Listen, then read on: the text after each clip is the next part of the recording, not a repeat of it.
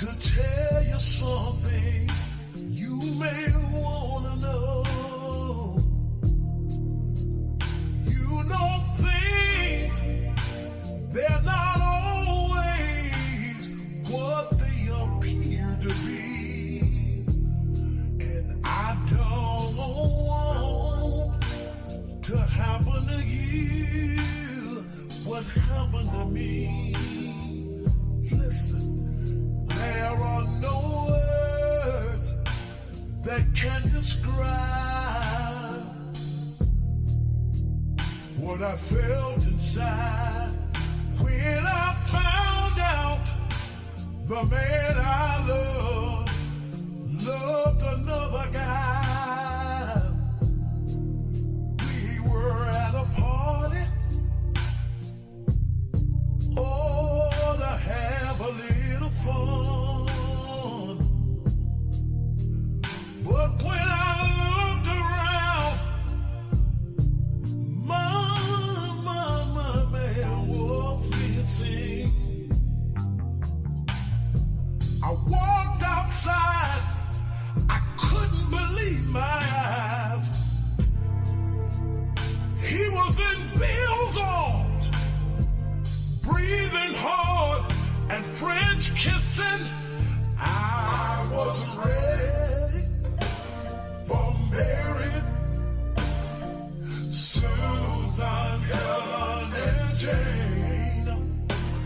When all the time it was Bill that was sleeping with my man.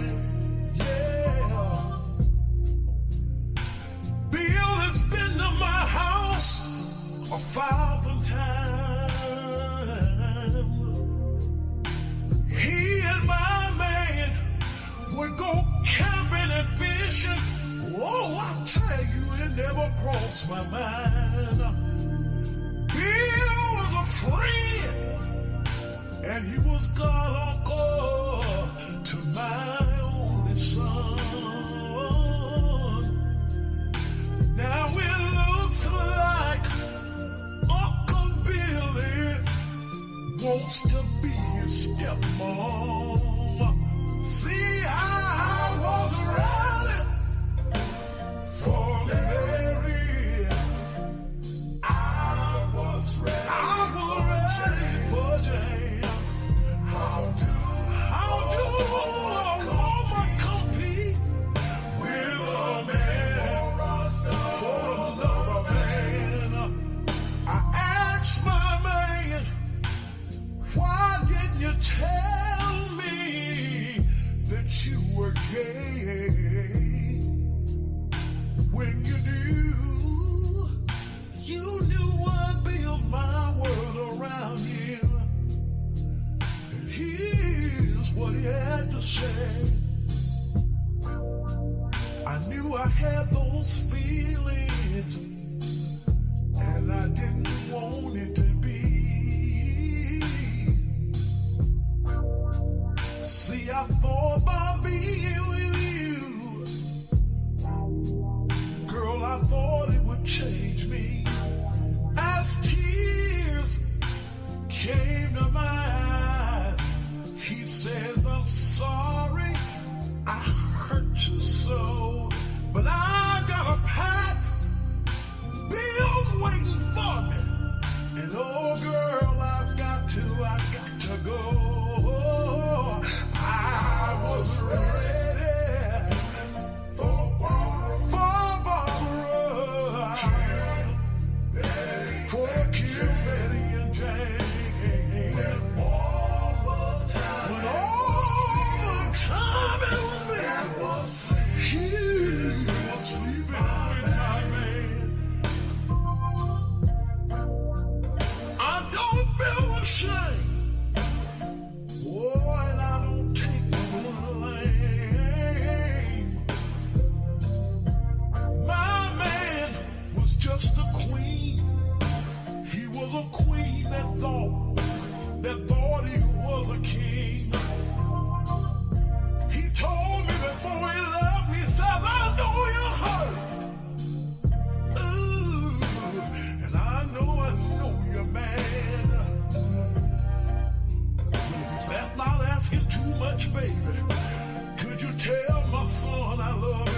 I'm still his dad. I was ready for Mary, Susan, and Jane.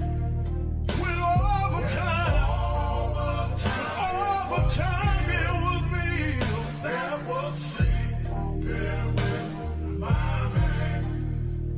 I was ready. Bill used to come over to my house. I used to fix him up and Jane. I used to owe Bill my money. It was Bill all the time he was in there trying to get my money. Oh, I was ready.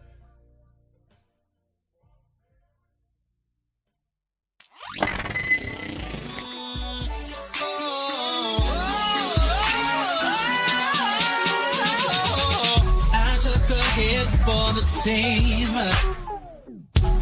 took a bullet for the dream, that we would one day all be free, free from prejudice, free from sexism, free from bigotry. I die for creativity, yeah. I die for freedom to be free. I died and left a legacy. Oh, but baby, I still live through technology.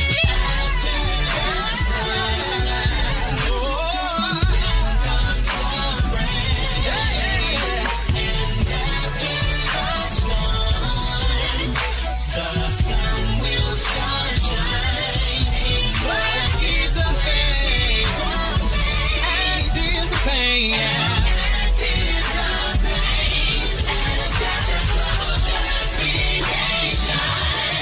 Your destiny will manifest, yes.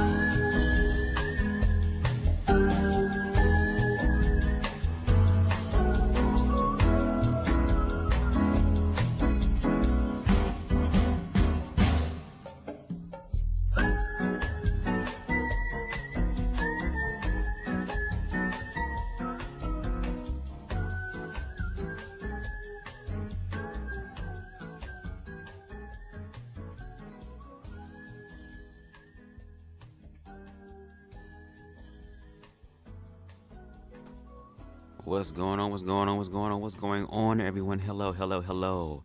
Hope that everyone is doing well on this early Tuesday morning, okay, for yet another late night with Bubs. When I do these lives, please understand these lives, for the most part, are not planned at all.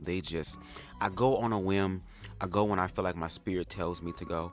And like I said, it's really helping me to remain consistent in my application to help out humanity. Okay, now for those of you who came through last night, we did part one. I didn't know it was going to be a part one, but part one of Black Men Unfiltered Networks, a conversation about the agenda, when I, along with a few other queer people on the panel, and we were talking about the agenda and what is the agenda and trying to break this stuff down. And I only got like halfway through this video as far as the actual live. So I said, I really want to continue that conversation, because there were still other people who came up on the platform. I forgot the name of the one individual, but he is in the medical field, and he brought up some very interesting points. But his points then go back to the question that I asked earlier, like removing surgeries, because what I'm hearing in reference to the kids, especially with transness, even though they're still afraid of queer people being around their children, as far as lesbian, gay, bisexual, whatever the case may be. But now that there's this queer and transgender situation going on here, right? That now all of a sudden there is this push by trans people to transition children at a young age, and then on top of that, children who are not even a part of the LGBTQ plus spectrum, right? If we remove that, right, and just have them express themselves as transness in reference to clothes, because clothes can come on and off, makeup can go on and off, all of the social constructs as far as what women should wear or should look like or should show up as. What if they were to go ahead and use that as a form of their expression of the feminine energy, and people still went with it, or it went over their head? So like I said, hopefully if we are to do a part 2 in reference to the agenda on Black Men Unfiltered, I feel like there needs to be a difference in structure. And if we're going to have the conversation, yes, it's your show, but I think it would be beneficial to have someone who is queer also help the structure of the show so we can actually have the conversations. Okay? No shade. What's up, Queen Amber? Hope all is well with you. Sending love your way. Reckless and Kevin pissed me off. I wish I would let them piss me off, girl. I'll give you the smoke. But to feel bothered by it, of course, never. You would have to do more than that. You would have to, like, try to pull up on my mama or something for me to, like, go the fuck off. You know what I'm saying? To be pissed off.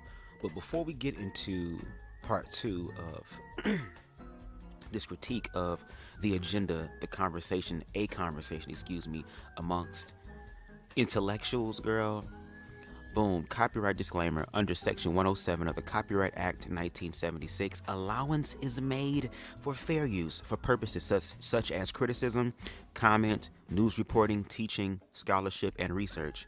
Fair use is a use permitted by copyright statutes that might otherwise be infringing. Nonprofit, educational, or personal use tips the balance in favor of fair use. Okay? So, we're going to start off with this whole extremist thing. I think beautifully animated was explaining something about the extremists. I'm going to start from there.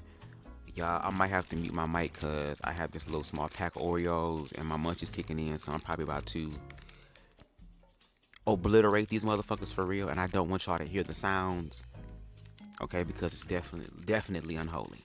All right, so let's go ahead and get into the actual conversation. Let's put on one of our lo-fi mixes and let's get it in.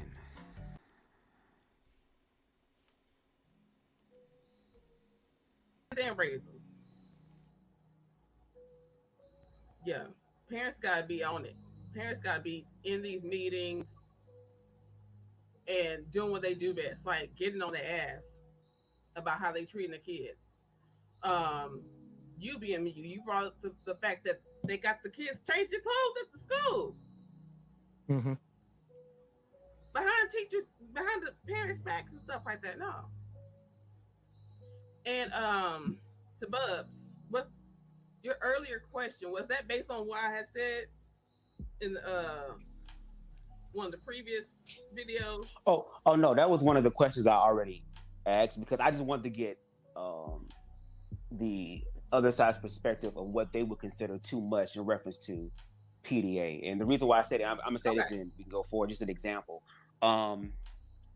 I remember I was it's always at the damn Riverwalk. I don't know why it's the damn Riverwalk, but Riverwalks are awesome. They're the best. Okay. Especially I the one in remember Alabama. the first time I went to Pride was in 2012, right? And I went with my friend. His name was William, and William is very flamboyant, had the glittery purse, and we thinking like, okay, just to a point earlier, the safe space. Okay, we have a safe space. Like, you have to pay to get into Pride.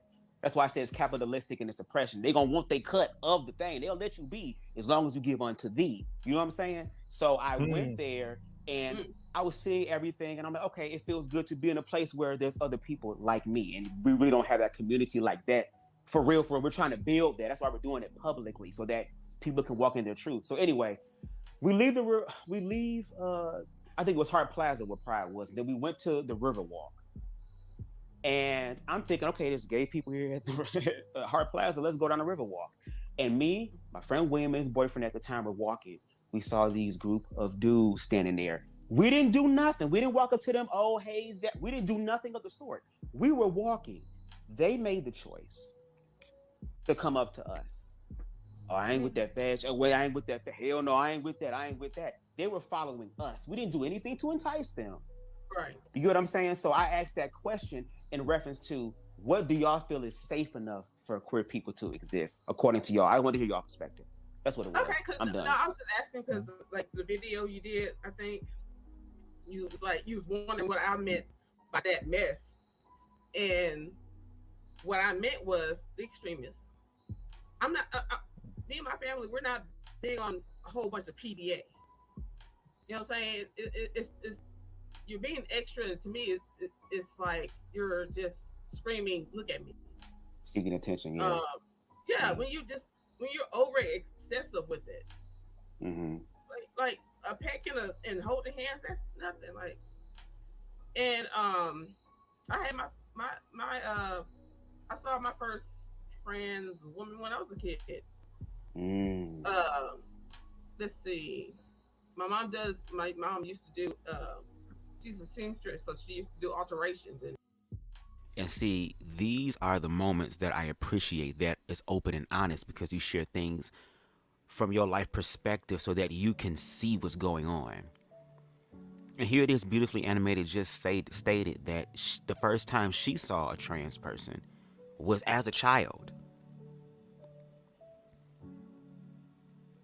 So if children are that impressionable that if they were to see this, that automatically I want to be this. I understand that children, especially young kids and they toddlers, they terrible threes, everything is mine, mine, mine, mine. Ooh, what this is mine. Ooh, what is this is mine. Oh, this is mine. What's this? Everything is mine. And eventually children will figure out what they like and what they don't like because they're the ones experiencing it. So here it is, beautifully animated, has seen her first trans person at a young age. Is she TS beautifully animated now? No. She still showed up in the world as her organic, natural self. So it's funny that that's what I'm saying, like these stories, listen to actual people who have experienced this, not just what you see on the news or what's being taken out of context and you run with it. You have to sit down and talk to other people, get that background information. And you will see. That's why I said, that's interesting. Because according to a lot of these people's logic, just by seeing a trans person, especially at such a young, impressionable age, that you should be influenced to become a trans person because apparently, to a lot of people's point, it's a contagion. Allegedly is on some World War Z shit. A pandemic of some sort. But shout out to, again, it's always black women who can actually truly be objective for the most part. I was waiting for one of these other black men to be as vulnerable and to be as open, as beautifully animated, as Tough Topics was. I think the Wife School podcast is going to share some things as well. Hell, even Miss Kevin Girl shared her shit. She walking in feminine energy. All the feminine energy shared shit for the most part. So, let me cut this down because I feel like the background is too loud. Let's do 13. That's better. All right, let's continue.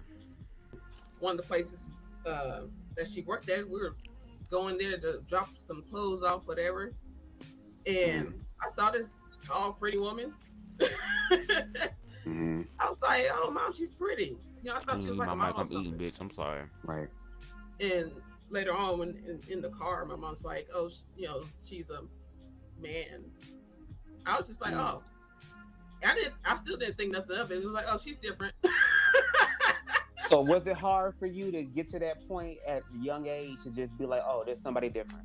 Okay. No, most are we still having pizza or are we having chicken since I can't make a choice? You know, like, was it that point? Right, no. Right, okay. So you have an example of that right there. Like, bitch, I does this, girl. Again, I don't toot my horn like that. I do in private. Cause baby, I be talking to myself and I be giving me all type of accolades. Oh bitch, you this, you that, whoop de whoop de woo.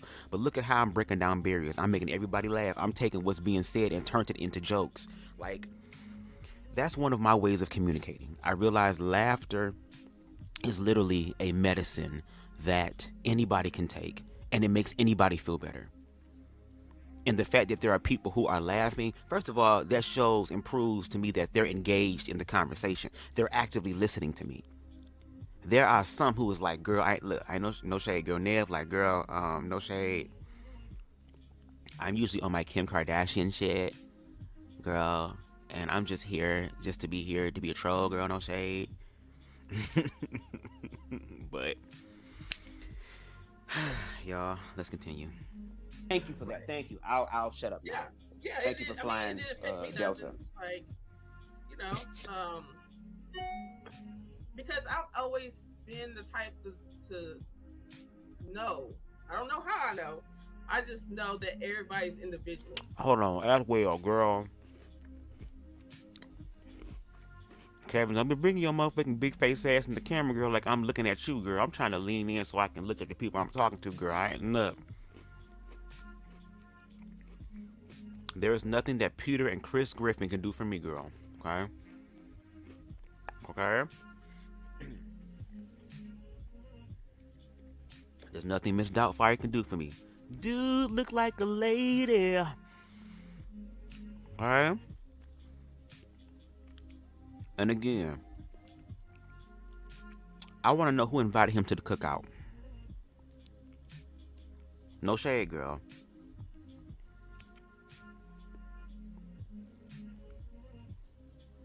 If I get one of these sides, girl, and it tastes peculiar, I'm gonna really set it off in this motherfucker today. All right. Everybody thinks differently and acts differently and all that stuff. Everybody's different. So she was just different. Well, speaking for me, my aunt, she is a lesbian, and I felt really weird at one point. Now she took me to McDonald's. See, come on, see. Now we're tapping into the feminine energy of sharing.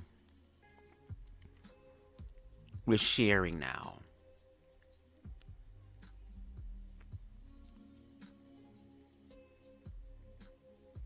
And that's, see, when you walking in truth, you can share your life, girl. Because your life is also part of the testimony, a part of the testament.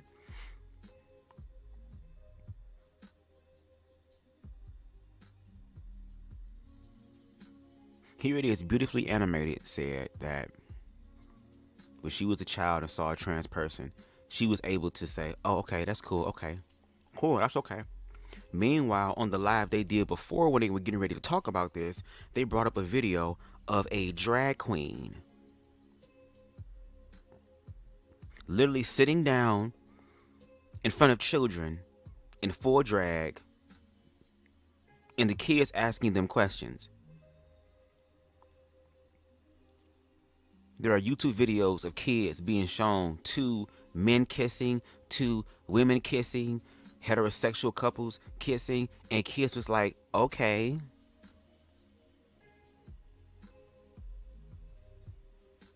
It would be different if the children came to the parents saying, Mommy and Daddy, I don't like that. Mom and Dad, it makes me feel weird. Mom and Dad, I don't like. Then I can understand there being some concern. But that's why we understand that the children, for the most part, are being used as a shield for the parents' ignorance and biases.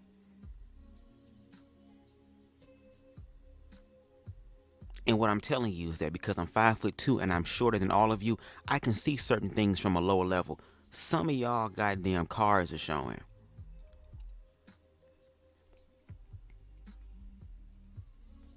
And the bluffing face is definitely that, a bluff. But let's get into the Wife School podcast, continuing to share her experience about just having someone around her as a queer person as a child. Now, let's listen to hear if the Wife School podcast is going to talk about the lesbian auntie in reference to just like, okay, that's weird, that's different because I don't know about it, but okay.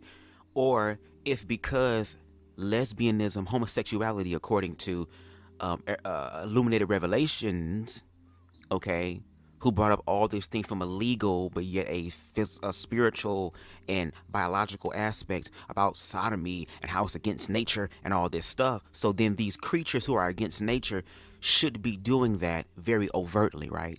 Especially if they're on that satanic energy, you know, the energy that comes to steal, kill, and destroy, seeking whom it may devour.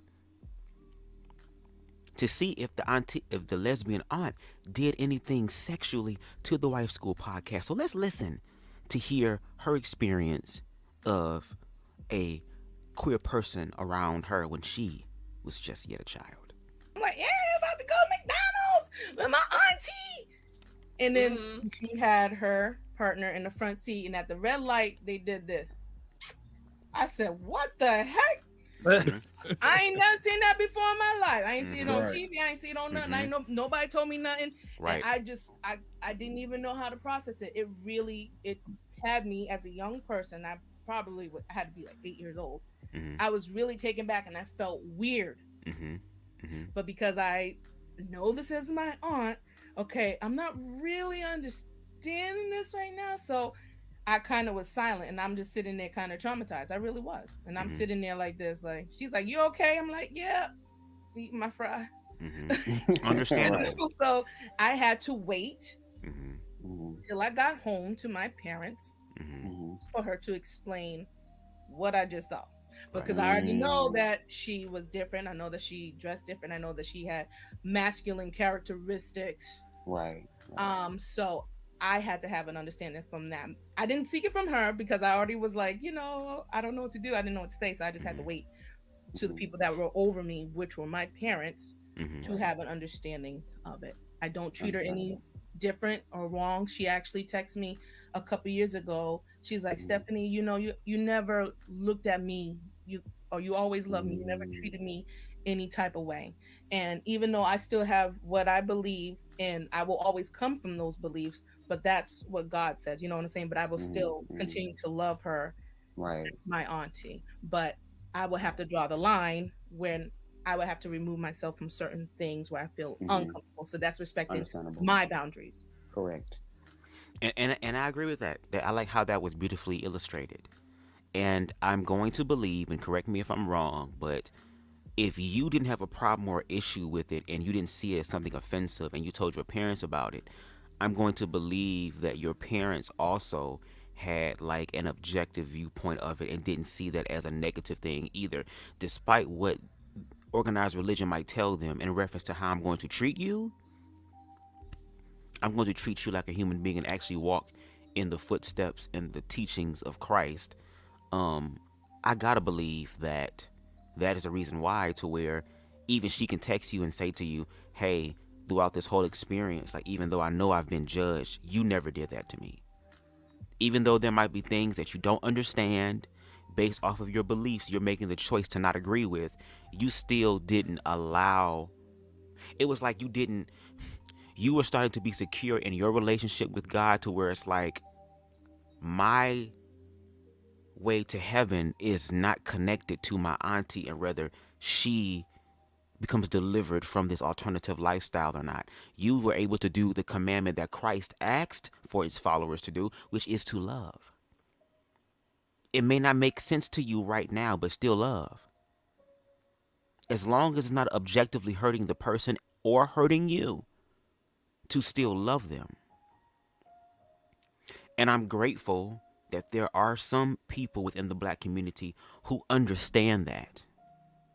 That whenever the queer relative comes around, there aren't no side conversations or side-eye looks. It's literally just acceptance. Because you are a part of the family and we love you. And plus, you haven't even done or shown or proven anything that has been destructive. You know what I'm saying? But we have to honor those people who do that and continue to call out the ones who don't do that, especially if they call themselves parents, especially if they call themselves Christians. It should be more of a loving, even if I don't understand, I want to understand so I can love you better type of energy. Not the whole fear-based, oh, you stay over there, or better yet, stay out of our spaces so that we can control the narrative of how we can treat you. Because just like in the story that I shared, when it comes down to the feminine aspect, the feminine energy being expressed through black men, and other cis hetero black men see that, and even some queer people, because I ain't gonna hold you. My friend William, who was very flamboyant, I used to discriminate against him when I was younger, and my ass was gay too. So it was some self-loathing energy as well. And the reason why I did it is because there was a guilt and shame that I felt that way, and then on top of that, I saw how the world treated them. It treated them worse than it did me. It still fucked me up, but because he was feminine and his stuff, and he said he was gay,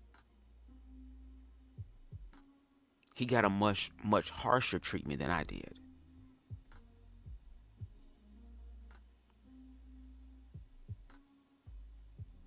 But let's continue. Correct. Not the gays and the black women bonding. Oh no. Oh no. I'm stopping. So Okay, I told you not. I told you, girl, not the gays and the black women bonding, girl, like we always do. Not we bonding. This is Black Men Unfiltered. It should. First of all, I don't even know why there's women on the platform. According to y'all logic, did their husbands give them the permission to be on this platform with black men? Didn't they have to submit a permission slip by my husband, the man that covers me and my family, to say, hey, you know, I'm not really qualified to talk about this, but my husband said that I could. He gave me a permission slip. Or better yet, this should have been just a panel full of black males.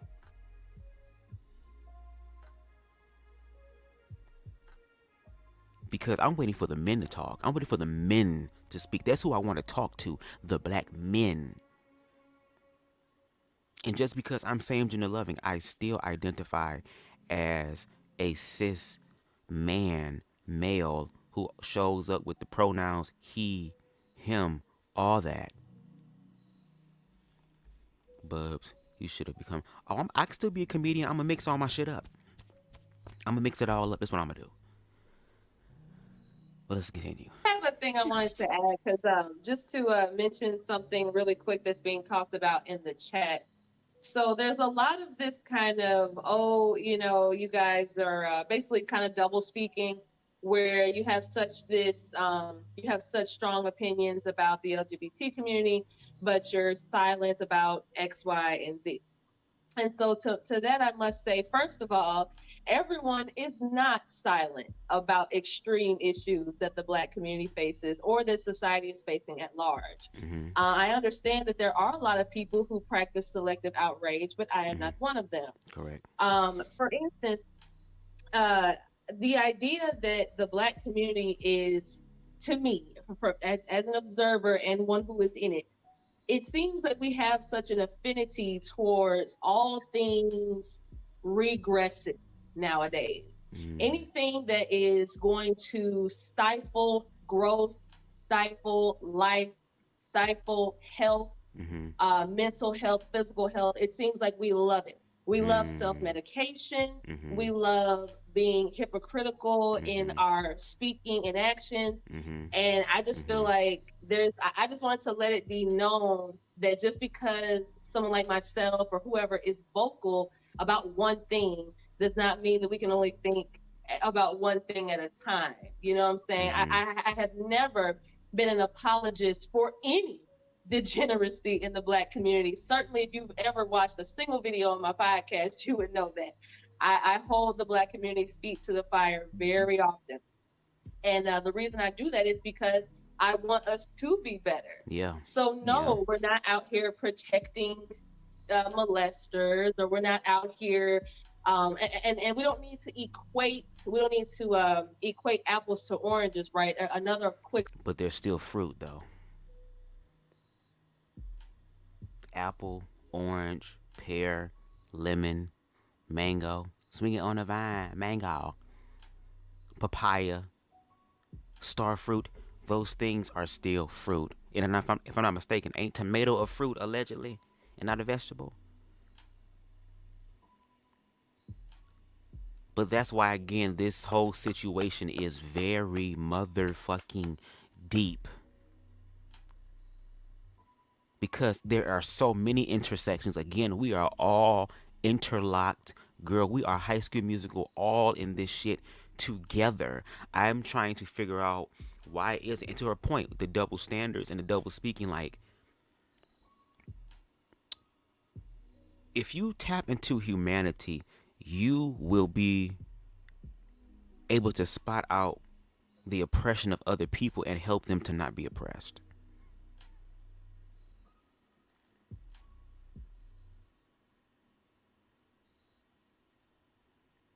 In the black community, because a lot of us have not healed, we do a lot of double speaking. We are very hypocritical. And that's one thing that a lot of white supremacists use against black people that is unfortunately, especially at this time, true.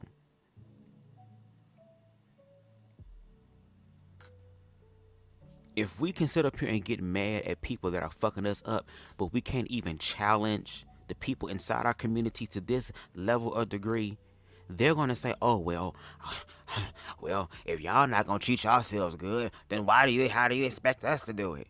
That's why I say to just do it anyway. Do your self-love work anyway. If a motherfucker hurt you, okay, bitch, still heal. A lot of people don't want to heal or let go because it gives this illusion that if I heal or let go, that the other person has won. And I'll be damned if I let them win, especially what they've done to me. But when you start operating in a higher frequency, you realize that you're letting go and you're forgiving certain people. Not for them, girl, but for yourself. And when you let go, that's when karma come through and be like, bitch, go sit down real quick. Go get you something to drink. You can go ahead and watch this ass whooping that's finna ensue. And the universe will work behind the scenes to orchestrate karmatic events for those people. Just like how now whiteness is under the lens of critical race theory. Because y'all too busy wondering what the niggas doing, what the gays doing, what the women's doing, all these things doing, girl. But we need to be asking the question, what the hell is y'all doing?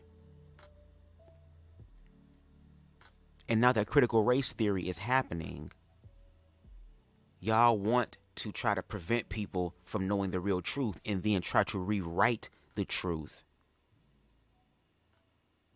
And that's where y'all fuck up at. Because eventually, sooner or later, you're going to have to deal with the shit. And baby, this universe is so vast. All of us sitting on that panel, we are only scratching the tip of the iceberg when it comes to the universal consciousness. And guess what? The universal consciousness, a lot of the times, don't even work in the way that we work. Didn't it say in the Bible that God, source universe's ways are not our ways? And that it works in the most mysterious of ways? It delves into the supernatural, things that supersede the natural, or better yet, enhances the natural.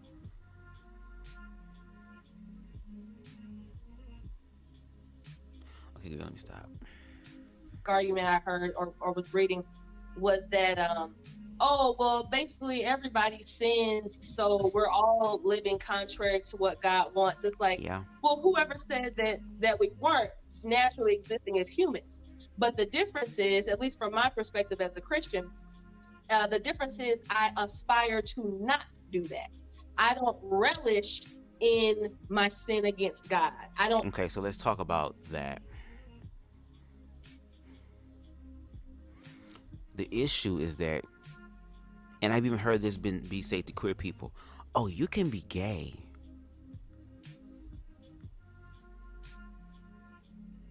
You can have those feelings. Because like she said, oh, when we talk about sin, we're all human. Well, guess what? We're going to be sinning in some way if we're going to play that game.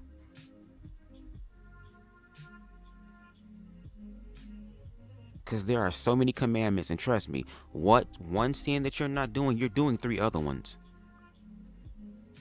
And let's not get into the lists of abomination or abominations.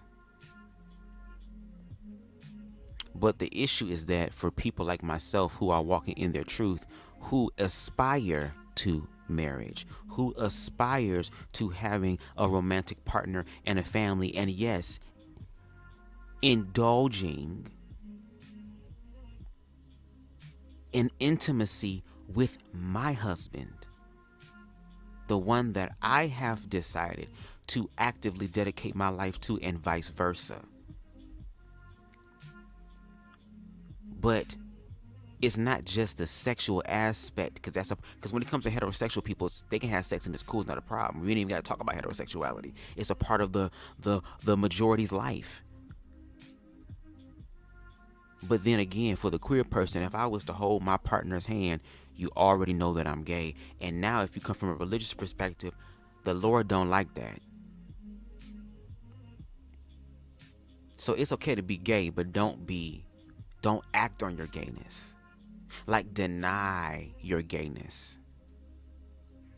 I don't know if Tough Topics mean it in that way, but from how I'm interpreting it, especially from the lens of other people, and even those on the panel and those in the chat,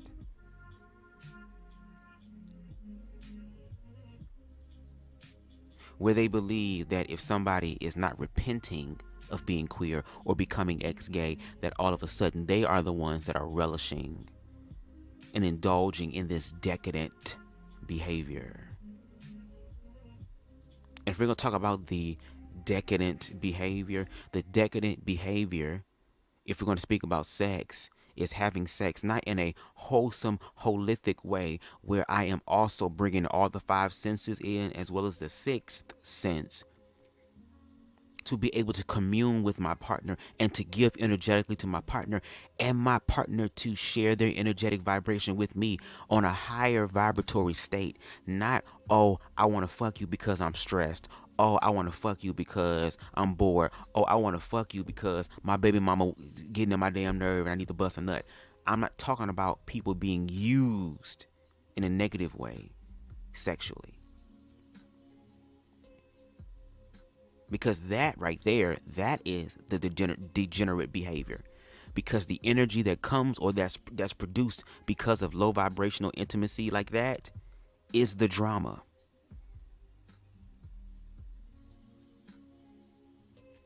So I just wanted to say that. Brag about it. I don't basically mock God with it to say, well, I'm going to do what I want. To hell with what God is saying.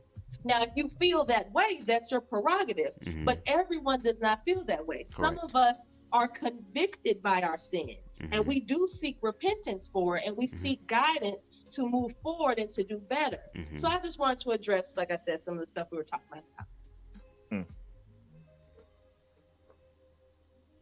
All right. So anybody else want to address the kids in the community and what and what the kids are facing? Yeah, I do. I do as well. Go ahead, Arpane, though. You've been waiting. We just have the flow of the conversation, guys. So let me just be quick. It's just said above me. There's so many different levels to this. Yes. Since my lifespan, since I was born in '58, so I still remember the '60s and the '70s and the '80s, Mm-hmm. and all the transitions in our community. There's always been zesty people around, right? Not zesty at people, different right? levels of acceptance, right? And I just use the word zesty. One of my cousins in the Bronx was murdered, but he didn't get murdered because And baby, let me tell you something. Black Dahlia came up here to be exactly that. Black Dahlia. She came not to play. She was on that militant energy too, girl, to where it's like, okay, first of all, I'm kind of grateful that I got some help. Because I'm like, Nev, girl, where is you at, girl? Where is the backup and the support, girl? I mean, hey. But Black Dahlia popped up and she started dropping some facts and stuff. I didn't want to really go down that route for real, until like it really got heated. Because it's like, okay, now we're gonna really have that conversation. I'm trying to help y'all understand this in a very easy way, girl. Okay? The flow of least resistance. But if we gotta fast forward and expedite this shit, we can. Now, when I deliver this goddamn package, because it's expedited, girl, I didn't have time to put packaging or bubble wrap in there. And it's being delivered, girl, by Santa on his sleigh with reindeers and shit. So your shit might be cracked. It might be broke. And I am not responsible for that. I was trying to get it to you at a timely manner. You wanted it expedited. Okay, well, I sent you your shit. But when Black Dahlia speaks, baby, she came in with that fire and that heat, and it was like, okay, if any of y'all really try her, girl, then I'm gonna have to jump in. You know what I'm saying? But let's continue. Gay. He was just in the wrong place at the wrong time. And he was an up and coming guy, and the family was devastated because everybody loved the dude, right? And he had a big funeral and stuff like that. So, we can separate the fact that a person's living their lives from what the kind of life we want to live. It's because that was his private business, and that was it, and that's where it's supposed to be, right? So the issues that I have is the indoctrination, the way the bar is moving. That's the only thing, and it happens to every group. I mean, blacks ourselves, we had to learn a lesson that, being able to get our, right to life, liberty, and the pursuit of happiness has limits. And that limit is where our happiness bucks up against the rights of other people. So, and we learned that lesson, and we learned to live. Matter of fact, and this is just a side note, black people in America are the only people who give a shit about integration, by the way. Nobody cares about that but us. Mm-hmm. So, so that makes us kind of get the heart of the city. But here's where I want to land. I think one of our biggest issues is that we are beholden to one political party and one ideology. And it's hurting us as a community because all through the years, I don't see any real progress. I mean, even civil rights was passed through by a Republican Senate. So let me just throw this at you. We have a choice to make in the future, because one of the reasons why black people follow the Democrats is because they continually try to tell us we're victims, and there's this big white boogeyman out there that we have to be afraid of. Okay, so in the future we got two things. We got something to consider, and I'm not saying we need to run to the Republican Party, but there's some conservative guys I do like. We have a choice to make: continue to be scared of white racism and make choices and vote in politicians like that asshole in Chicago who turned on all the black people right away and gave $51 million to strangers when all the black people in the community is suffering, or stay with the liberals and watch them change laws so where somebody could come into your house, take your kids and cut their nuts off and do all that kind of stuff and cut their breasts off and tell you they can give them drugs, and if you stop them, you're going to go to jail. What kind of choices do we have? And so is the fear of racism bigger than the fear of somebody usurping your children? And I think people need to start to look at that. All of that fear is still fear, because there are some people in high positions of power who will abuse anybody, even children. And a lot of black people, unfortunately, don't have to. If we look at statistics, if we're going to play this game about usurping the children, again, there are a lot of black families who know who the child sex offender is, and yet he still comes around, still gets a plate. He can't be around the kids, but he's still going to be around the family, and y'all still treat them the same.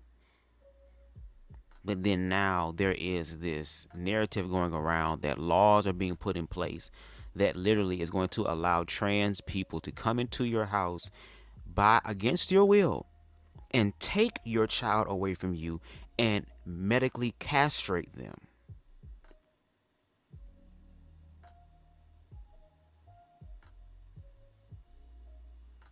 And these are probably people who have never even watched any sort of documentaries about transness except the ones about the people who say they don't want to be trans no more.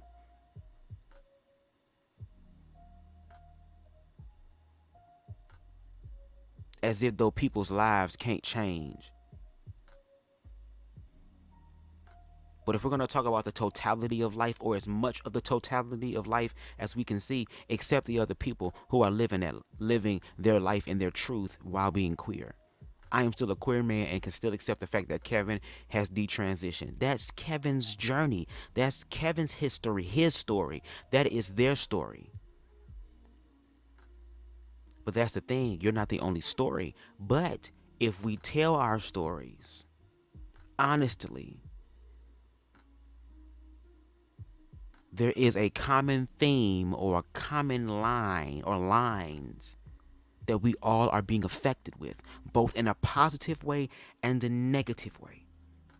If we work on the positive issues, the negative issues will dissipate.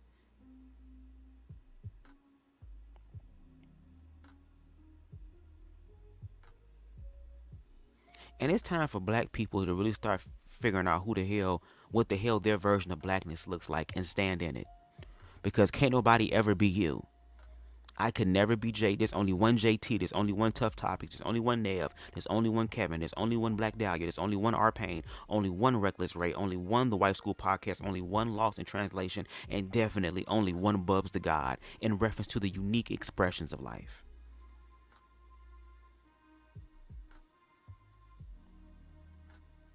But you still have the job to walk out what that looks like for you.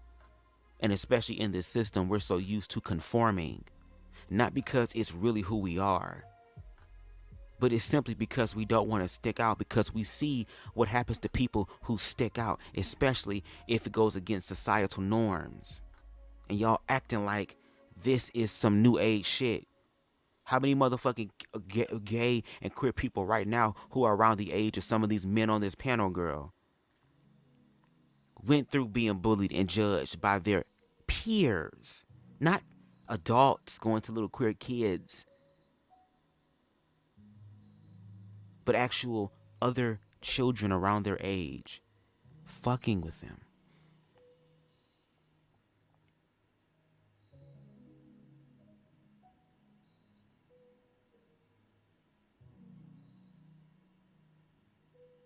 We are unconsciously playing into the cycle that this system wants us to play into, to the point to where they can continue to sit the fuck back and continue to profit and don't really have to do much.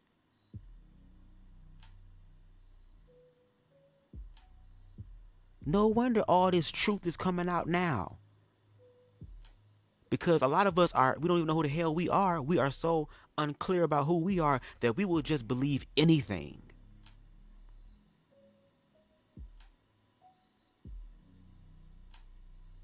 And let me tell you how long it took me to get to a place of standing in complete, total control of my life and being connected to God's source universe truly for myself. There were times, even when I was out and in my mid-20s, I was thinking, what if me being gay is wrong? My attempts at relationships ain't working out. Yeah, deal with people judging you and shit. Is this something, and am I wrong?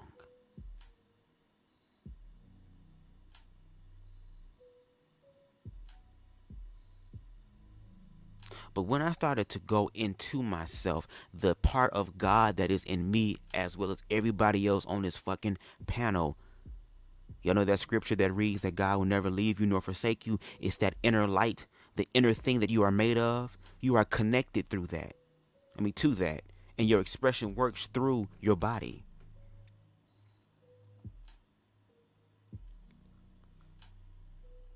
That again, I had to look at things.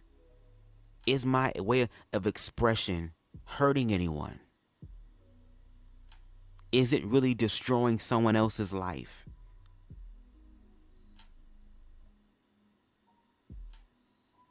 Is it really fucking up the community?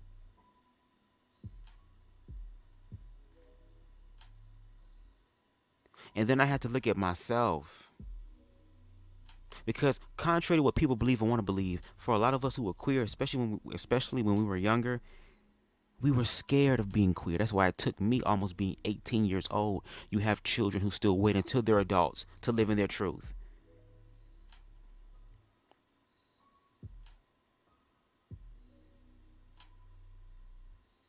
It took me to almost being 18 to be fully comfortable with myself, because the narrative around queerness was a destructive one.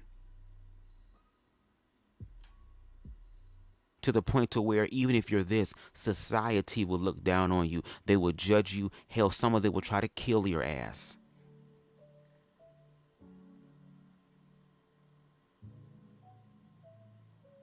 And just like how there are laws in place to protect or include queer people into the existence that everybody else has equally, just because those laws are in place, y'all obviously don't support them. Y'all obviously don't believe in them. And guess what?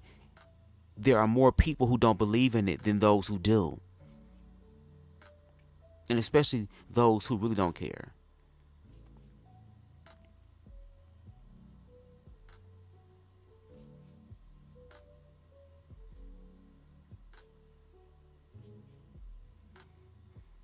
And again, I'm going to say this. I want there to be a part 2 of this.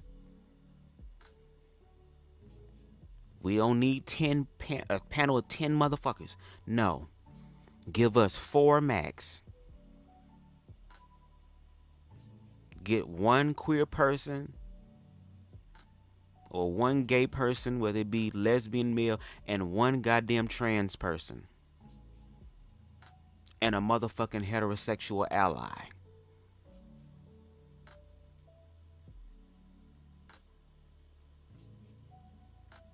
Get any of the few, unfortunately, but still growing, black gay men on YouTube who are conscious with their commentary.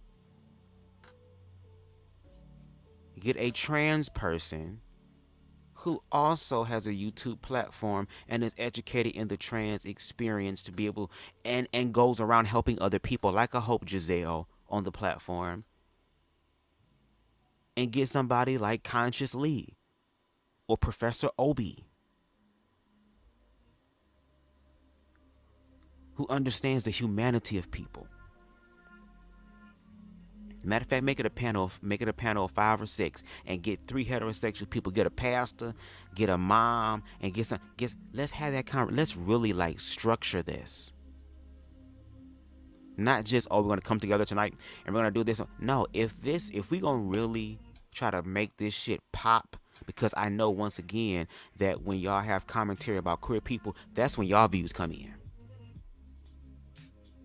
When y'all sitting here dogging queer people or dogging out black women, that's when the views come in. And all I'm asking for is literally like an hour or hour and a half time slot on a segment of a damn show. So that if we're going to sit here and play these bullshit ass games and go down bullshit boulevard, girl, which I have no problem going down there, it's a two-way street, that at least people can still learn something.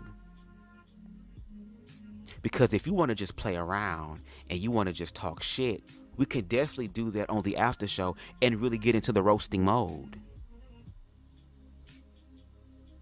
And really delve in there, nigga, and give the people a real good show. My thing is, I hope y'all is ready.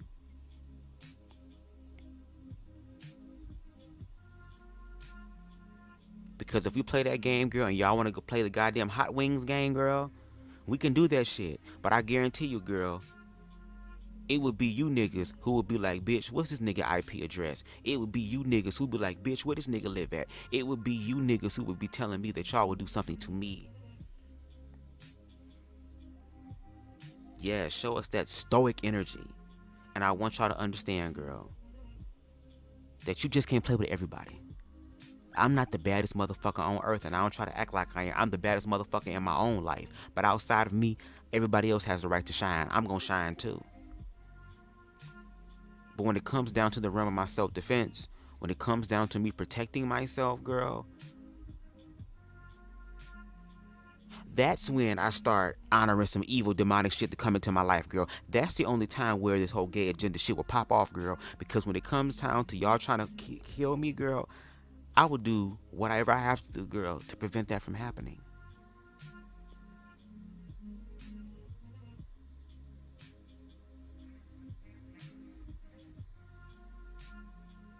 To where for some of y'all that are doing this shit to me that have toddlers, you will be having PTSD with your own kids, because me and your kids the same height, and damn, this little Chucky leprechaun motherfucker fucked me up.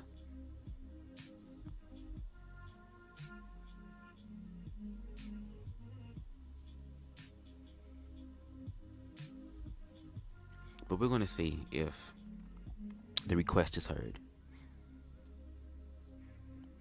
We say these conversations are important and we need to talk about it. But y'all not really saying nothing. Differently. We got, so, I don't have all the answers, but I do know where the fighting line is being drawn. And if we continue down the path of ultra-liberalism, we're going to be the biggest victims of that as a party. Our relationships suck. I can't imagine. It's really strange to me, right? I'm gonna land it here. In our relationship with women, it's so crazy. Our own Black women. It seems like if you're in these spaces, it seems like we hate each other. But it's not stopping us from stroking each other, right? Hell no, girl, because you got to release some stress some way. You got to bust nuts some kind of way.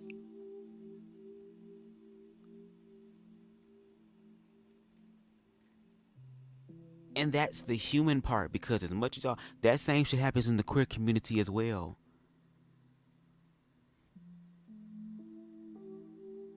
Like, there are so many fucking similarities, bruh. And it's kind of like, we have the time to try to figure this shit out. And then it's like when shit really starts to hit the fan, I'm talking about motherfucking chitlin juice, diarrhea, foam shit hitting the fan, girl. It's frothy just everywhere. Hot, nasty, stinky, and wet. When that shit hits the fan, that's when everybody gonna want to work together. That's when everybody want to end up being a community. That's when everybody want to be like this. Case in point, look at what happened during 9/11.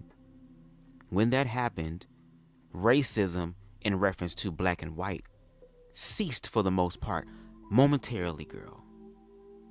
Because at that point, it wasn't about black or white. It was about being an American. But yet another group of people was getting judged and shit. Meanwhile, black people and white people are somewhat at peace or whatever. White people like, hell, bring him up to first class. Shit, I want him sitting by me. I wish those motherfuckers would try to rob this, hijack this plane. My black friend Tyrone here, that I just met,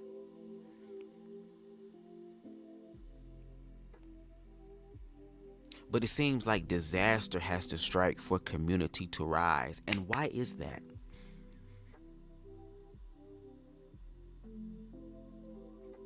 It's like we got so much shit going on in our own personal lives that we want to take it out on something. And the one thing about social media, especially YouTube and these panels, is that now anybody with a camera phone, anybody with internet can go on to YouTube and put themselves out there. But instead of using these places for places of healing, places of safety, places that build family, we create these platforms to literally use it as a conduit for our bullshit and our shit going on in our own damn life. To the point to where people's egos get bruised so much that hoes start doxing and really doing some sick, twisted, insidious shit just to get back at a motherfucker. And then gag. I'm talking about bitch.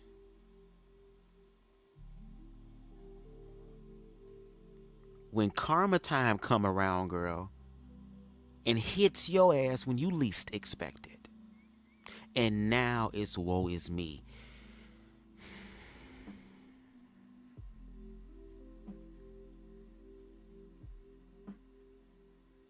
Sometimes I have to sit here and accept, and I understand why my type of commentary is unfortunately not considered to be popular.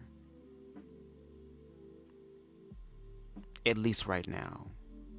Because we live in an era where people are addicted to distractions.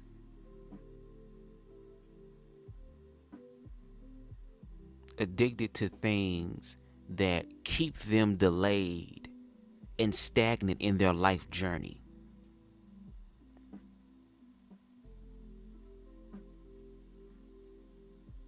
But when life hit they ass and bring them back to life, back to reality, girl.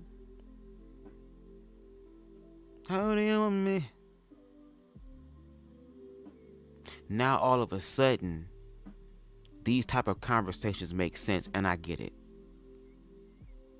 That's why I know my shit not popping right now, girl, but when it does, bitch, these views will go up. Because I made a promise to myself during 2020, and I'm slowly but surely doing it. I said the way that I want to manifest my life, I ain't basing my life off another bitch. I'm talking about the Bubz flow edit on this hoe. To get to a place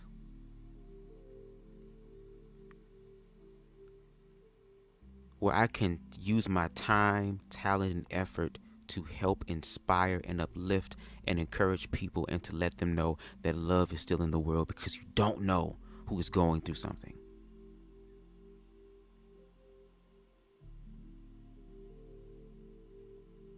And I said to myself, what I would love to do is to be up around the time that I am now.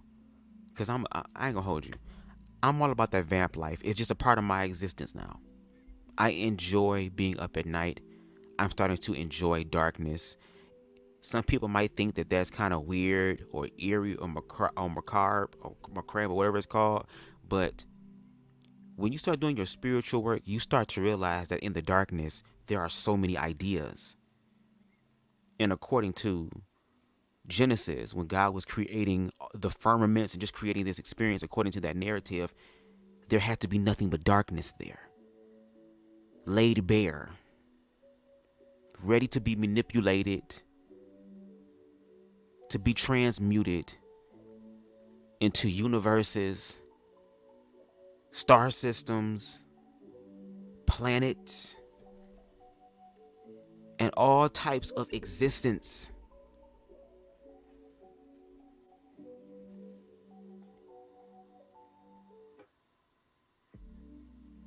So when you start dealing with the dark and stuff like that, girl, it's another level, girl. And no shade, seeds grow in the dark. There are some things that grow in the dark. There are some things that also are broader. Like, there's so much that we don't know. But living in the information age at least gives us the opportunity to try to figure it out. That now all of us have a supercomputer in our hand. To Arpane's point in the last live during the early part of this video.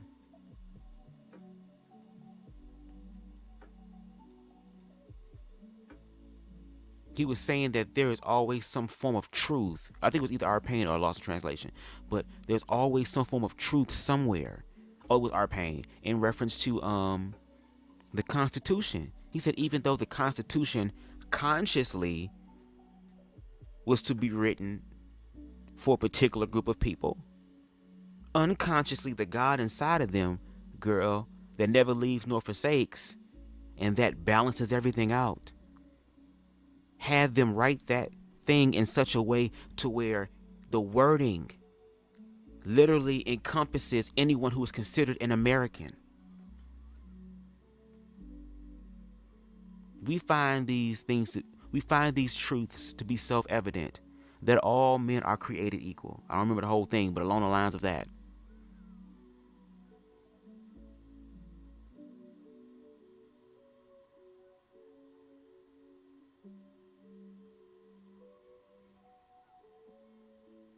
So in these other areas where we are afraid to look, especially if you call yourself a Christian, especially if you call yourself the truth bearer or a light bringer, we're going to see who the real ones are and the ones who are not. Because the ones who are not the truth, they will be the ones that you can obviously tell.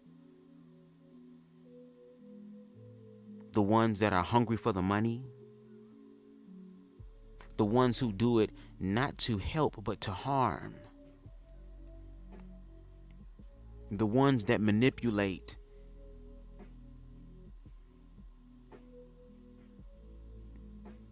And even though a lot of people may not see them, there are those who do see it.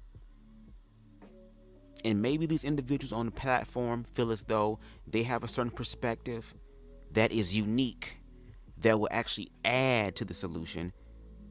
And I don't mind having those conversations. I agree with sometimes with them. So it's kind of like, see how we're building the community here? But we got to be honest. And there's a lot of honesty to explore. A lot of it. And no shade. I glanced at the comments every once in a while, but for the most part, when people were talking, I was engaged in the conversation. And I get it. There's going to be conversation in the comments. That's cool. I'm talking to the people on the panel. Girl, if you in the comments, you got so much to motherfucking say, get on the live, girl. He's dropping the link. He's rotating people in and out.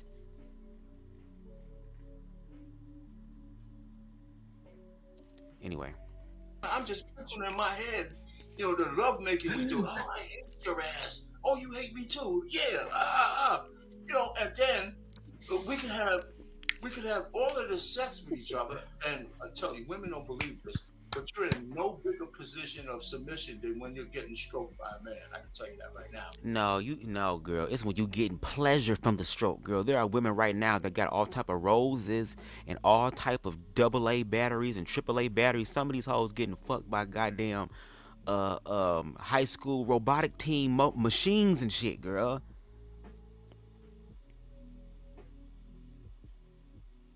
And for a lot of women, from what I've heard, they feel good liking that stroking when the stroking is strong and long and lasts all the way to the break of dawn.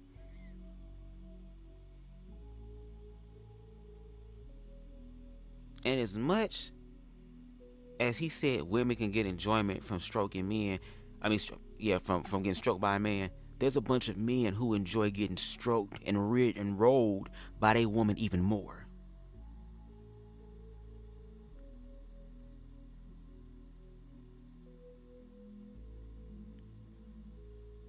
And I want to ask these people a question. Since y'all so much invested in queer people, y'all talking about shit behind closed doors, girl, and do it behind closed doors, but then we see somebody in the dress, girl, they doing the shit outside. So since we're going to sit up here and critique people's bedrooms and shit and what they're doing behind closed doors, let's talk about y'all. Are y'all niggas over there giving y'all women orgasms?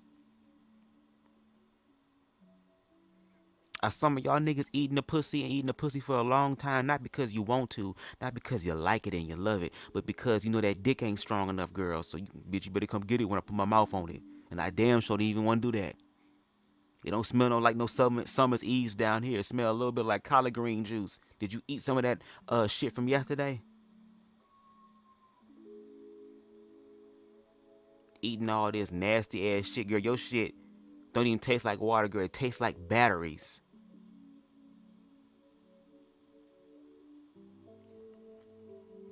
But to his point, yes, I've even shared it in the last live. I don't give a fuck if you gay, you straight, Christian, Mormon, it don't matter. You are still a human being, and human beings also express themselves sexually and commune with other humans sexually. And when the sex is good, and you bitch, and I don't know about women, but for niggas, especially the shit good and tight, especially in the beginning. Now, once you open up a little bit, you kind of get a little bit used to the shit. Okay, now I'm about to motherfucking play games with your ass. You was talking all that shit in the beginning, but now, nigga. But especially in the beginning, especially when it's real tight, baby, those first few goddamn 10 to 15 strokes, bitch, you would be thinking that we pregnant, bitch. We be breathing like we doing Lamaze. Girl, whoo, shit, bitch. And those be the best nuts, girl. The ones where you be trying to hold back, girl, but you can't no more.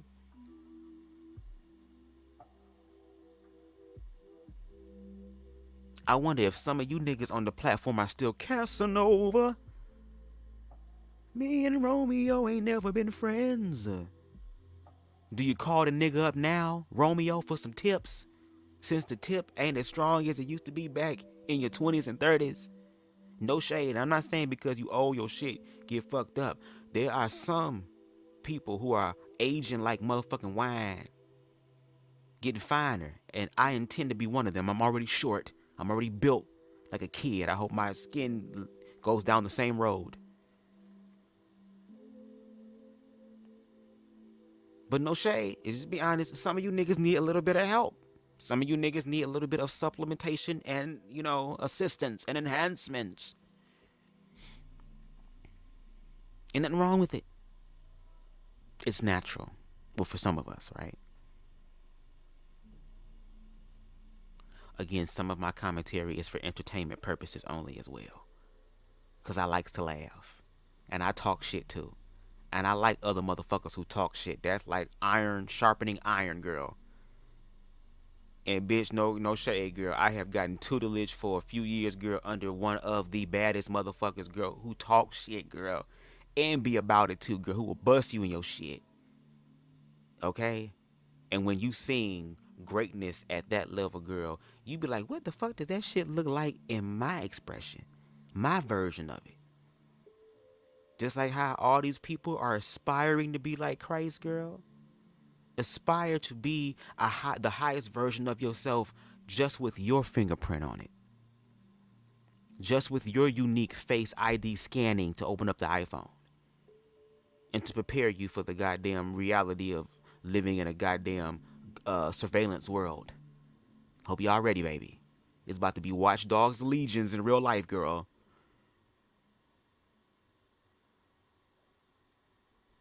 Anyway, let's continue. And so when I asked you to make me a sandwich, afterwards you get your own sandwich. You know, I said, come on. You know, and the reverse, there's some reverse to that. All I'm just trying to say is we're in such a pickle.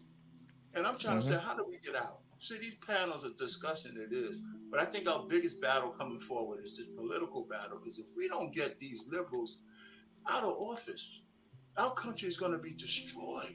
It's not just one particular group of people. Again, liberal, Republican, to me.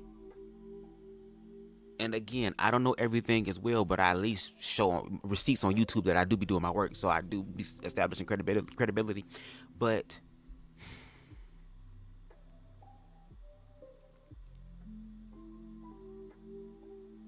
hold on, go back because I lost my thought. Hold on. Say it again, brother. Art Payne, what you say? Sandwich. Afterwards, you get your own sandwich. You know, I said, come on. You know, and the reverse, there's some reverse to that. All I'm just trying to say is we're in such a pickle. And I'm trying to say, how do we get out? See, these panels are discussing it is. Oh, yeah, the political thing. Thank you. Republican, Democrat, whatever, they're two wings on the same goddamn fucking American bald eagle. Oh my God, that was an American bald eagle.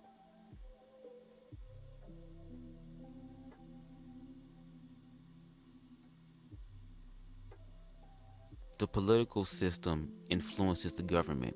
See, the issue and problem that we're having here collectively as a community is that the actual way that this system is supposed to go is that the government works for the people because the people work within the government. Or they're the ones that help to sustain this system. Everything, we literally work, okay? 5 days, well, not me, girl, because I'm manifesting my financial freedom another way, girl. Fuck all that dead end shit, girl. J-O-B, just over broke, girl. No shade, not anymore. But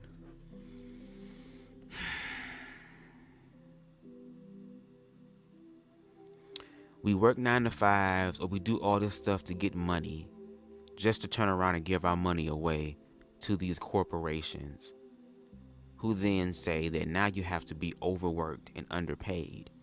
So it gives like this whole competition, Hunger Games type shit. Who will survive? Who won't survive, bitch?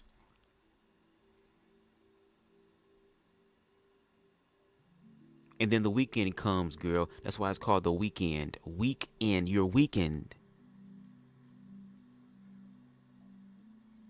To where the clubs be packed where motherfuckers get drunk and motherfuckers get to do what the hell they want to do because I ain't got to go to work tomorrow. I ain't got to go to work.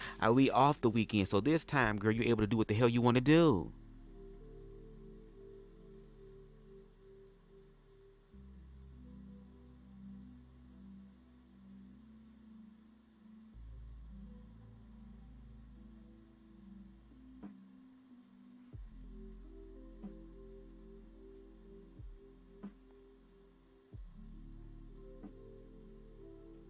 We're playing into the system. And every area of our life is monopolized. Our health is monopolized. Food monopolized. Damn it, just to live as a fucking human being. I was born on this bitch for free. I'm not gonna be able to take any of this shit with me when I die. Why, oh why am I paying to be a fucking human being? Sometimes I be looking at my cats and I be like, y'all motherfuckers got it made, bitch. Everybody loves fucking animals for the most part. So cats be taken care of, girl. They get to actually live what is natural. A lot of people can't live fucking life because life costs too goddamn much.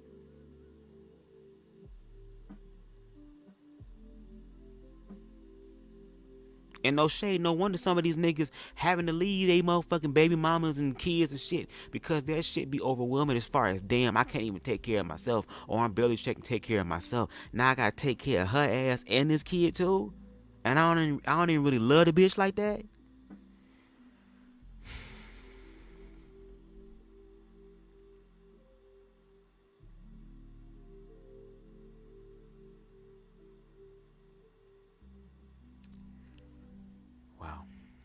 But I think our biggest battle coming forward is this political battle, because if we don't get these liberals out of office, our country is going to be destroyed. I mean, I'm telling you, it's just going downhill right in front of our eyes. Well, and I'll land it there. Okay. I think it's incumbent on both political views to have a really good idea of what extremism looks like in their own side or their own opinions. To be honest, like when there's trans people who are complaining about, not complaining, but saying like, sorry, I'll be a little bit more specific. When there's trans women saying things like, why I have a period, or one day I'll be able to give birth, like that's on the trans community to check that, and we will, because when it gets out of hand, it makes us all look bad. But I think going back to what's his name? He's not on the panel right now, but he was on before, and he had the America hat. So forgive me, I don't remember his name. But he brought up an article. Illuminated. Thank you.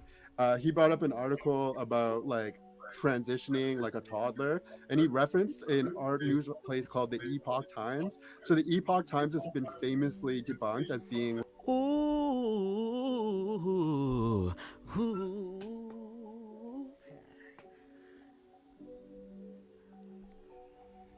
Y'all see my thumbnail, girl?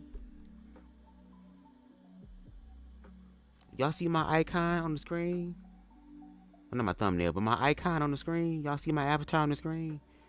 It's Miss Dukiana, girl, sitting there looking with her pondering face like, That's why I also chose that as well, because it's like, girl, that's how I'm going to be looking at some of y'all with y'all talking points. Because, again, I hear what y'all say. Y'all don't even know who the hell I am. Y'all don't watch me, at least not right now. Or maybe you peeked, but that was it.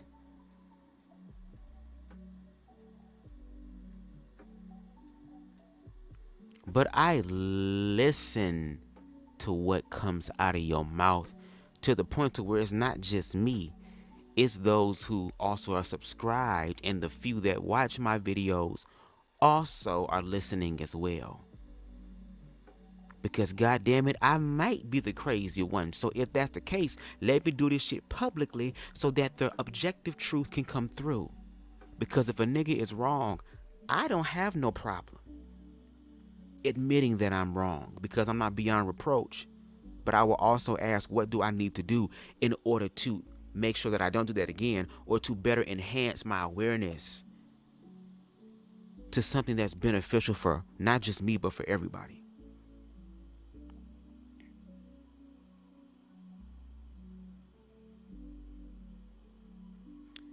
But since I know I'm not crazy, at least not in that regard, girl, in reference to my destiny, bitch, I'm becoming insane, okay? Because I'm going to live my best life, bitch. I'm living it right now, girl. I'm waiting for the manifestation, the seasons. And I'm aware, but come on, Nev.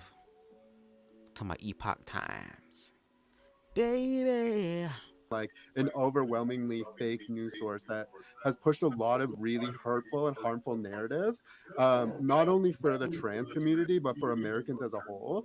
I think that when I think about extremism on the opposite side, I think of people who are really stuck in the conspiratorial mindset, like QAnon, Marjorie Taylor Greene types. So when you hear somebody saying like the pandemic and that they're trying to kill all the old people and they're coming for the kids next, like whether or not you agree with that, I hope that you're able to hear those things and take an honest like look and ask yourself, is this really what's happening, or is this some conspiratorial bullshit? So I don't know how old. And I do agree with that. You're supposed to question everything.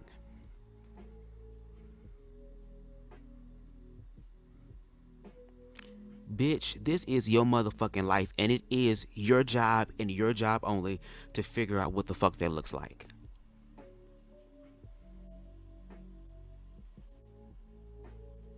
That's why for parents,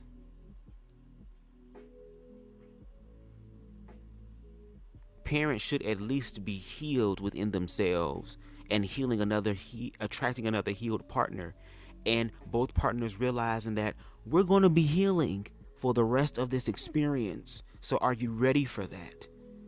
And even when it gets scary, baby, I'm here with you. And I mean when it really gets scary, which means we don't know what happens next. And even if we were to get to that point where it comes to an end, because guess what, babe? It will come to an end. Whether it's voluntarily, whether you fall out of love with me,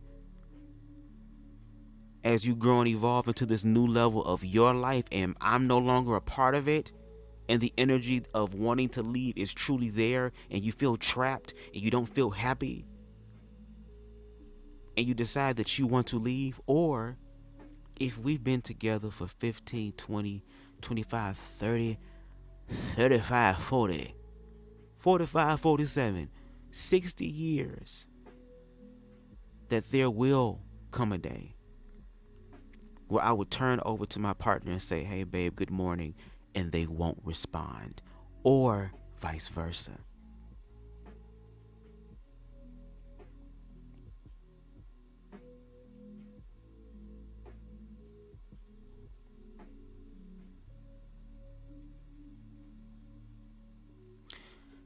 I forgot where I was going with that. But see, I can be honest, okay? I can be honest, girl. But what happens, sooner or later, girl, I get back on it. And I'm glad when that happens, and I stutter and all that stuff, and I'm honoring my uniqueness and my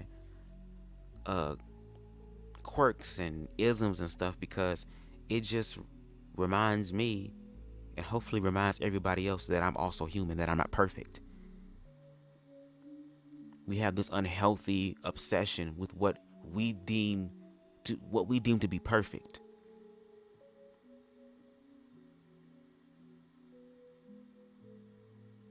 We think that perfect is something outside of ourselves.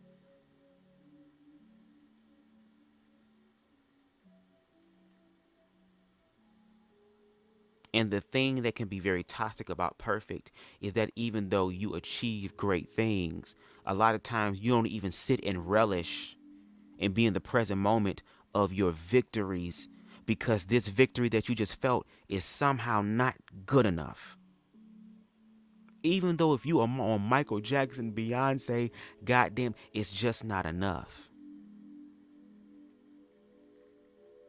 Now, if you're going to take that route, girl, you're going to have to be on a Michael Jackson or Beyonce level lane, which means that bitch, she has a good support system around her that loves on her, that encourages her, and that gets her together, girl, even when she's dealing with her own ego. And those are for only motherfuckers who's willing to master shit, girl, because that master shit is a different level, bitch. Motherfuckers getting fucked up on normal mode.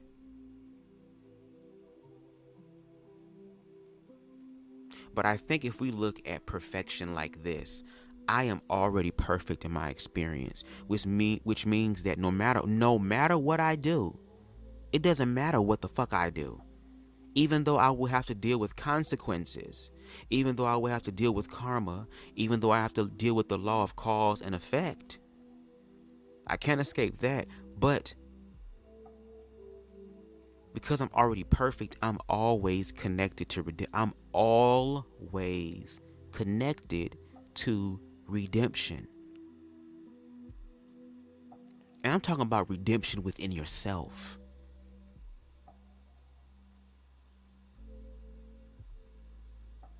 In the world we live in, we love at large highlighting the negative, most nastiest, vile things of humanity.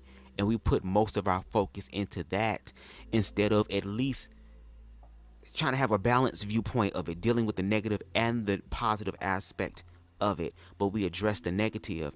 And when we continue to address that aspect only,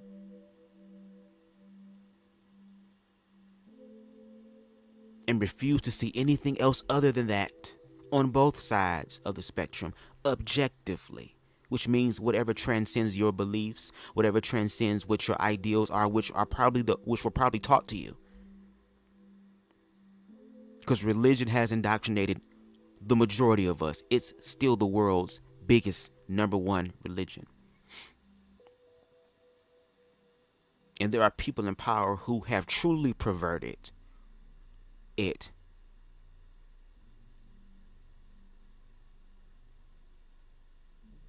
So that the people won't have any power.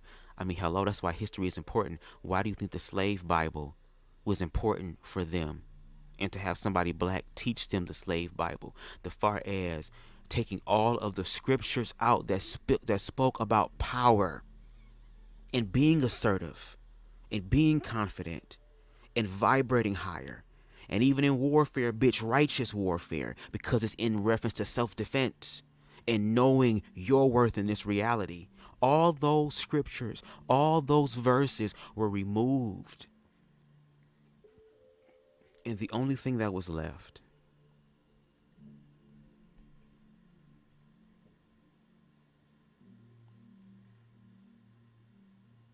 were the scriptures that said, you are weak. You are the meek bitches. You are the descendants of hell. Y'all are the dirty rags, the filthy rags. You're not worthy to even touch the hem of Christ's garment. You bitches are not worthy to be in the temples where God is. Because you bitches are so sinful, you're not connected to God and you never will. So bitch, you better bow down to me because I'm the one that knows your creator. I'm the one that has a stronger relationship than you with your creator. To where when you're fucking hurting and you're trying and nobody's helping you heal and life is starting to get a little bit too scary and a little bit too overwhelming, girl, that these people can say, oh, I got something for that. And give you bullshit and you accept it because at least somebody, even if we know it's fake, even if we know it's not real, we'll still accept it because anything is better. I mean, something is better than nothing. All right, yeah, anything, shall I say, anything is better than nothing.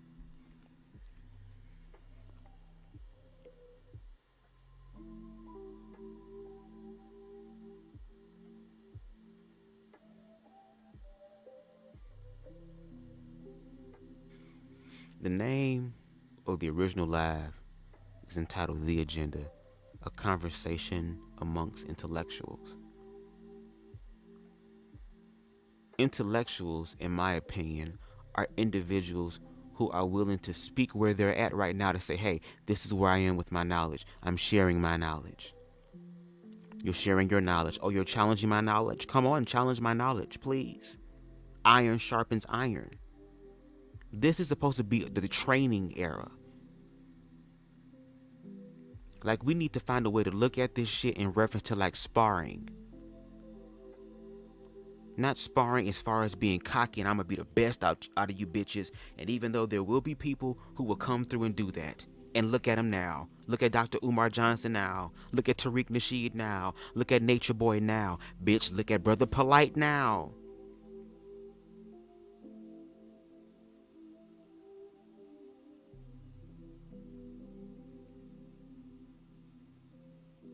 Heavy is the head that wear the crown, nigga. Okay, girl, let me stop. Old you are, but it's a lot of us that's on this panel right now that has some age. And right now, the things that everybody was calling conspiracies 30 years ago has came to fruition. So okay, but we're talking about right now, right? Like that's no, we're talking about because I'm not the same age that I can't engage. No, hold on. It's dismissive. It's dismissive. That's what you're doing. It's a tactic. Right.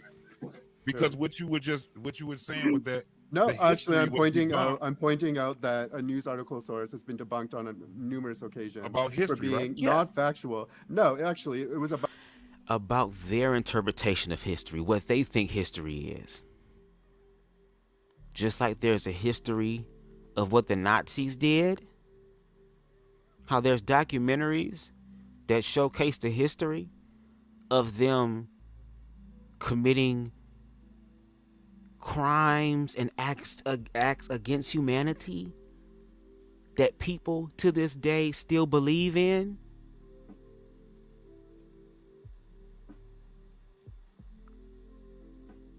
When they brought up the homosexual manifesto, right?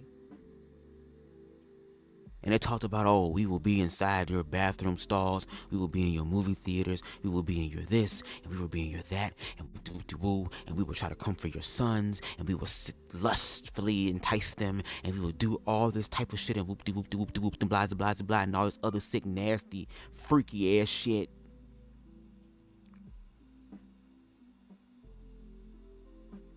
If it's come to pass, where are all the and no shade. No shade. I'm going to be honest, because I just thought about it. I'm going to be honest. But it's not just gays, girls. A lot of people, girl, but I see a lot of gays doing it, girl. There are some gays, unfortunately, that do like public play. Even to the point to where there were two people who were working at motherfucking Walmart, girl. Stocking, girl. And while he was stocking, girl, they were recording a video for OnlyFans where the worker was sucking his fucking dick at work. Not knowing that children, families, people are going to turn down the aisle, girl, and was ready for Taco Tuesday night, girl, and all of a sudden saw that and now they're vomiting, girl.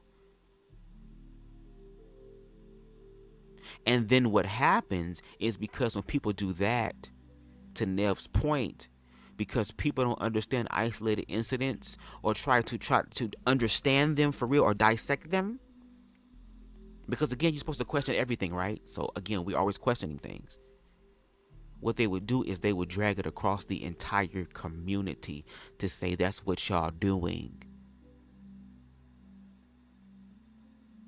And if this is so overwhelming, it shouldn't just be one particular video and all these people, thousands of people be in the comments who share their own opinions and perspectives about what they think it is, girl. If you really trying to validate this shit, bitch, do you have some videos, bitch? Everybody pull out their video phone now to record everything, bitch, and you telling me in your daily life of recording, girl, you ain't see no shit? Y'all would be quick to grab y'all phone to hear and look at a crackhead singing on the corner, bitch. Hey. If you see a motherfucker fall on the ground, girl, y'all pick up y'all phone and start laughing, girl. The light be bright in their face. So if this shit is happening and it's been created and put into motion, the plan's greenlit now. then it should be overwhelming. It should be the state of normalcy. And when I say state of normalcy, it means that every single one of you heterosexual people should be able to come in like y'all do at church when y'all be giving testimony during testimony service about how good God has been in your life. You need to be able to come in and say, hold on, Nev. Hold on, Bubs. Hold on, Black Dahlia. Hold on, people in the chat. Look at the motherfucking video that I saw, bitch. I walked inside girl Walmart to get a bag of chips, and they just sitting there fucking. And I'm like, y'all not gonna fire nobody? The manager walking past acting like ain't nothing happened, girl. Like, oh, this is how they take breaks.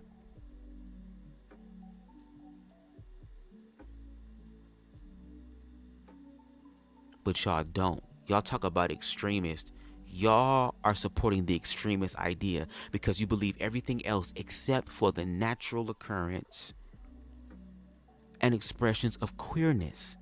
Everything that y'all have tried to use against queer people to deny their queerness, especially on this platform, especially within this past month, has failed completely and has put pie all over a lot of y'all's faces.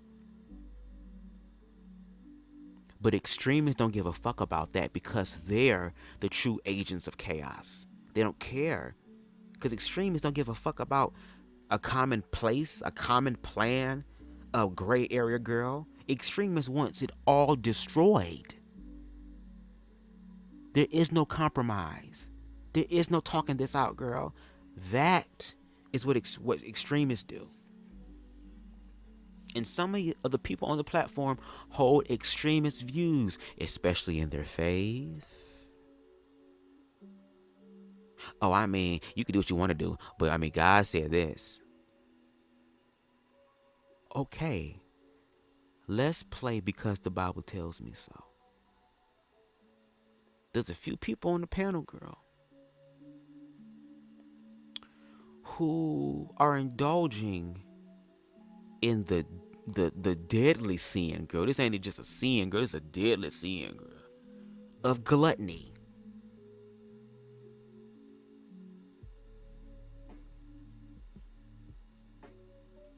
Some of y'all have pregnant chins, girl, a chin with a baby bump.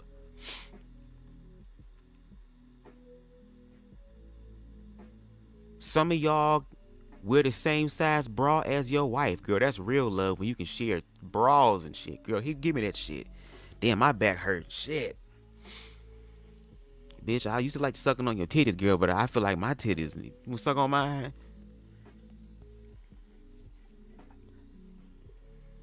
Some of y'all fupas has divorced y'all legs to where y'all kneecaps haven't seen each other for years now.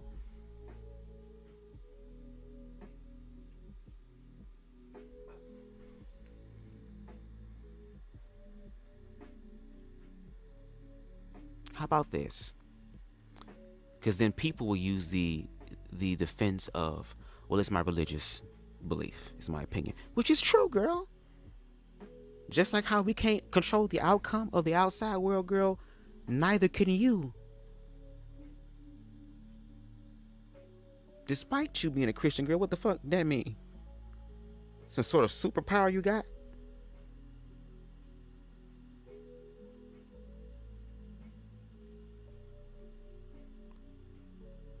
If any of these men, and I'm talking to the ones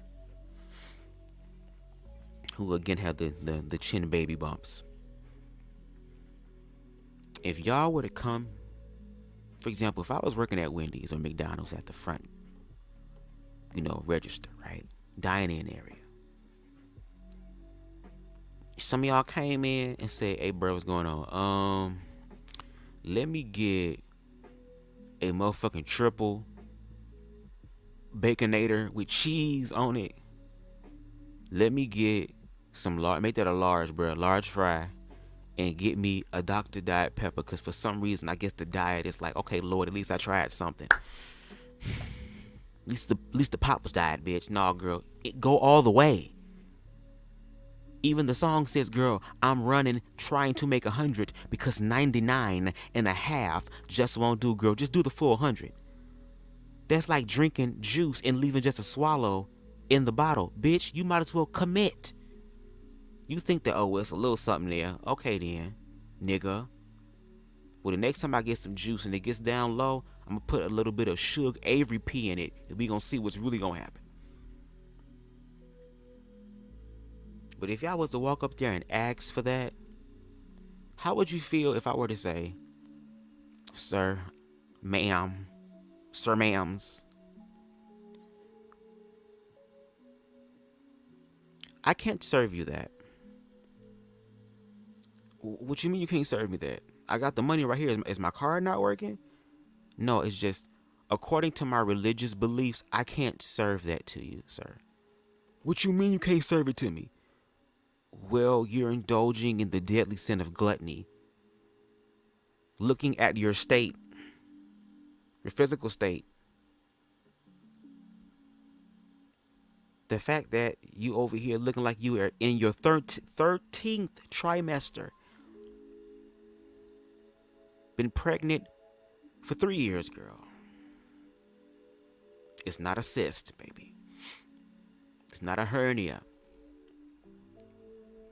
Because you're in this state, I'm sorry, I can't serve this to you. It's against my religious belief. I feel like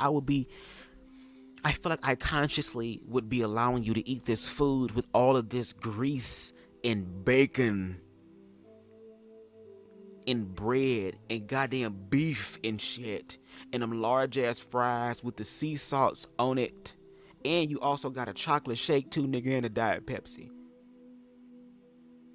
Do you know how many calories you're eating in one sitting, sir? That in a caloric type of way you're eating for a family of 4 or 5. And if you were to die tonight, sir,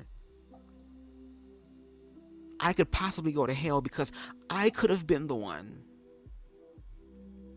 who, because I knew righteously that you shouldn't be eating this, that I could be the one to help save you, that God would use me in this opportunity to save your life. My motherfucking ass would be fired on the goddamn spot. The fuck? Because at least the people who work at the company understand that, girl, get the fuck out the way. This is somebody getting an expensive meal. I don't give a fuck if they fucking die. Give me your goddamn money, bitch. I don't know you. And you still gonna go to the motherfucking restaurant. You may not just go to this one. You might go to another location, bitch. You gonna always be back whole.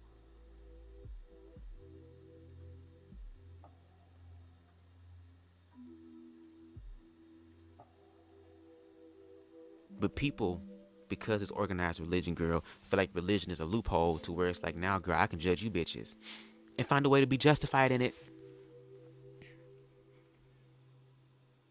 And of course, if we're going to pick on anybody, we're going to pick on the oppressed people. It's the same thing when you look at not just movies, girl, but real life, girl. Bullies pick on who? Bullies pick on individuals who they consider to be weak. Something to be made fun of. Since you're already a motherfucking outcast of society and don't nobody really want to fuck with you like that, wouldn't nobody even really care what happens to your ass except for your bitch ass family? So yeah, let's whoop your ass after school. Yeah, let's fuck with you through school.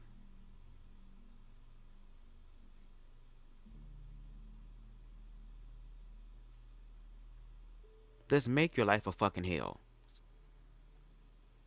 Life a fucking hell. Make your fucking life hell.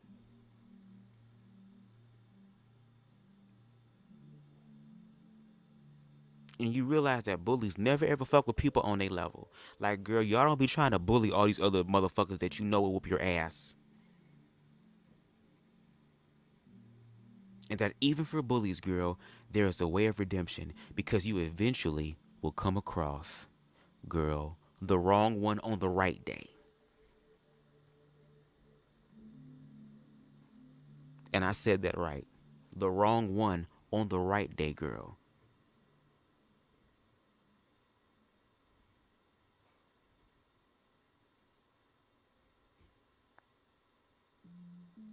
Who don't mind taking out the messenger, girl, and don't give a fuck if the motherfucker get the message. You gonna learn today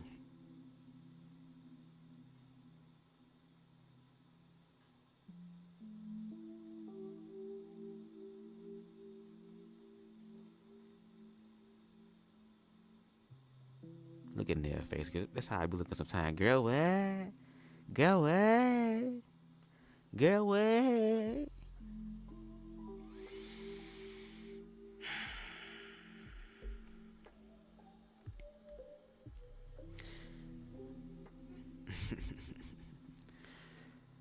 That's why I love my channel, girl. That's why I love being weird, girl. Before then, I used to be so like, oh my God, I feel like I talk too much. Oh my God, fuck all that, bitch. It's my shit. If you pay attention, bitch, I really be saying some shit. But the thing is, bitch, I shouldn't be the only motherfucker out here saying some real shit. We need more people to speak their truth. Speak it. That's why I don't fear none of these people on the panel, regardless if they bring in the smoke, it don't matter. Because I'ma still exist. And I don't need nobody's approval, bitch. I already got the most important approval of all, which is mine. And I walk around honoring other people's existence. And only challenge when it becomes destructive to themselves or around and others around them. And then on top of that, girl, I'ma still let you do what you do, girl. Because all I can do is just give the information and the analogy in the story with Christ. Christ, we knew in that narrative, performed all type of miracles. But he went to one particular town. I forgot the actual name of it. I'm sure the Bible thumpers will correct me. And please do. I don't know everything. Thank you. You need to participate, bitch. Okay, at least help me out. At least that's the least you can do with the scriptures and shit. Where Christ could not perform any works. Not because that was just one of Christ's off day, girl. You know, he was a little sick before he was doing this shit. You know, he caught a little something. A little bug or something, you know what I mean? He didn't really get that much sleep tonight. Or last night. He not gonna get none tonight either. He not gonna get none tonight. Cause y'all keep following us wherever we goddamn go, nigga, like the paparazzi. Girl, can you give a nigga a chance? Y'all was fucking with him last time. He had to motherfucking sneak away from us. We didn't even know where the hell he went.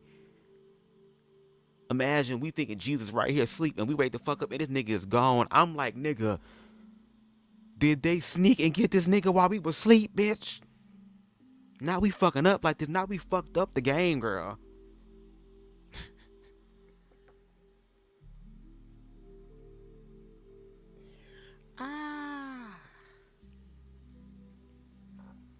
It wasn't because Christ couldn't perform it on his own. It was the fact that he couldn't connect with the other people on the higher frequency because they simply did not believe. If you read the narrative of the Bible and expand your mind even further to some of the lost books of the Bible that is available, like for example, the book of the Gospel of Thomas.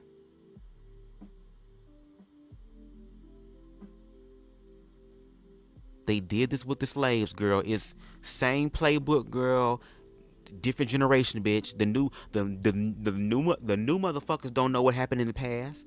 We can manipulate them again, girl. They don't know what happened in the past, which is why it's important for the elders to be here because they lived it and they're still living it.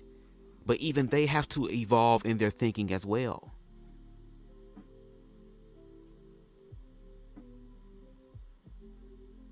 But before any sort of manifestation happened, Christ would ask people, do you believe? Do you believe? Do you believe that you're already loved? Do you know how difficult that can be, especially if you don't know what love feels like, or it's been a long time since you felt some love? I never knew there was a love like this before. A love like this before, no. Ooh. Okay? Imagine being asked that in the moment. Do you know you loved? A lot of people wouldn't know what to say. There will be some people who will be honest enough to say, no, I don't. There will be those who will say, yes, I do. But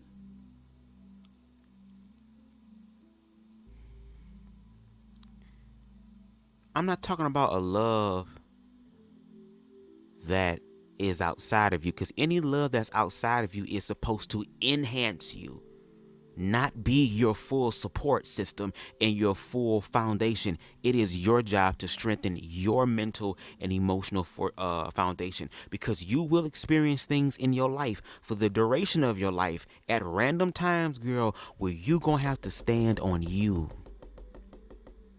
to the point to where it will feel like, damn, the universe is working against me. No, it's not. It's working for you, because it's getting you to focus on the main thing in your life, which is you. And when you do it in a healthy, high vibratory way, not a narcissistic, self-serving only way, because your cup is going to always be filled. But now, because your cup has reached this status of overflow, now you get to share that overflow energy with people outside of you, because it's their responsibility to fill their own cups. But a lot of people don't know how to do that.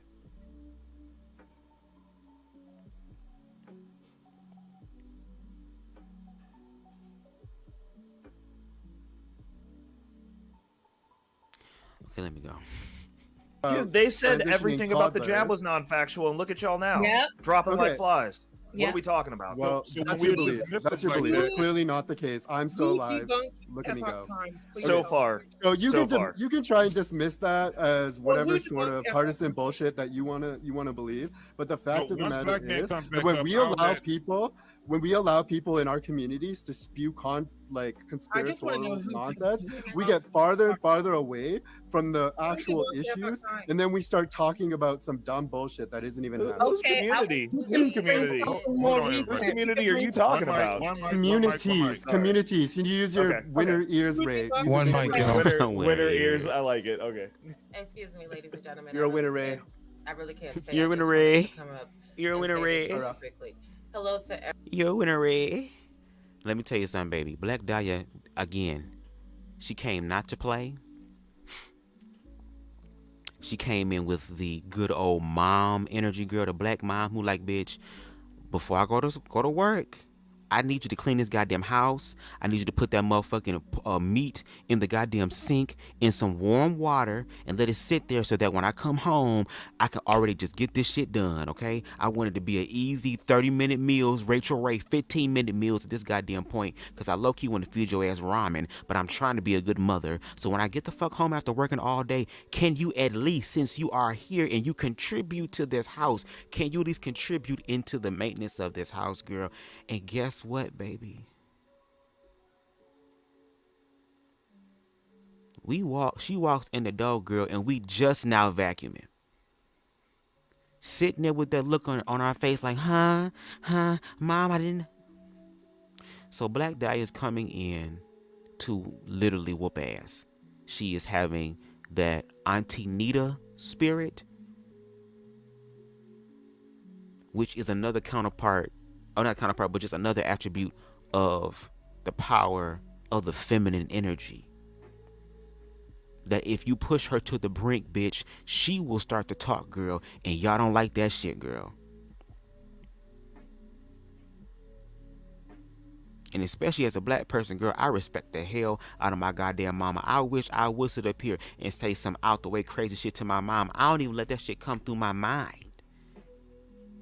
Now, maybe when I was younger, I had a little something I want to say. And I'm sure she had some shit to say, too. But it never got to that point because I love her and I respect her. But she also loves and honors and respects me. So we good. But Black Dahlia said, okay, look, girl.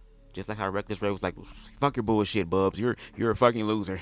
You're a fucking loser. I'm like, girl, you gonna have to try much harder than those elementary ICDC college ass type of insults, girl. Like, first of all, I am a black queer man who is honoring his feminine energy, bitch.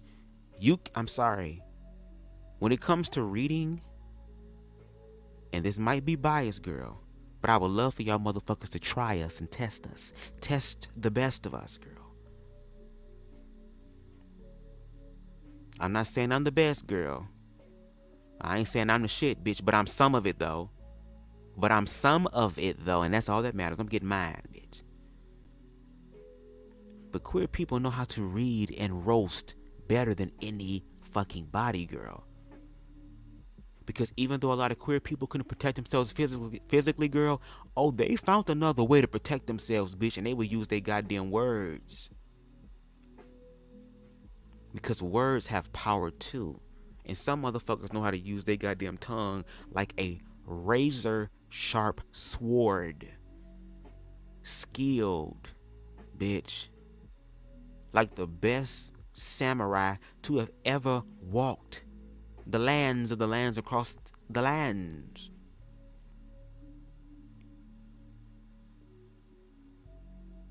To where y'all niggas would be ready to go grab all your weaponry, girl. Y'all be ready to pull up on bitches. But come through, Black Dahlia. Everybody on the panel, first and foremost. Now, hey, what I've been listening to in this conversation has been attack on the community from the male to female transition. Raw.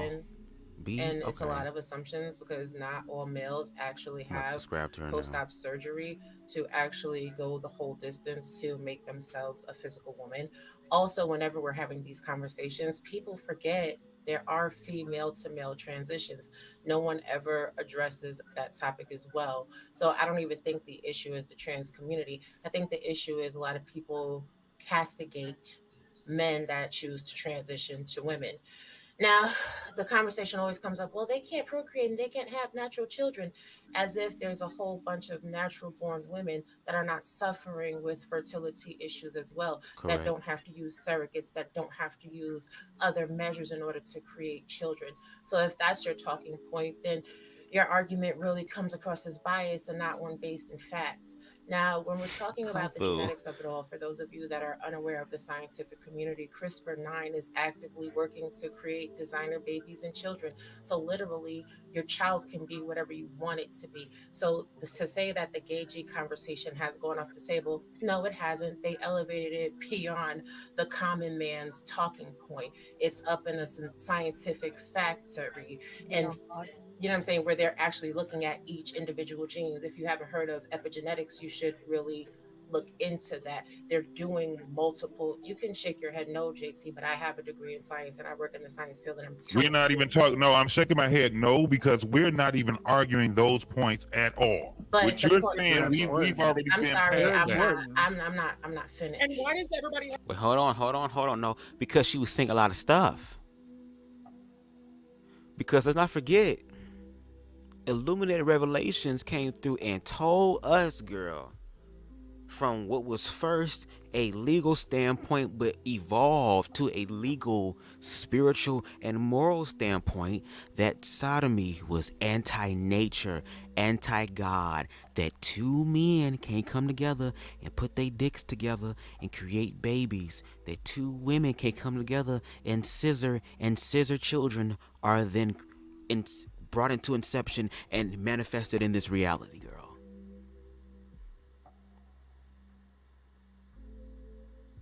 Y'all tell us that like we have suddenly forgotten. But what she is saying, that there are still other ways to bring life into this world. Because again, there are some people who will come in with a sort of situation. Doesn't mean that they don't have the right to do that. They also have the right to adopt, but they also have the right to utilize their bodies the way they fucking want to. You don't have to. Nobody asking you, and no shade, a lot of us could even motherfucking afford to get it done to look even right. And not even that, but to maintain it.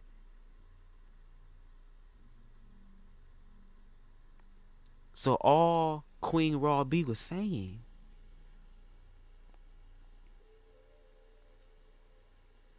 is that queer people can still contribute to society. And when we have the more general conversation, and again, I listen to what y'all say on other lives, so girl, I'm doing the work.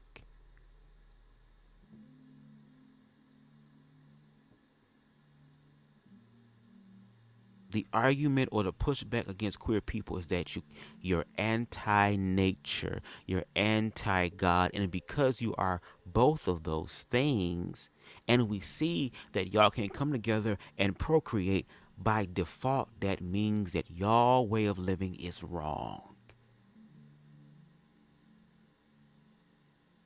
So it seems like being morally conscious is trying to raise more human beings into this motherfucking world and bring them into this world to continue population. And man has found a way to leave their legacy, and then put the burden and responsibility for other motherfuckers to fulfill that, as if though that's something they want to do.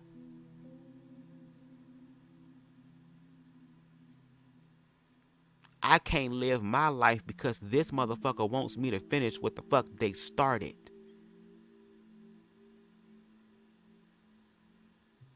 And there are some people who say, I don't want to do that. There are some people who are looking at the current social climate in America today and in the world today who says, why would I want to bring a child here? There are people who have to work 2-3 jobs to make it work, and it's still not working. Why would I actively try to bring another child into this experience if I'm having a struggle, if I'm struggling taking care of me and other children?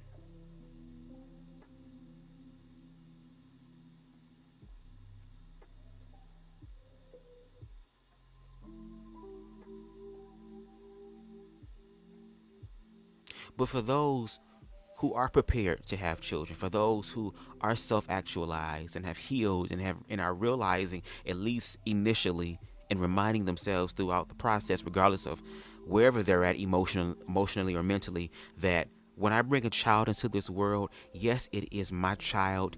It will look like me. When I look at my child in the face, I will also see a reflection of me. But that's only the reflection of me physically.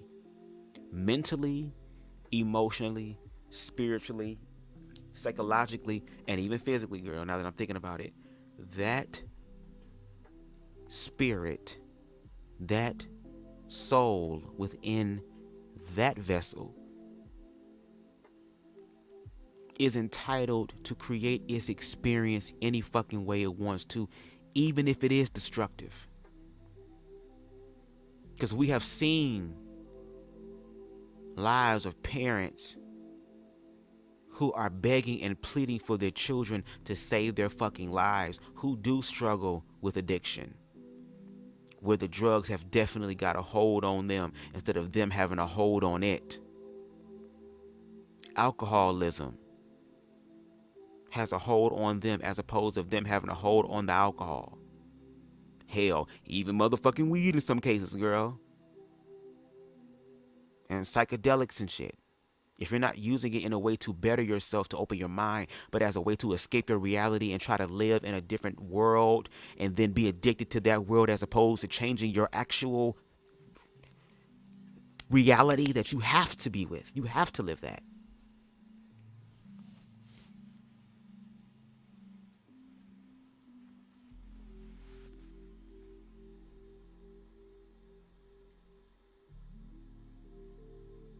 We've seen them experience people who their addictions got to them so hard to where they met a tragic end, or for some people, at least a chance to not be in pain anymore. But we never want to be honest and talk about what has happened in this person's life or the community around him that could have, I'm going to say the word influence because y'all say the word influence and produce the circumstances for this person to start believing the hype of the bullshit to where now it's become self-destructive. Because even though there's people out there, come on, brothers, try drugs here. Have a good time. And there are some people who do have, they either sometimes have a good time, I don't know, because girl, I only fuck with weed, and that's it, bitch. I don't do no shrooms or nothing, girl. I'm not on that level yet, bitch. The most I'll probably do is shroom or ayahuasca, but bitch, weed is good enough for me. Okay, bitch, I don't have to go through all the stratospheres, girl. I'm cool with just enough. Okay.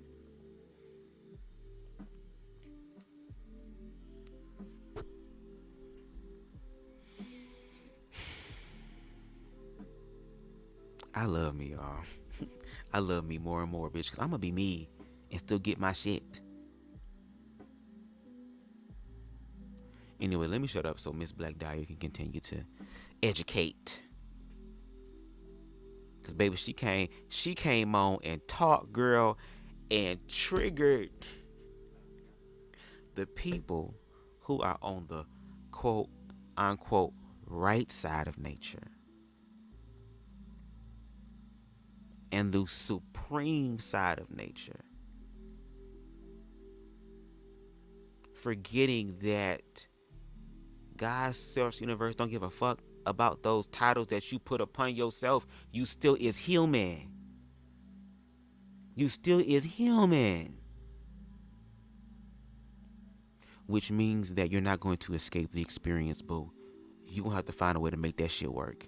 And it's possible. And I guarantee you, if people were to work more on their own personal world, girl, they wouldn't look at the objective world through their bullshit glasses. Have to throw their credentials out. We're not talking about. I'm actually. Hold on. We're not talking about. Just because no one cares about your former stripper credentials doesn't mean nobody else's credentials.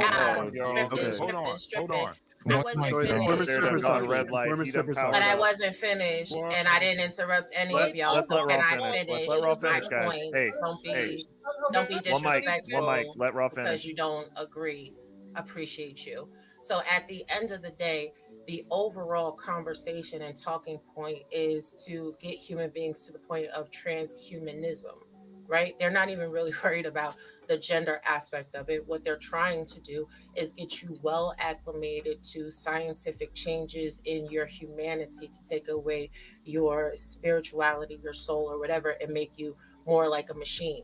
For the people that use Christianity as their cornerstone to vilify a group of people, God told you there are 2 commandments that are more important than all. Love no other God other than him, and love your neighbor as yourself. Who are you to judge? And the way that I interpret it is like this. God's source universe, the way that I see it, girl, that's been helping me, is that, again, it's just a name for a source of energy that we're all connected to. But because it's so powerful and so infinite, it's called by many names. It is the source of the goddamn same, bitch. Yes. And sometimes there are people on earth who, I guess because they're in a certain lifetime, girl, they start to understand it more and more.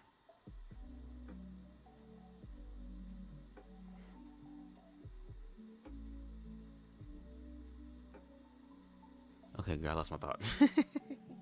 Girl, I was going somewhere with that. I'm still learning, y'all. I'm always learning, y'all. Maybe it'll come back. Hold on.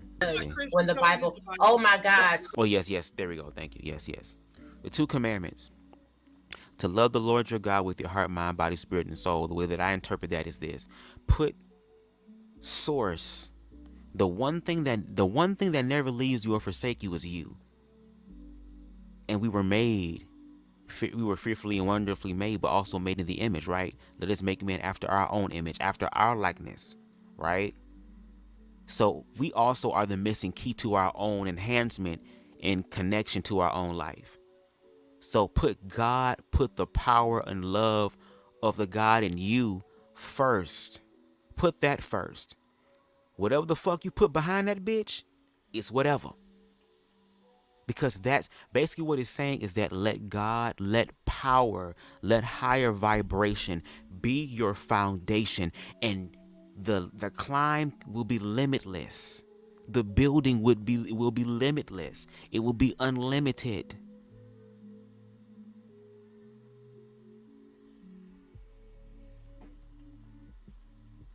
If you submit yourself to the fact that anything is possible, and you also get to participate in what that anything looks like, that's when it becomes the good news, and then people start to be smart with it to where they actually enhance life.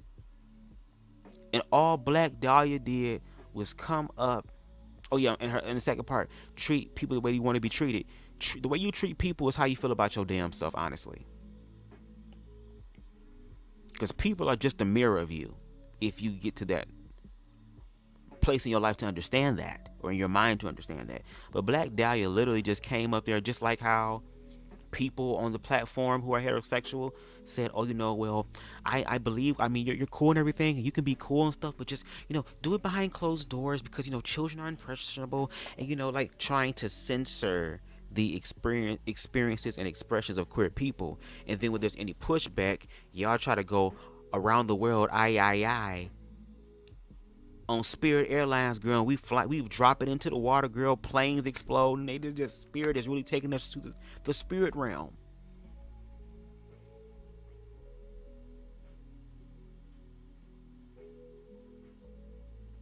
It would be different if people like, what? Even though there are extreme people, I am able, through a human lens, to still be able to give people the opportunity to prove themselves, because even in the court of law, ain't everybody innocent until proven guilty? Because that person has a right to go to trial and be judged by their peers, which are supposed to be non-biased, objective people who can look at everything.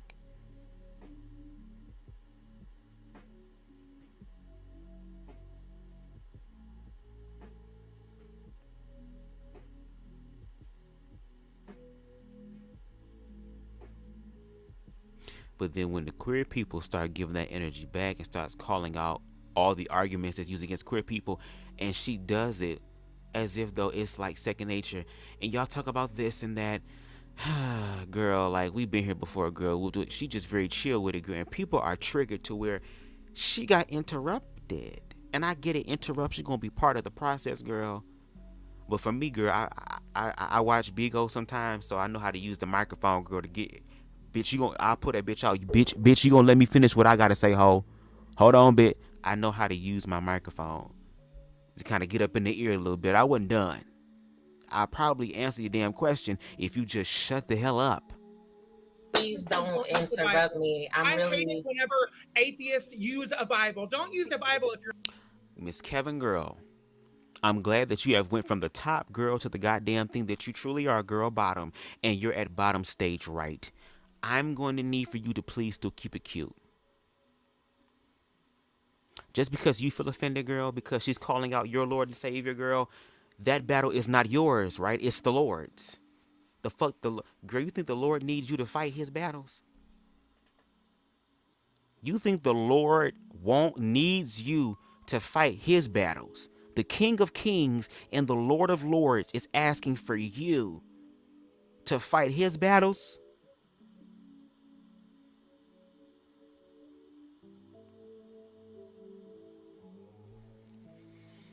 See, that's why we need to do an after show, girl, because I could act the fool on the after show. I already got the information part out, and for the hoes that won't smoke, girl, what's up? What you want to do? Let's do this.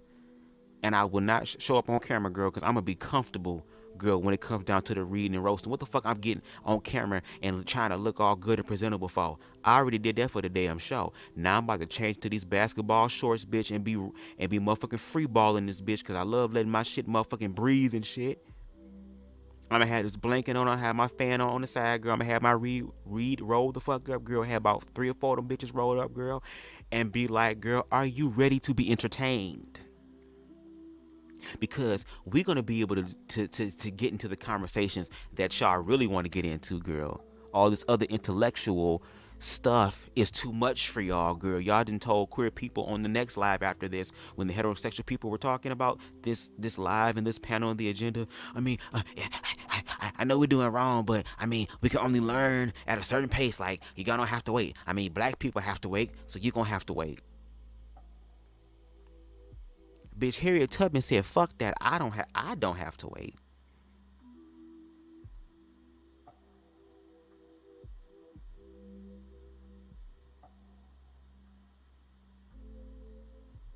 Nat Turner said, bitch, I don't have to wait. Girl, Haiti and them said, girl, we don't have to wait.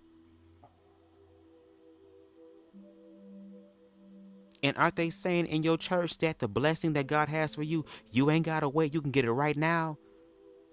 Shout now because it's already happened, which is a part of the manifestation thing. It's just they don't teach you everything. That's the basic foundation or the first step into manifestation. You have to believe it. You have to have faith in order for it to manifest from the ethers into this reality.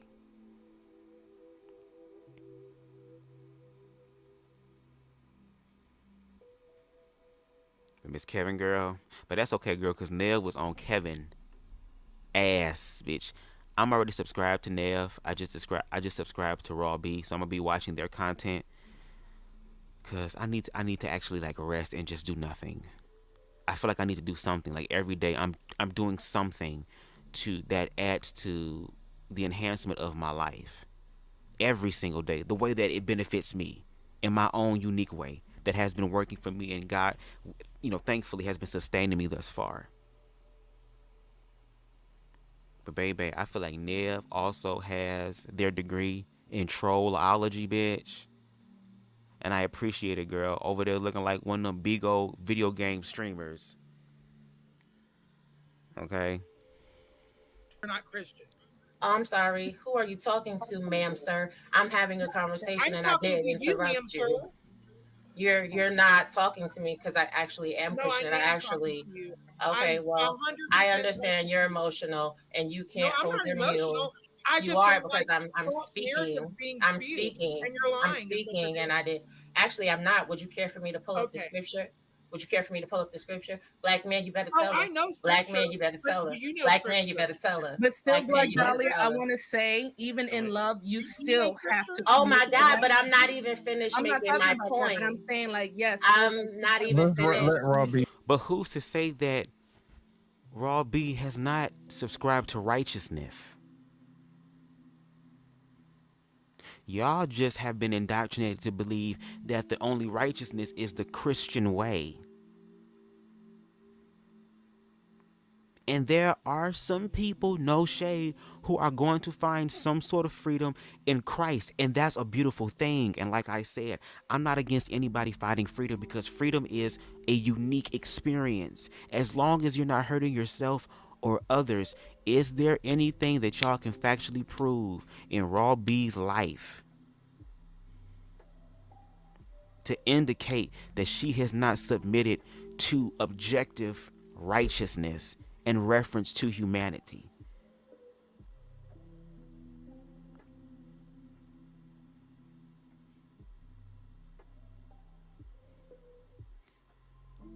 I think if the Wife School podcast would have framed it, and she said it the way that she wanted to, but I'm just saying this since I'm giving my commentary on the flashback, if she would have said, I don't care what you believe, as long as you get to a place where you can still access your humanity and realize that if you come into contact with other people who are down on their luck and their back is against the wind, that instead of adding to the pushing of the wind, that in that moment you would do something nice. Because there'll be people in the world who are on the brink of fucking destruction to where they're going to hurt themselves or other people or both. And there are those that have unfortunately succeeded, but then there are those that they share a lot of times in church, girl, when they wanted to, but yet something miraculous happened that changed their mind in an instant.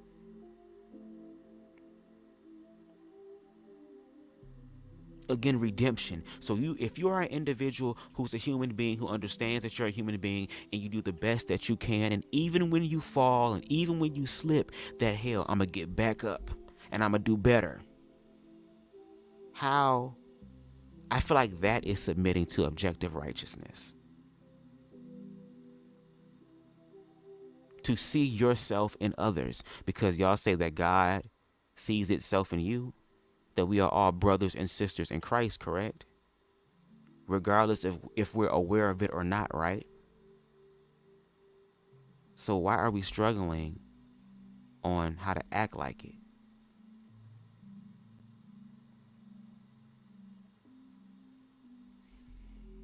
stating my point, and y'all are so up in arms. Y'all are so up in arms for somebody that has a different perspective than you. You cannot even. You cannot be a Christian and also accept LGBT community. It don't mix. There we go. There we go. At least Kevin has some use, girl. At least he putting names on shit and calling motherfuckers out. So he doing that. And at least he's speaking the objective truth, girl. Look at Nev. Nev try to be like, Bub, shh, girl. Let him continue to fuck himself up. My ass over there looking like, bitch, where my weed at, girl? Did I have my lighter? That's how I'm over there looking. He spoke the sentiments that the majority of Christians really believe. That at the end of the day, I don't care how you live your life, but I'm letting you know that if you live your life like that, according to what the Bible says, it will lead you to hell. And if you want to go to hell, bitch, you can go to hell. But don't be trying to drag me and my children to hell with you.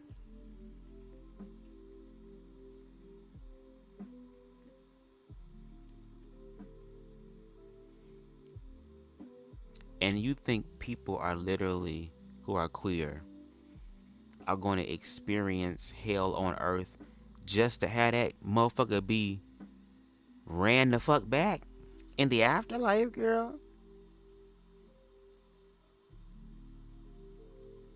That even y'all can't even subjectively prove and objectively prove, girl?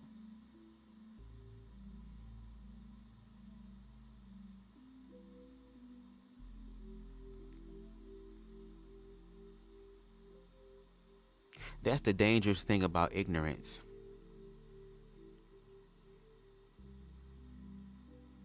You can't speak ignorance and then be mad when people get ignorant with you. And you literally have people, she literally educated y'all. She is saying, which she didn't in no way, shape, or form say that heterosexuality is now being erased. Niggas will always and forever be putting their dick in holes. They gonna put their dick in female holes and male holes. Some motherfucker put it in animals, girl. All expressions of humanity, bitch. Chickens and shit. Couch cushions and shit. Between the mattress and shit. Putting a motherfucking old stale glazed donut in the microwave for about 10 seconds and then stroking their dick with a girl. Niggas will put this, baby. They're creative when it comes to their dick. So this whole illusion that queer people are going to contribute primarily to the downfall of society as far as population is concerned, not the overwhelming murders of black people by black people. Not that though. Not actual broken homes existing because the mother and the father are not aligned and can't get along, and now the child has to suffer, girl. Queer people ain't nowhere near that shit. There are bigger things that are destroying the community as opposed to this pseudo fear narrative surrounding queer people. And y'all talking about distractions. Oh, they're using you and they're using you and these people are using you guys. Well, since y'all some used bitches as well, how about we have a conversation on how the fuck to not be used?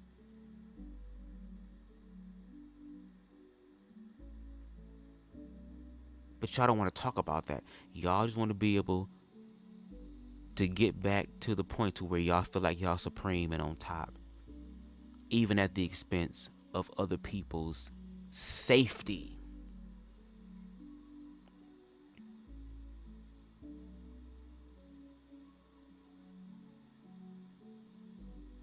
Just like when people say all lives matter. Okay, yes, all lives matter. And if that is the case, we need to pay attention to the black lives because they're getting fucked up right now. If all lives matter, where are the lives that are whole and complete and healthy and in a state of overflow to be able to pour upon the impoverished,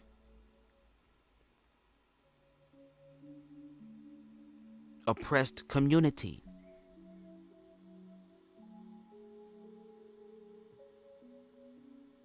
Especially since we're humans and Christians and shit. And I want Christian people to understand, y'all can be wrong too. And a lot of times when it comes down to LGBT, y'all are.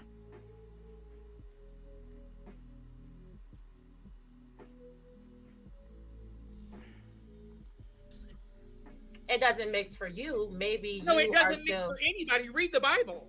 Maybe you're still a babe in Read Christ. the Bible. It doesn't mix for anyone. A babe in Maybe Christ you're of still a a babe fallen in religion. Christ. This is why Christianity is fallen in Maybe the you're West. still a babe in Christ. Absolutely. Know that Because when at you the do end, Right here. Right here. They'll burn this planet. They'll burn this planet to be right. Black man unfiltered. This is why. And Reckless, what your ass gonna do, nigga? Are you making videos on how to prepare for this shit? Are you a doomsday prepper girl? Do you have the M16s? Do you have the AK-47s? Do you have the M4s? Do you have the 4.5 with the beam on it, bitch? Do you have the Dracos? Do you have the Uzis? Do you have the burner? Do you have the blickety glickety glock? Do you have the grenades? Do you have the C4? Do you have the pipe bombs? Do you have the dynamite? Do you have the smoke bombs, girl? Do you have what is necessary for men to stop this from happening? Because Reckless, if this is happening on your time and you're the winner, what are you doing to help save this besides talking?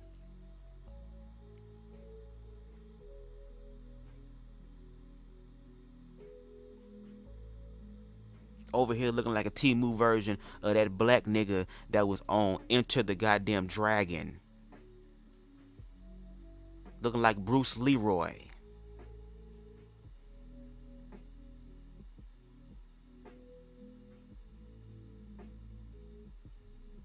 Looking like Obama's son, bitch.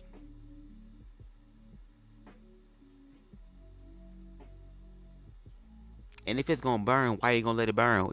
Are you gonna move to Mars? Cause if they gonna burn the world, where the hell you going? Are you gonna smoke a motherfucking joint, nigga, before you die? And if so, let me know. Cause that's what I plan on doing, girl. When the world cold as shit, girl, I'm going to get high. If we all fucked in this situation and life is coming to an objective end, girl, I'm not gonna go out screaming and losing my mind like everybody else, bitch. I'm gonna smoke all the weed I got, bitch, at one time and just be thankful for my experience, girl. Thank you for this shit. Y'all say it's a new heaven and a new earth, girl. Maybe it's about to manifest, bitch. Some of you hoes over here feeling upset, girl, and gonna wake the fuck up and be like, bitch, hold on, girl. This is some new shit. It's hard to come up on your panel because all these people so educated and they can't be quiet when there's a point that is in opposition to them. So one mic. So when she finishes, then we'll let Wife School Podcast respond as well as Kevin. Allow her to finish, and then we'll get you guys in with your perspective. Because all these people know the scripture, but they don't know the scripture that says, "Judge not, lest you be judged by the same measure that you judge others." Like at the end of the day, what about the scripture that says, "Judge righteously"? Judge righteously. You should know. You should know. And yet it was. You gotta make sure that speck of dust is out your eye before you start. I mean, that tree trunk is out your eye before you try to tell somebody else about their goddamn eyelash. You can't come over here and say, "Oh, baby, hold on, girl. Your eyelash, something going on. Let me blow on your eye." And your breath smells like the funk of 40,000 years. Your breath smells like zombie hiccups, hyena laughters, girl, with a little doubts of bounce that ass and mothballs.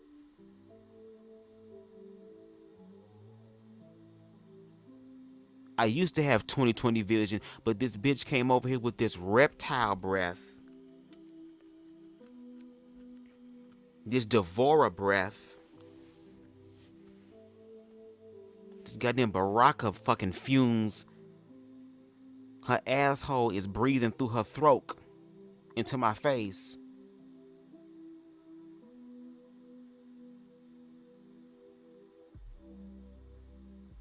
And if he gonna judge righteously, girl, that means you judge yourself. You make sure that you on point. Cause when you know what you talking about, girl, you wish a hoe would, girl, and they really do.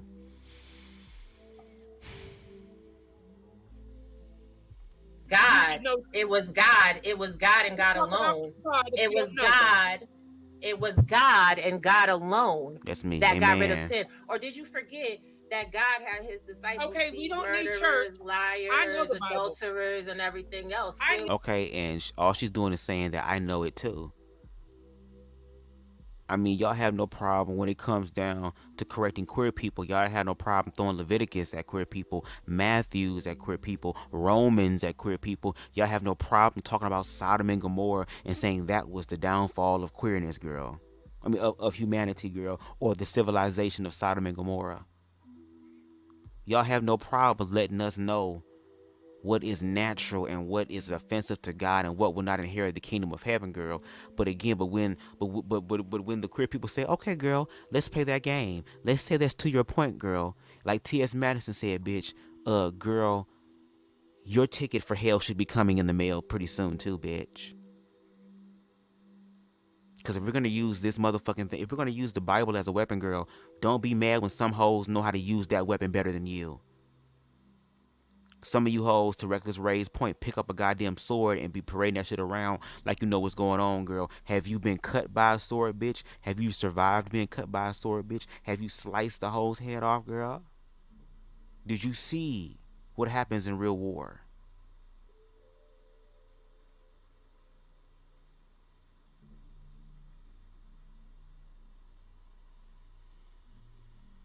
Girl, Kevin is pissed. Kevin is mad, girl. Y'all talking about black things. I can't talk about that. And this fine black leprechaun man with this red hat on keeps looking at me, getting my white pussy wet. Ooh. I'd love for him to allow me to put my milk on his Cocoa Puffs. I love big black cock. That's what Kevin is saying. Girl.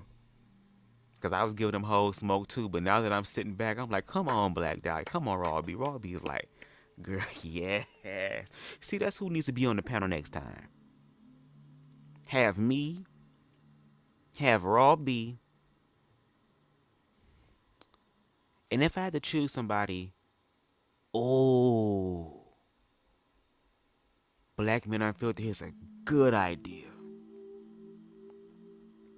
Have me, have Raw B, and have Tyru.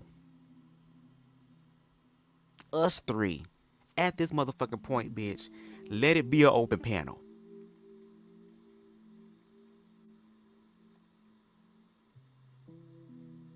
You talking about a hot show?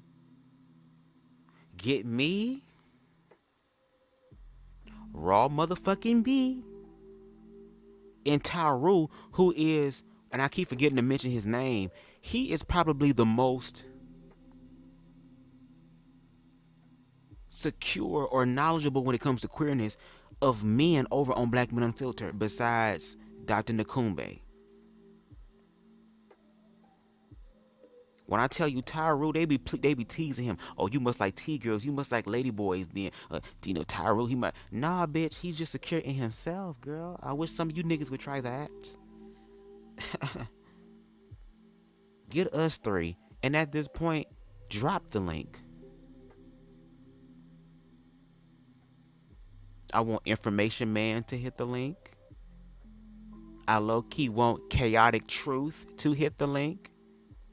I want Reckless Ray to hit the link.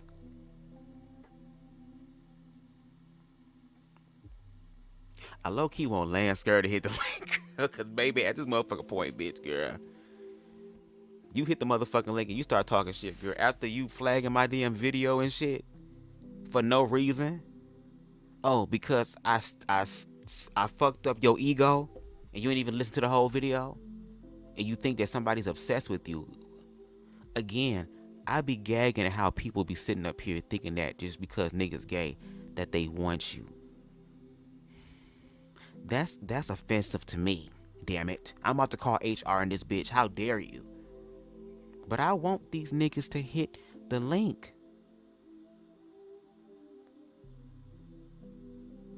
That show needs to happen. I'm gonna have to message Dr. Nakumba. I probably should message Black Men Unfiltered himself. I'm probably gonna do that. Matter of fact, I'm gonna do that right now. I know the Bible. I don't need church. Man, we were really moving this conversation along.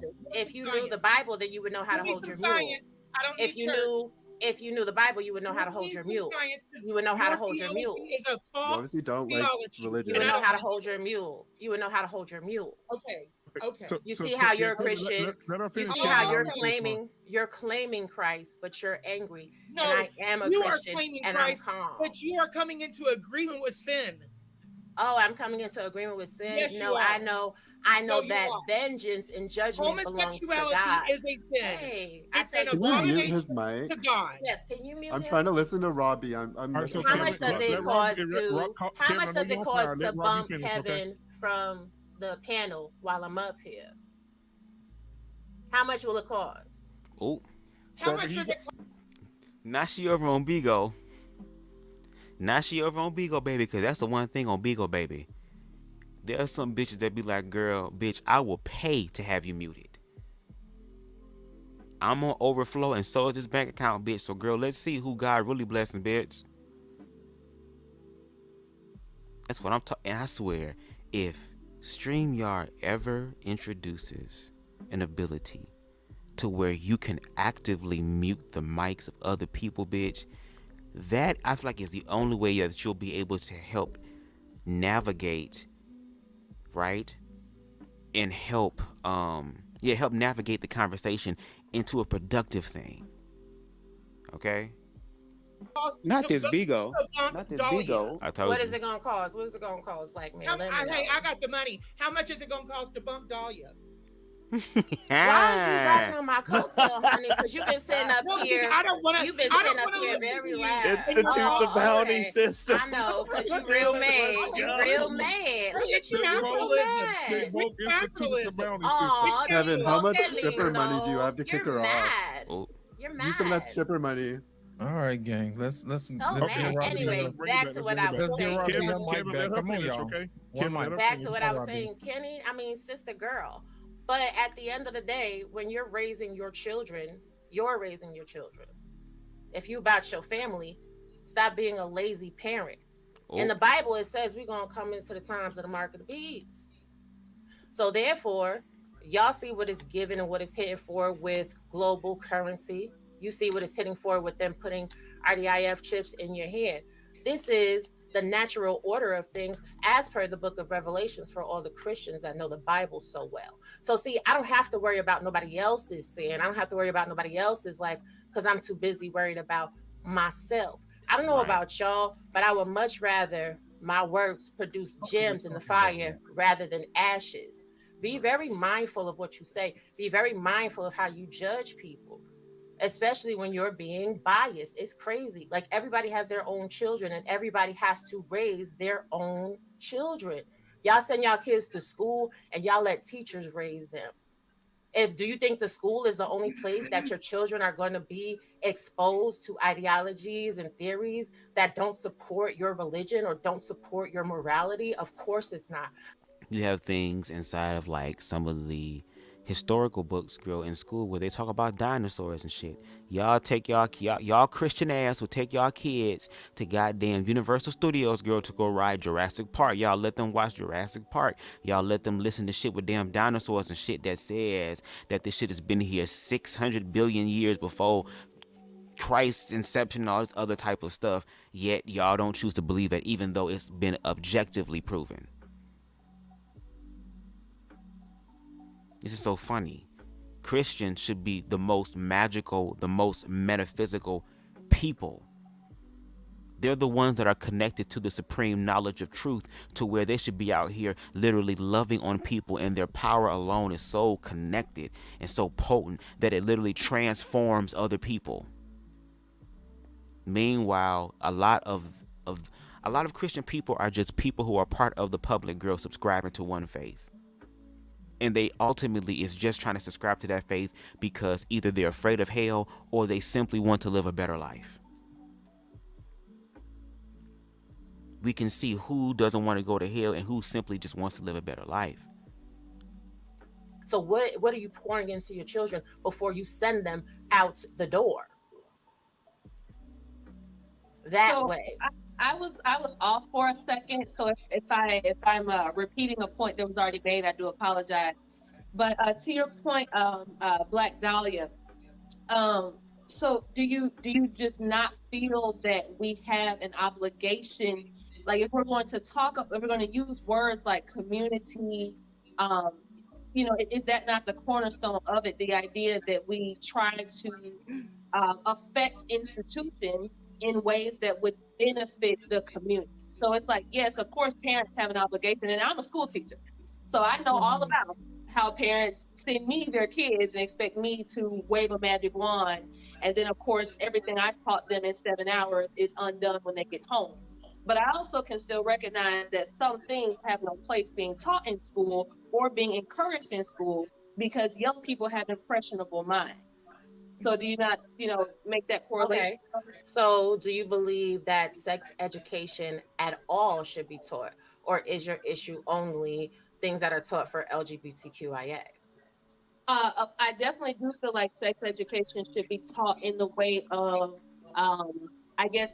alerting children to safe sexual practices.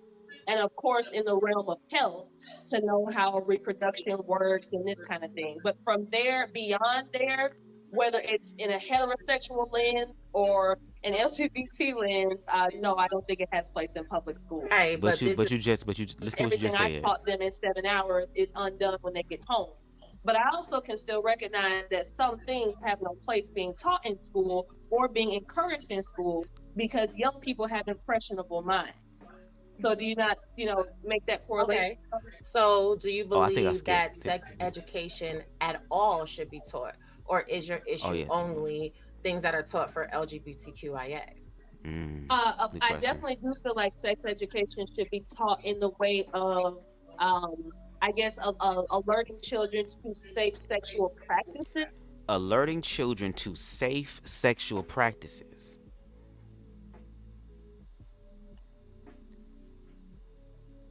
You believe that it should be there to alert children on safe sexual practices, which involve talking about the act of sex and what you can do to prevent as much as possible any sort of STI or STD. So the use of condoms, the use of lube.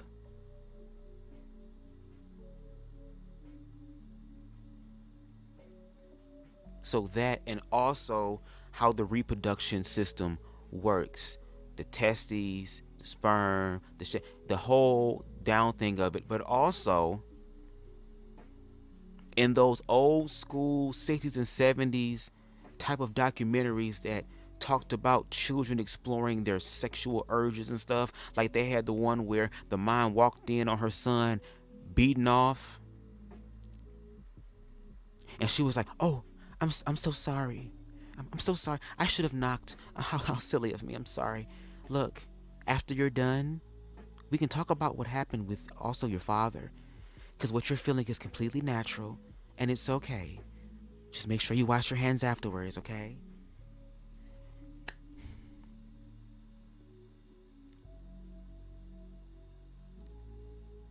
And okay, like I said, if the parents want to teach the sexual education, I'm okay with that too. But to Raw B's point, what does that look like if your child happens to be queer? Are the moms going to, for those who are gay men, who are bottoms girl, is she going to be able to read the gay sex book to her goddamn gay queer son girl because she's a woman? Because I know none of the men on this panel is going to sit up there and read to their damn child about sexual practices and safe sexual practices when it comes down to queerness.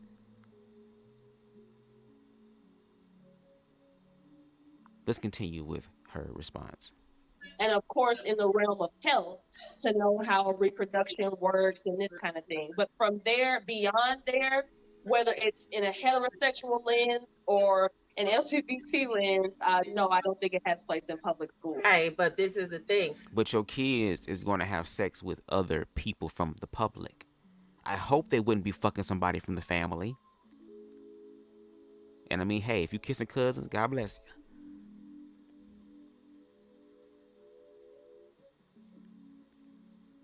And again, because this is the information age, not only do adults have infinite access to information and stimuli, so do children. And the children know how to operate the phone a lot better than a lot of adults. And behold, toddlers that know how to go on FaceTime, go on YouTube, all this shit.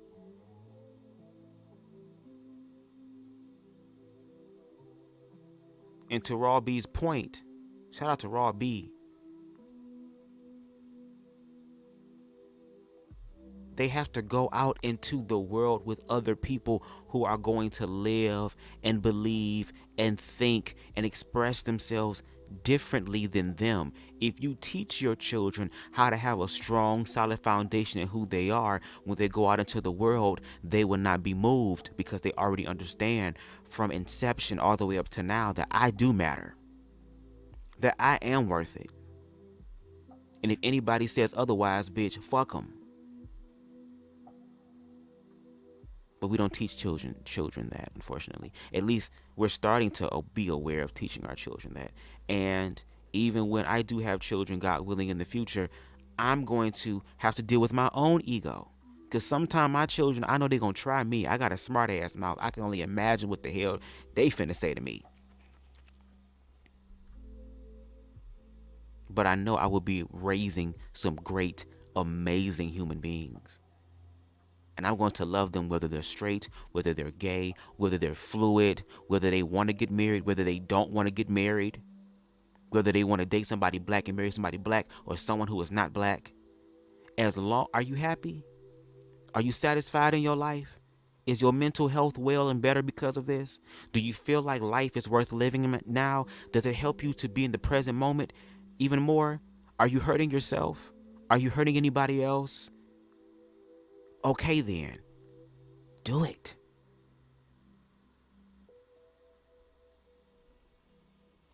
None of that actually has a place in public institutions of formalized learning. If we're going to talk about sex from a health aspect, then guess what? Whether you like it or not, LGBTQIA children have sex and they need to know how to protect themselves as well. They have a higher instance of actually passing STDs amongst each other because their education to know how to protect themselves, to know how to use condoms, to know how to use dental dams is minimized at best, right? So when Jesus came and Jesus taught out of love, right? He converted a lot of people from sin out of love. When you sit there and you listen to people that speak to, not speak with, but speak to people in the LGBTQI community, they don't speak to them from love. You are supposed to hate the sin and not hate the sinner. And what I hear from a lot of alleged supposed Christians is a lot of hate. And that's not what God said to do. How do you propose? So what is that conversation? And I get it. You know, we're all human. At the end of the day, we don't have every answer just at the tip of our heads. But I'm curious because I hear this argument a lot. I hear that people say that most Christians are condescending and we're unaccepting, and X, Y, and Z fill in the blank. Which I'm sure there are people that is very true for. But what does that conversation look like? How do I hate the sin and love the sinner, but not alert the sinner of the consequences of sin? Well, okay. Well, I'm gonna answer because Black Dad gonna answer. How can you? So for the people who said to hate the sinner and hate the sin, first of all, y'all asking what that looks like. Y'all say that's what you should do. We're supposed to hate the sinner, but not hate the sinner, but hate the sin. But then ask, okay, well, what does that look like? How about learning to look at it and say, hey, instead of judging you, I understand how life is. Shit stress you the fuck out. You're not alone.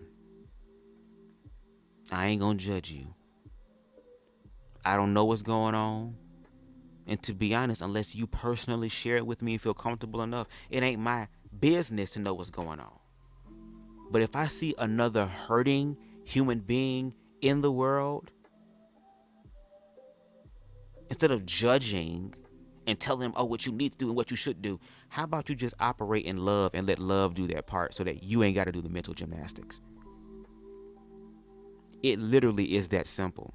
But if Christian people are asking what does that look like, that proves that a lot of Christians have not really served Jesus at all in their life or God at all in their life. They've served religion and how man and certain groups of people of power and in those positions have interpreted what that looks like.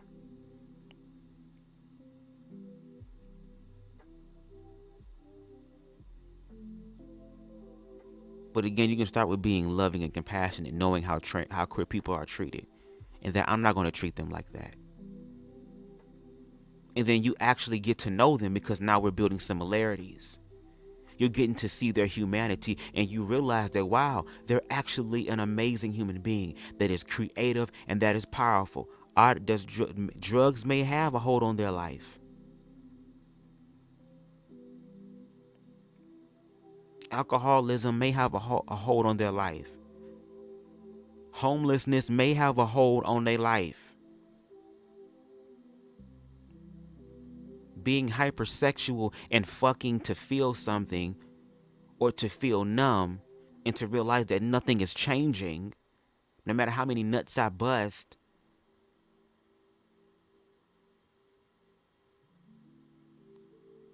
But I'm going to love on you. I'm going to see the God in you. I'm going to honor it in you.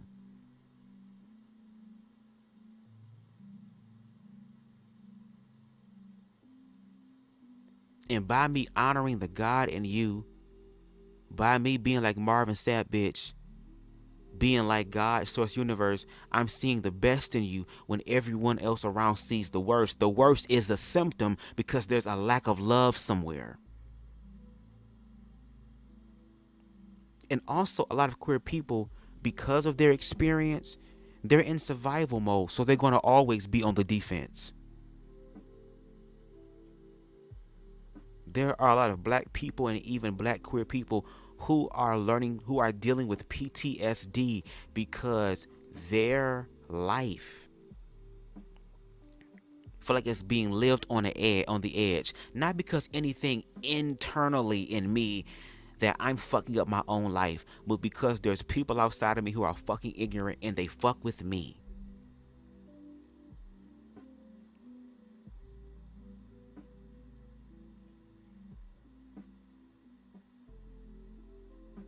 And again, if we're going to talk about community, we're going to have to be continuing these conversations. And I just messaged Black Men Unfiltered, even though I know it's late as hell.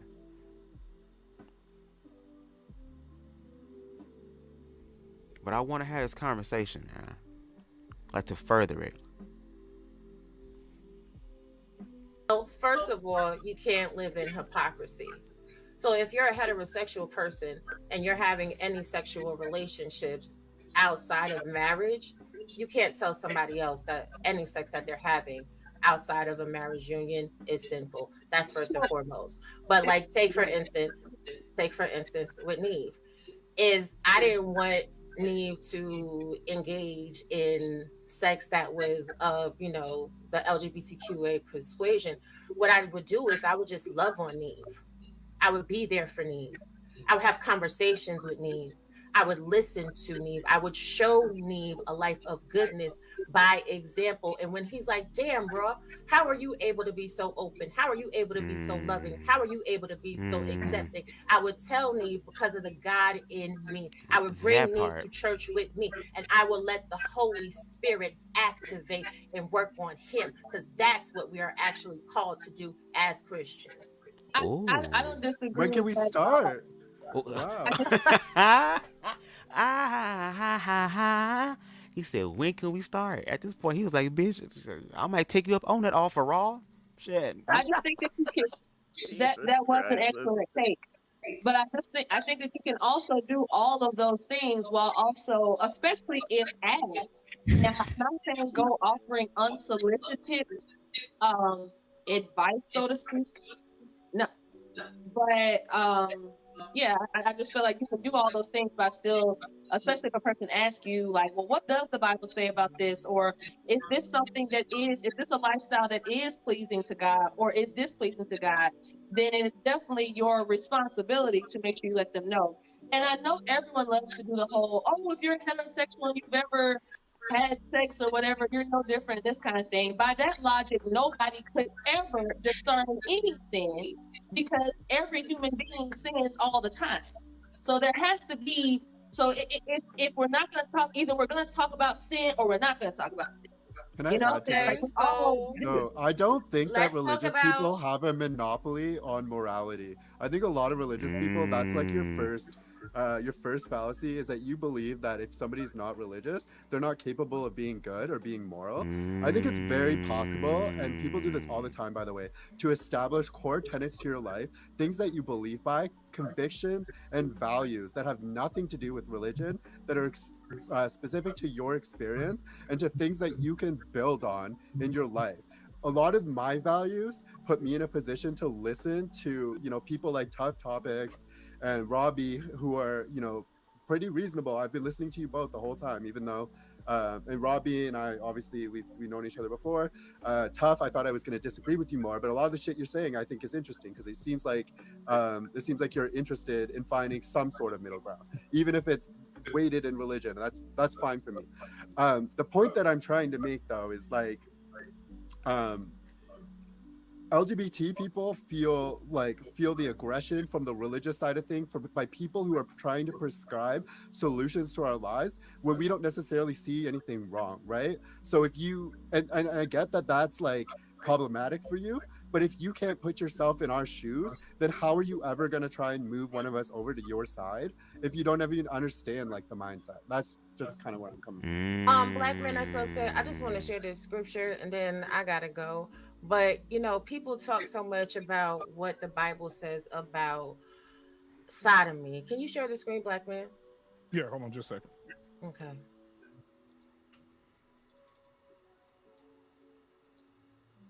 Do you not know that the wicked will not inherit the kingdom of God? Do not be deceived.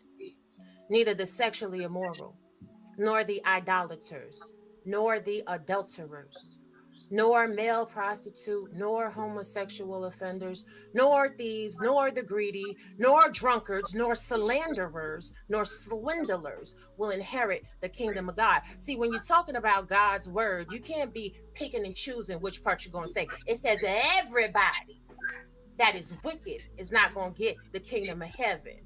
So when people are sitting here and they're talking and they're judging one aspect that makes them feel uncomfortable, see, they have to go into their prayer closet, they have to turn down their mantle, they have to get out their blessed oil, sit there, have a conversation with God, which is why a man is supposed to examine themselves even before they take communion. How many of you every day are stepping, tiptoeing around and walking fully in sin, and then have the unmitigated gall and the audacity to use God's name to vilify someone else for the sin they commit?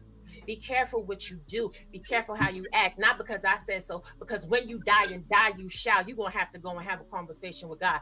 Make sure you right and exact. With that being said, Black Man Unfiltered, I'm going to go ahead and go. Everybody, y'all have yourself a good old evening and be angry if you want to, honey. Take it up with Jesus. Oh. Now that the false prophet is gone, can I see what I have to say? It's interesting that she says that because God is calling people and leaders to judge wickedness, sin. So whatever falls in that category, it has to be judged. It doesn't matter. Even though Christ died for your sins, he died in exchange for that. So y'all don't own morality. So, but if that's the case, Christ paid it all, which means that literally, no matter what you do in this life, that there is always a way back to alignment, redemption. And we have been taught that if you're queer and you're openly queer, you're defiant against God. How can you prove that? And then people interpret certain scriptures to apply it to that. And if we're going to play the interpretation game, then let's play the interpretation game, because we all in the book. We're all in the book. We all going to hell, baby. If that's the point, girl, we're all going to burn. That burning world that Reckless Ray was talking about earlier, bitch, it's manifesting, girl. We're all going to burn, girl. But Christ was a blueprint on how to get out of hell. Because we all going to have to face some sort of individual hell in our life. And there are some people who are metaphysical and spiritual who say that the concept of hell is literally a fire, a refining fire. A refining fire, that is meant to burn away things that are not real, that are not true. The fire is to refine it, to make it better, to make it stronger. And that shit is going to be scary. But to Nev's point, people think that because they're heterosexual and they're Christian and they've read the Bible, that they're somewhat morally superior.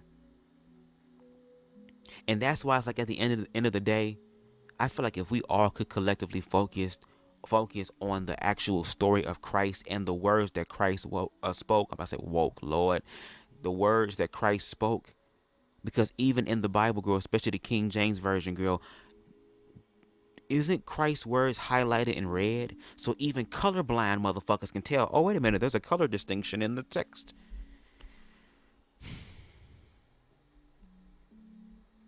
And the problem is a lot of Christians major in what Christ minored in, girl. And if I was looking down and saw that the team that's supposed to be representing me is on some bullshit, girl, why would I want to come back happily to this? I'm at least read a few of you bitches, girl. Then y'all couldn't at least make it nice for when I came back. I died for y'all. Y'all can't even do this, girl. Right? Christians don't own morality. First of all, right after God gave that free gift of salvation. Hold on, let me get. I didn't get a chance. Oh yeah, JT, to my bad, brother. I'm sorry. None of that means anything to me. So how do you tell me what's right and wrong? Okay, then, but I'm saying that's what he says. But he's still commanding me to love you, right? But I'm just speaking in regards to what you're not commanded. You have a choice on whether you want to love, because that's your free will. Are you making the choice to love? Because when the shit is real and it's true, I don't have to be commanded. I should genuinely want to do this of my own accord. I should be the one volunteering for this shit. I'm the one that when these situations come, I stand in the gap. And that's the real love that will connect to them, because it's like, I'm commanded to love you, but I'm also telling you that you're going to go to hell if you do this. But and I get it. Some Christians are saying, I don't want you to go to hell. I don't want you to burn.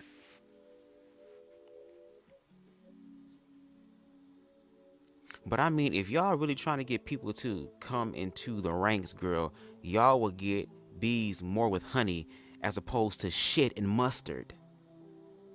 Because some of y'all application when it comes down to recruiting, girl, is horrible. It's atrocious. And Raw B just said it. If there's somebody that is hurting and is in need of love and some sort of representation to look to that can better their life, why don't you go ahead and let your light shine so bright that it inspires the little light that could, bitch? Like with Peter Pan, girl, when Tinkerbell got sick and they was asking us to clap our damn hands and shit to bring her ass back to life.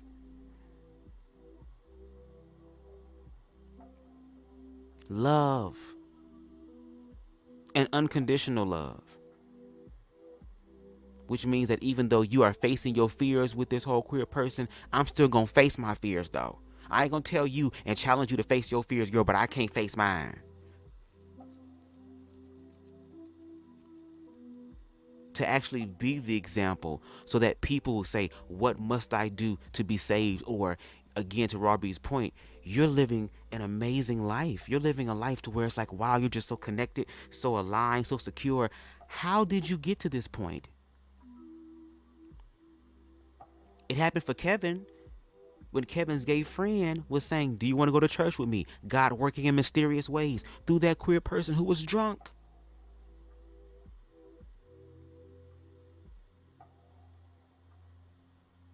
God, according to the narrative, didn't he say he'll make the rocks cry out? Didn't he make a motherfucking donkey a jackass talk, girl? So if he can make jackasses talk, girl, we all are connected and aligned in order to manifest that reality. And there are queer people who are connected to God in powerful ways, who are awakening other queer people to those things. But instead of y'all honoring them and lifting them up and learning from them, the ones who are aligning and showing up in their life in a better way, to where not only do you hear it, you feel it. Y'all rather focus on the negative aspect because that's what y'all believe about queerness at the root of it all. Y'all are just learning to somewhat be very decisive and covert with y'all fears by trying to cover the fears up with shit to say, nope, you're not, no girl, we see the great and powerful eyes. We see that the curtain is half closed. We see your ass talking in this shit. And we sitting here saying, excuse, we can see you. Yeah, you closed the shit back and you got louder and you pushed the button to produce more smoke and to make this big ass talking head look more evil and scary, girl. But you done fucked up my suspension of disbelief, girl. Because now I see that it's a motherfucker behind the scenes, girl, who's pitiful. So I guarantee if Christian people were to actually work on how they deliver the message and to actually tap into the Christ thing, which is love, I guarantee you the ranks and the rosters of church, it's kind of like if you have employees, if you treat your employees with love, with honesty, you see them as family. Even when their ass gets sick and damn, we're gonna have to pick up the slack, but you're such a good worker, damn it, okay, that's fine. If it's some shit that you need to do for me and you do it, like actual community.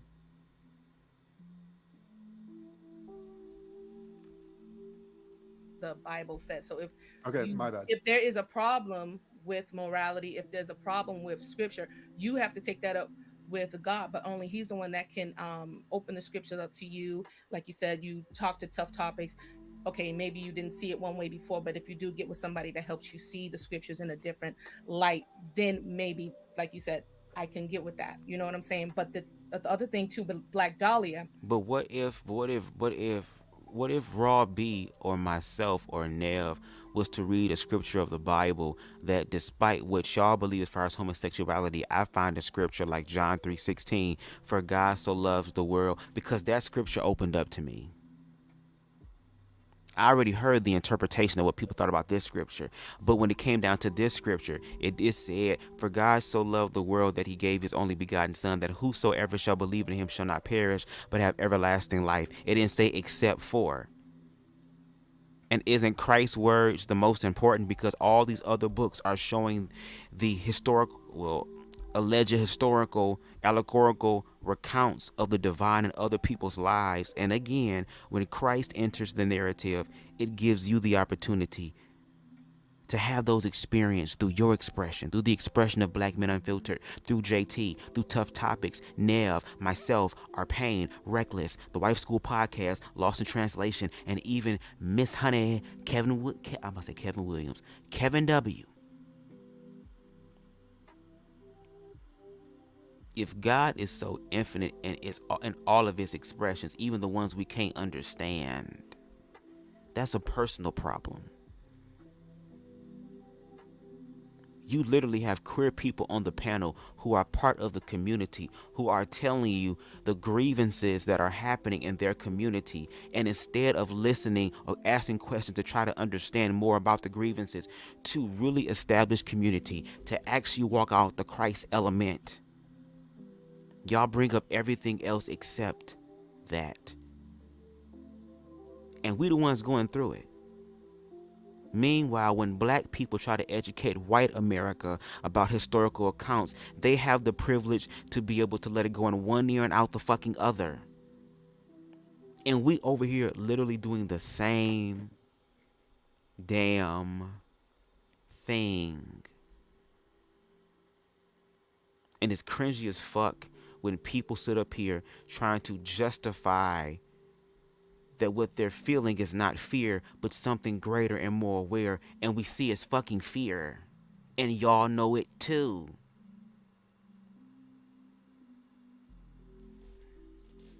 Which was very interesting, is that she talked about Christians and said that when you get before God or whatever you got to stand for him. But even God said, those that say, Lord, Lord, those that hold up their bottles of oil, he's going to say, depart from me. Because, I pray to you every day. No, you have no relationship with me. You can read your Bible all you want. You can put up scriptures all you want. But if you do not have a personal relationship with God, he's going to say, depart from me. And that's to the Christians too. That's to me too. So I'm going to be judged. So it's nothing about, I still believe in him. So, but if I'm not doing what I need to do, I'm going to be judged too. And what's happening is that they're just saying, why not focus on that?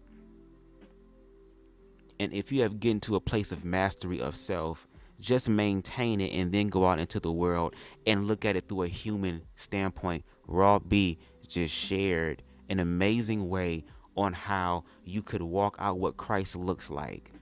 To love the sinner and not hate. To love the sinner and to hate the sin. To just simply love them.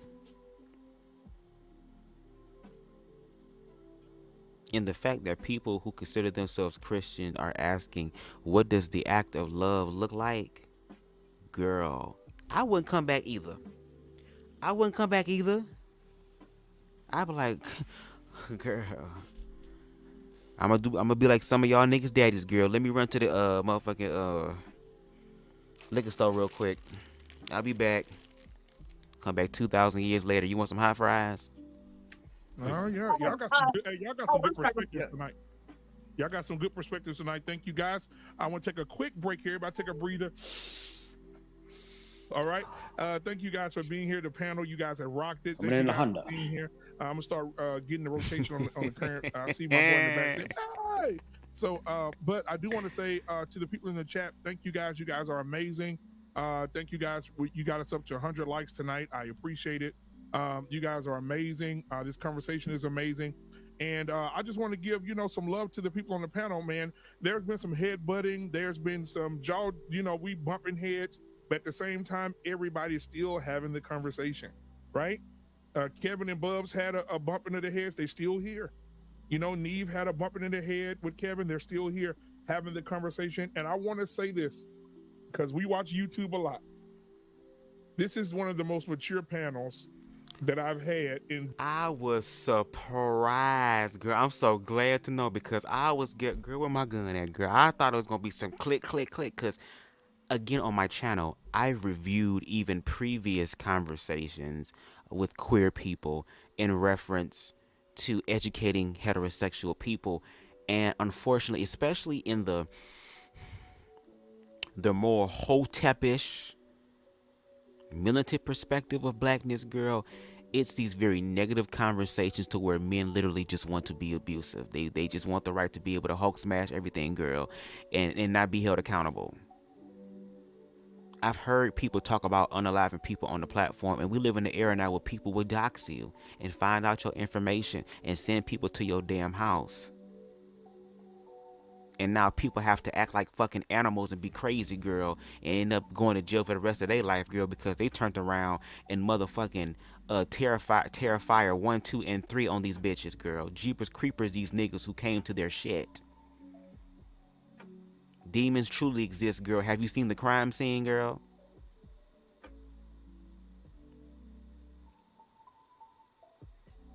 But the fact that it was mature, and I was grateful for that, especially the first time. But I know continuing this conversation is going to get more intense. And I'm just ready to get through the intense part. Like, that's guaranteed. That's a part of the system, of the situation. And unfortunately, that's the place where a lot of people get stuck at.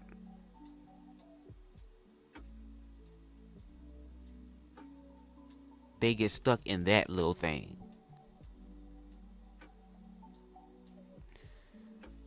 Disagreement ever. JT, you've been rocking. I don't know how long they're gonna last. Right, Man. JT been rocking with me for a while. Lost in Translation been rocking with me for a little bit. Bubz, you stupid.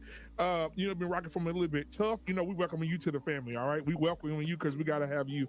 All right, your voice is needed. But beautifully animated. When we have a panel where people can bump heads, bring it back down, and bring it back in, people will listen, and that's why we have 102 likes.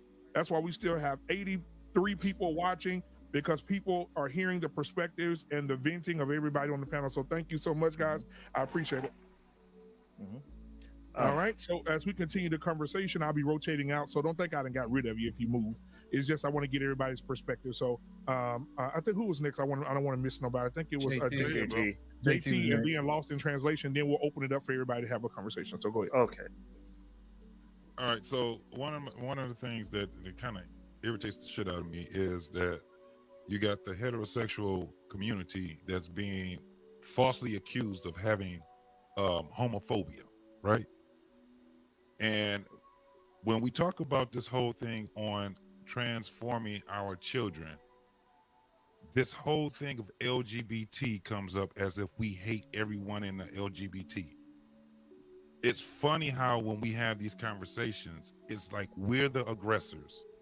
Yeah, there's some assholes that's out there. There's some ones that don't like that, that's going to publicly try to humiliate you if you're gay, queer, or whatever it is.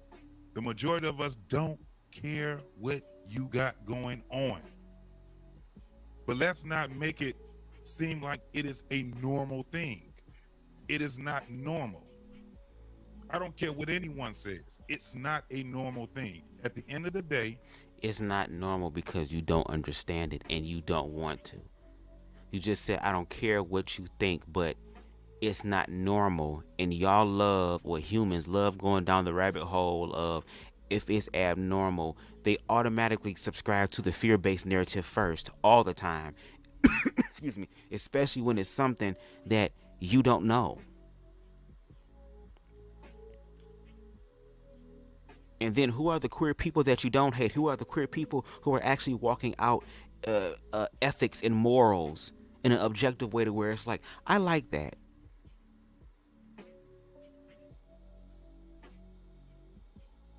And the issue is that y'all love throwing up the fact that it's not natural, even though Mother Nature has allowed it to happen.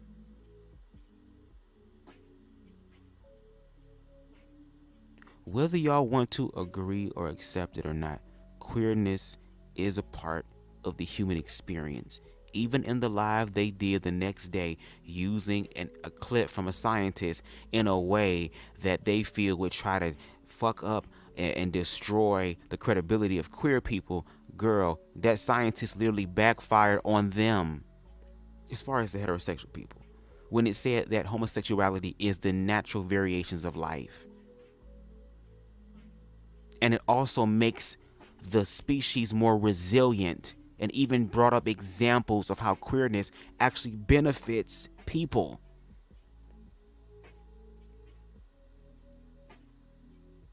But when she said that, girl, the same clip, the same receipt y'all used, girl, backfired on y'all. Then all of a sudden, girl, y'all was... That's what I'm saying. That's how we know it's queerphobia, because y'all think that because you're not putting your hands on us, not yet, overtly, because you ain't calling us a fag and all that shit, even though JT said on the live before this one, oh, well, and when we had that live, when we had them damn sissies on there, we had them two motherfucking eunuchs on there. That came out your mouth, JT. You said that. So again, for a person who has seen the panel and seen how y'all consciously talk about queer people. It's like y'all are so desperate to control the narrative about queerness because possibly y'all struggling and controlling y'all own narrative of what blackness looks like or what a black man looks like.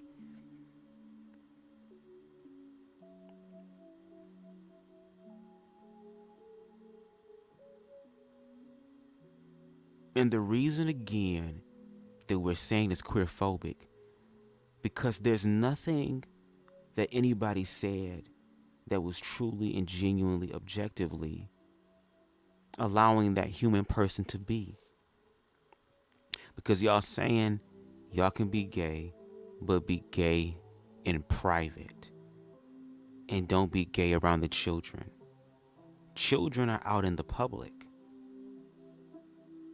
And then on top of that, I can understand if people are out here having sex publicly in very crowded public spaces, like we at the motherfucking 4th of July parade, girl, and it's motherfucking 2 niggas just banging it out in the background. Fuck me, that just being all vulgar and shit. Okay, yeah, that shit, get them.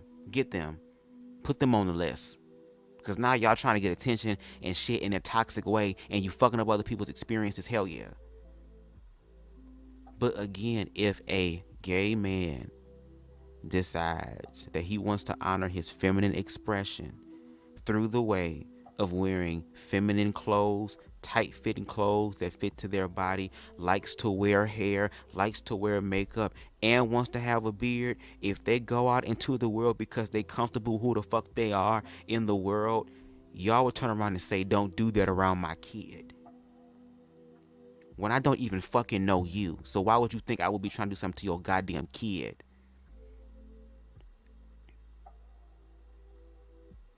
Now, are there some sick, twisted, perverted people who use the advancements of queer people and ride on the coattails of queer people to be the snake in the grass, girl, the extremists, to do the extremist shit? Because let's be real. When gay women go out, they know that when they go to a gay bar, girl, they're going to feel safe because ain't nobody trying to fuck them. And you even got women that's willing to put pussy on gay niggas and tell them all the time, hey, while they drunk and shit, oh, you just ain't had no good pussy yet. See, I'm good pussy pat, bitch. Okay, if I put this motherfucker on you, bitch, oh, you gonna be. But there are some heterosexual men who will go into gay clubs and pretend to be gay just so they can touch up on women's breasts. Because some women be so drunk, oh my God, my titties, you want to touch my titties? Have we forgotten the movie Love Boat with Cuba Gooding Jr. when he was pretending to be a gay man and to go on a gay cruise just so he could fuck this heterosexual woman because she was so fine and so beautiful and she was out here literally wanting to put her pussy on gay niggas and he was trying to, see, again, use gayness to get pussy. Do you see that?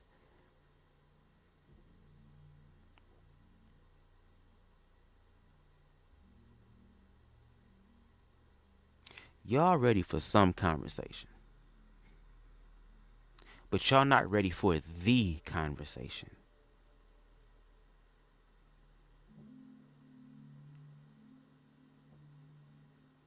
And that's where keeping it real goes wrong for a lot of y'all. Especially in regards to queerness. Because if a heterosexual person is going to sit up here and tell me, a queer person who's living the experience, what it's like to be queer, then I guess it's okay and safe to say, if we're going to be fair, that white people can sit up here and have their own perspective and opinion on blackness, and that be honored and seen as some sort of blind spot that black people are not looking into. Which is why in the realms to reparations, you have people saying, oh, you know, that was so long ago in the statute of limitations. So you're automatically acknowledging that you lied, that you did all this horrible shit, and that because it's past the statute of limitations, that, I mean, if it's 100-year limitation and we at year 99, then I could understand 99 and a half, but we over 100 years, it's been centuries ago, so, you know, we can't do this shit. Meanwhile, you have the biggest fupa of all, nigga, because you've been eating off of slave money.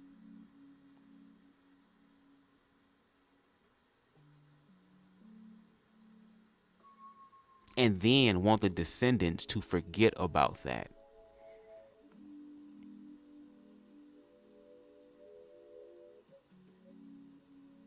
Instead of actually doing the right thing that hurts,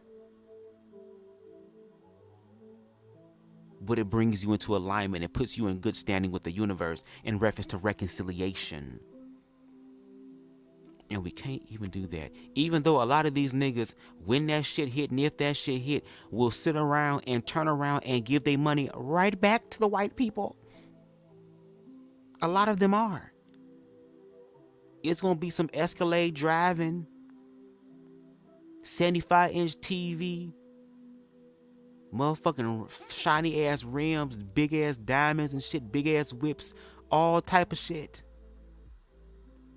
It's gonna be seafood boils every motherfucking night in the hood, bitch. Motherfuckers quit their goddamn job, bitch. Let me go ahead and live and breathe and figure out what I want to do. And to be honest, blackness would probably would flourish because now we're not in competition with each other.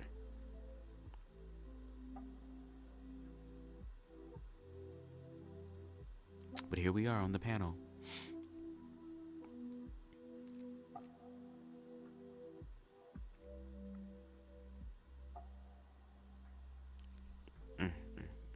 Me and a lot of these guys on this panel is going to say, there's woman, there's man. That's just what it is. Those are the principles. Family comes first. One of the reasons why we have infiltration into our families is because in the heterosexual community, the man and the woman don't get along. And it's been trickled down from generation to generation to generation. So why don't they get along is the question. Since we're going down this rabbit hole, let's try to get to the root issue. You just stated and said that because there is this miscommunication between the black man and the black woman, and there's no unity going on there, that other insidious influences can come into play now, such as feminism, such as women hating men, such as homosexuality and the effeminization of men. If you know that, then why isn't so by that logic, don't you think that all of these other symptoms that are coming in, like homosexuality and all this other stuff, would cease to exist if the man and woman get their shit together?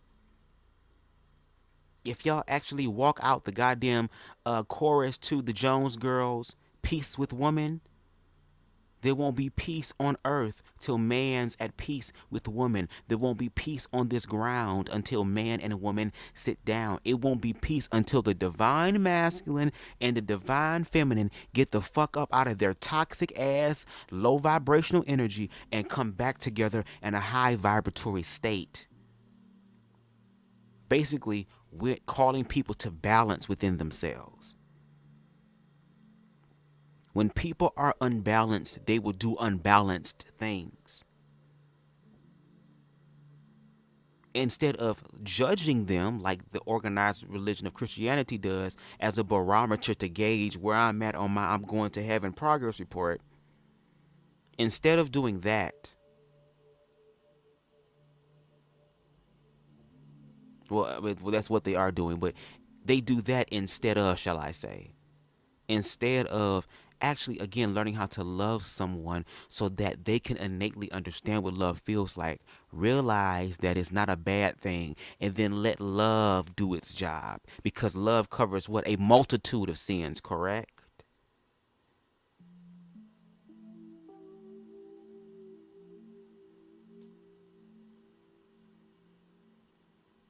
Apply love to yourself and you'll be able to see the wonders and the signs, and then be able to help people get into alignment to where they can see the signs and wonders in their own life. You know, kind of like how Christ in the narrative did.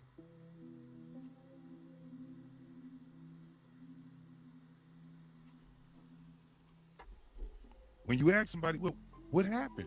Why we just can't get along? That's simple. It's been passed down. It's been passed down. These are things that get us to a point where we're conditioned to be who we are. So then when we start seeing extra things when it comes down to men trying to be women, women trying to be men. We don't care if you a man or if you're trying to be a man and you're a woman, or a woman and you're trying to be a man. We don't care about that. What we care about is that you're trying to make it normal and you're trying to recruit. I don't care what anybody say. I see it. If recruit how?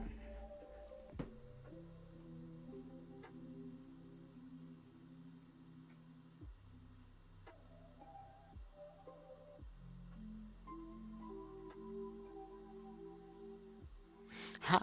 Explain to me what the recruiting. You say you see it, so tell me, show me what you see. Help me look at it through your lens, bruh. If that wasn't the case, then we would not have schools. We would not have all these doggone commercials that infiltrate, try to make this thing look like it's a normal thing. It is not. It is 100% unique when it comes down to that. But to look at us because we have an opinion as, well, you guys are homophobic, or you're not making us feel like we are part of the community. You have your own community. We don't really care. But once you start putting this stuff in legislation and you start putting this stuff into these institutions, that schools are, by the way, folks, community things. And there are queer people in the community. See, that's the thing, y'all. Just like how white supremacy in the system has looked and made black people, and even said in legislation, sir, that black people were third of a person. That same ideology is the same ideology that y'all are pouring on queer people, because for some reason queerness is just, it's unique in reference to it deserves all the judgment. And it's not normal. It's not normal to you, and that's okay because you're not queer. Nobody is asking any of y'all to live the queer existence. It's enough shit going on in queerness, just like it's enough shit going on in all of our fucking communities. You just sat up here and talk about man and woman.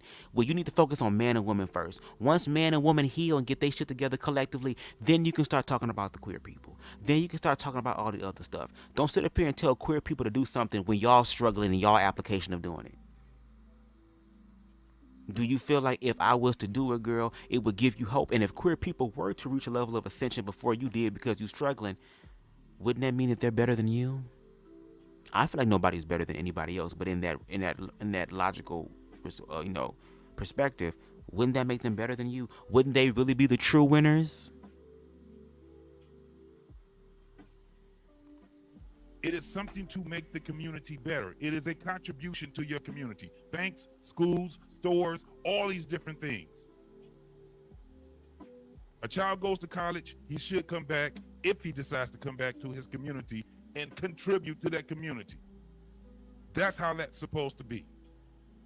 I don't have a problem with Neve. I don't have a problem with anyone. I don't have a problem with, and this is me just looking at you guys. I don't know y'all. I don't have a problem with you.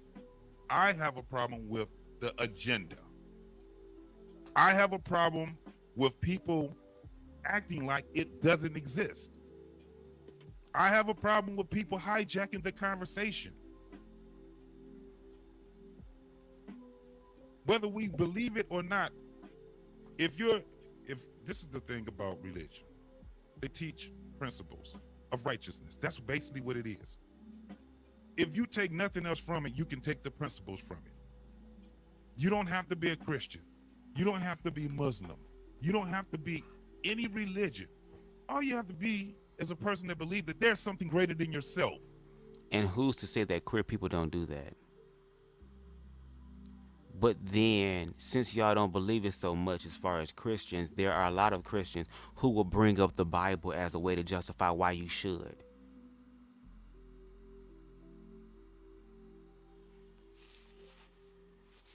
Like, that's what people mean when they say and they speak about double speaking. Like, when you actually walk these things out and you do it in application and you are consistent to where it's becoming a part of your everyday life now, you start to do things just naturally. So starting to love people naturally is an occurrence because I now understand what that feels like for myself. But then when people like Saucy Santana walk in their confidence, which you don't understand and automatically demonize. When Billy Porter walks in their righteousness and what their true expression of their best life is, and y'all internalize it as something or interpret it as something negative. That's what y'all do. You're already saying it's not natural. You don't want it around the kids, even though, again, y'all are forgetting to realize that there are queer children as well. So your children are going to even be around queer children.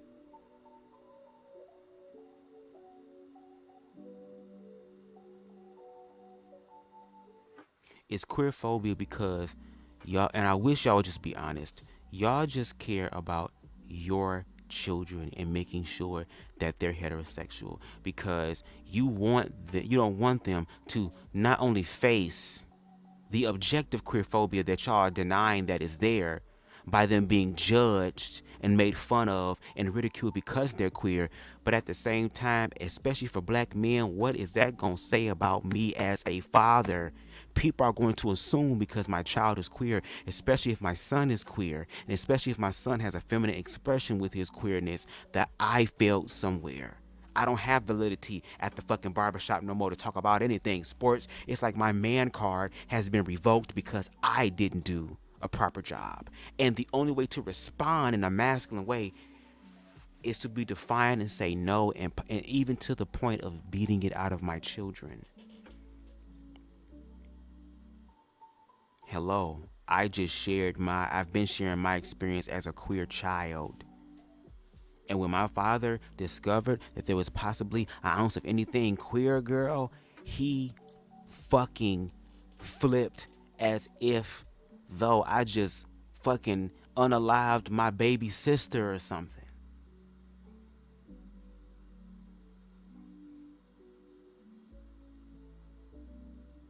And I've never seen him act like that. He's much better now, y'all. He got over the hump. He is transformed. He is definitely an aligned individual. But during that time, especially under the hypnotic spell of organized religion, if your son was gay, baby, my father low-key had a nervous breakdown when he found out that I was gay.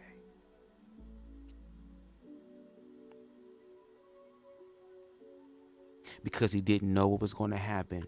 But the only inkling of things that he would probably know is that my son is going to have AIDS. My son's going to be a whore. My son probably likes dicks all in his ass. My son is going to do some feminine shit. And now I got to hear motherfuckers from church coming up to me talking about they saw your son and all this type of shit, your son. Am I going to be able to be a credible deacon? Are they going to sit me down from the deacon's board?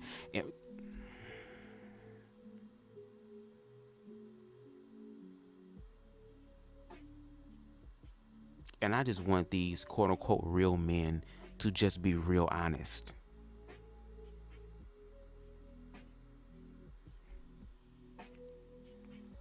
Right now, what we have is a bunch of people that think it's just about them. When we're talking about children, women and men, creating children, I don't care what y'all say. Our children as men, we look at with pride. You know how good it feels to have a child that looks like you, acts like you? It's like a replication of you. But it's not you.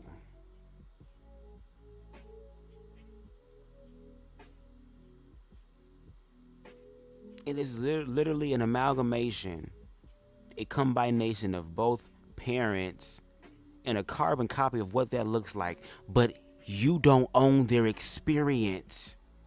You don't own their viewpoint. You don't own their life. Yes, you were the conduits to bring them life, but goddamn it, now they got to live the motherfucker. Even after you're gone. So maybe y'all should try to stop living vicariously through your goddamn children and let your children be who they are and love them anyway.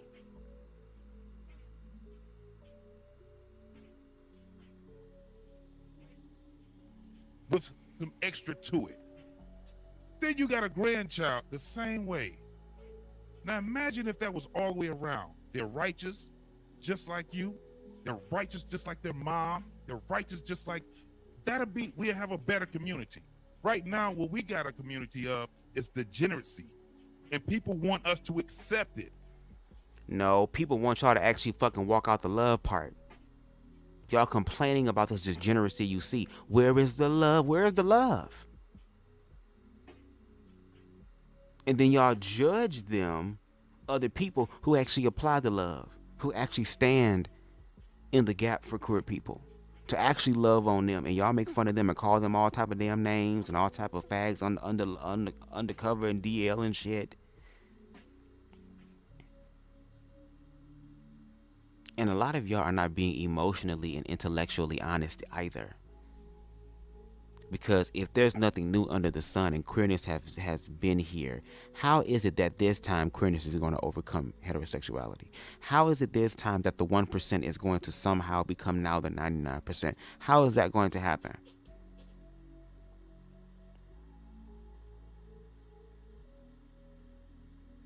Because of a motherfucking manifesto? If manifestos had that much power, well, bitch, I think we all need to all personally write down our own manifestos and read that shit as affirmations every day. And hell yeah, come out with a goddamn black manifesto. How about that? Instead of complaining about these other manifestos, why don't we put our energy in working on our own?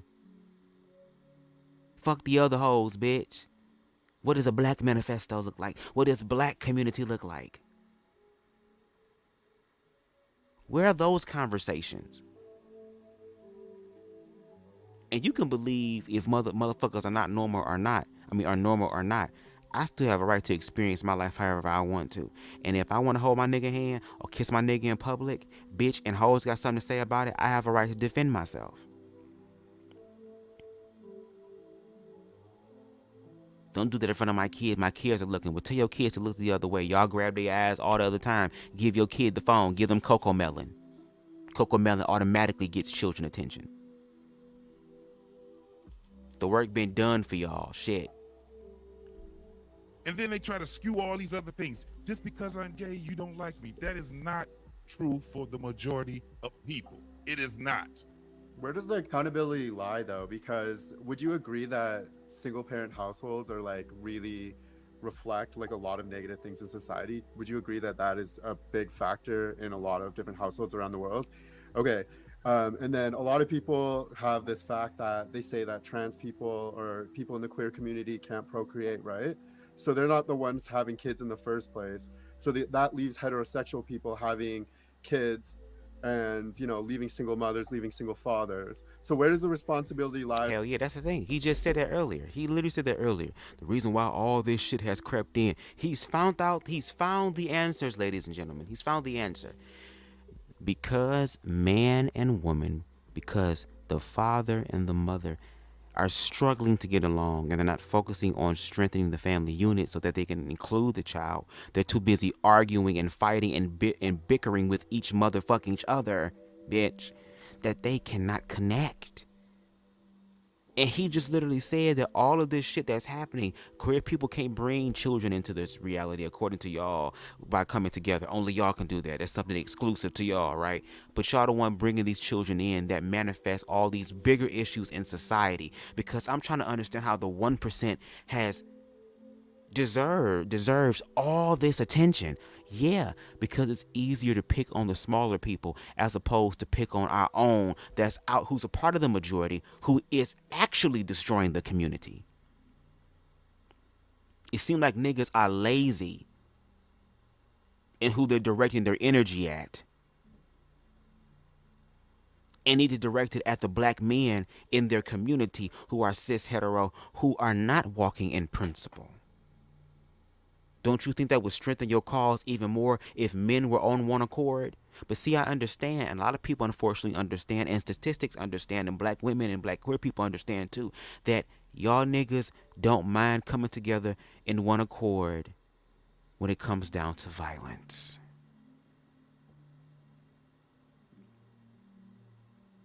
Because y'all aren't the only black men who have explored the possibilities of reprimanding your wife like she is your child by hitting her.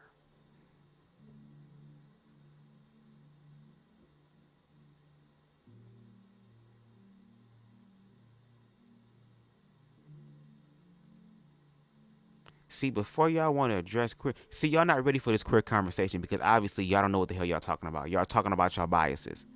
Y'all want to sound smart and sound intellectual. Oh, well, according to what scientists says and doctor says, and I have the receipts, and I have all this shit, and I have the Bible, and then all that shit is critiqued in such a way and elaborated on in such a way to where we see the holes in y'all logic. So now y'all start just telling us the truth. Y'all start telling us about how you personally feel.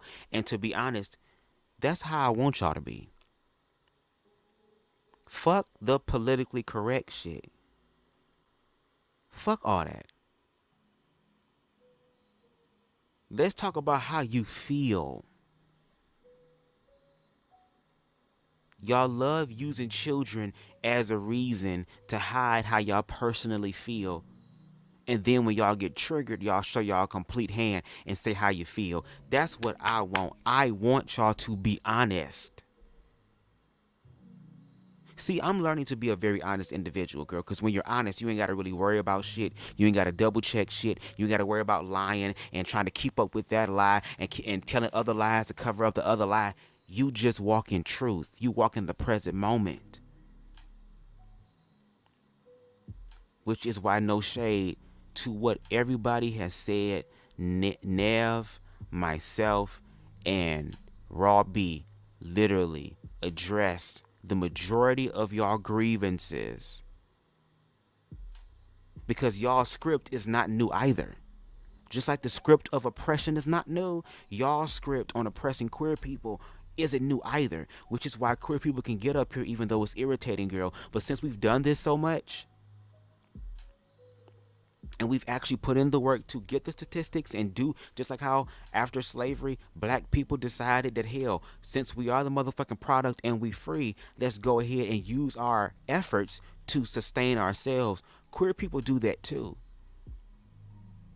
So now that you have two queer people, with three at the time, queer, I don't know if Raw B is trans or not, if they're not, or lesbian. I haven't watched them yet. I will. I just subscribed to them minutes ago, but both Nev, Raw B, and myself literally surmised all of the grievances, or the majority of grievances, that heterosexual people have against queer people, and talked about, okay, where's the resolution part at?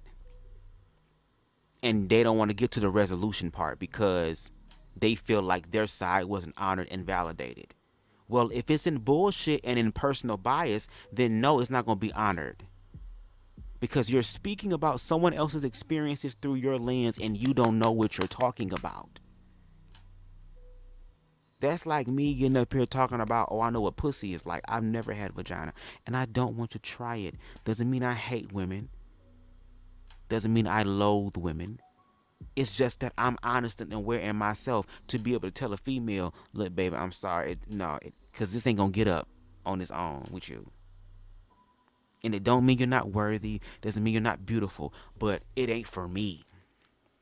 And that's okay. I want you to get what's yours, just like I'm going to get what's mine.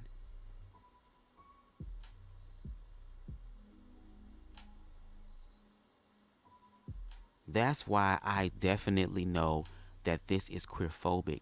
And again, using children as a shield. Using religion and the indoctrination on how to use the Bible as a shield. You can't use Mother Nature in the natural word as a shield, because as we see, queerness is naturally happening.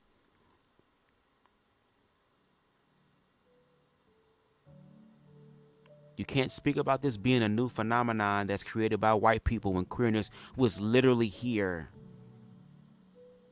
before any of y'all granddaddies was here and great granddaddies was here. There is evidence now for you to be educated, and we see there are people who don't, because again, I don't know if it's because if you accept this, then you be questioning your identity and your walk and your faith with Christ. Because again, a lot of Christian people, not all, but a lot of Christian people use the Bible and verses against other people to be like, oh, I'm better than you. At least I'm not doing this. We see it all the time. We hear it all the time. Mother Frances Kelly, old ass in the Kojic church, has an innate hatred for queer people. She call them sissies and faggots. And again, we listen to what y'all will be coming out y'all mouth. Have y'all forgotten that y'all be saying this shit on public platforms that is recorded, that can be watched in the future?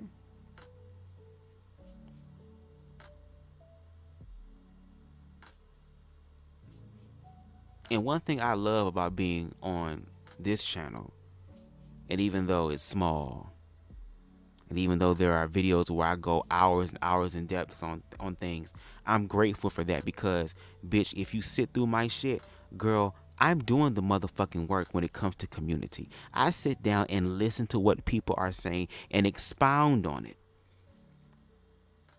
A troll is not going to want to talk to you. A troll is not going to want to find a common ground. A troll is not going to want to build some sort of camaraderie or community. They don't want that. A troll only comes in to steal, kill, and destroy, cause discourse, and all that type of shit. And y'all are afraid of queer people who also have something to contribute to the overall conversation because they're queer.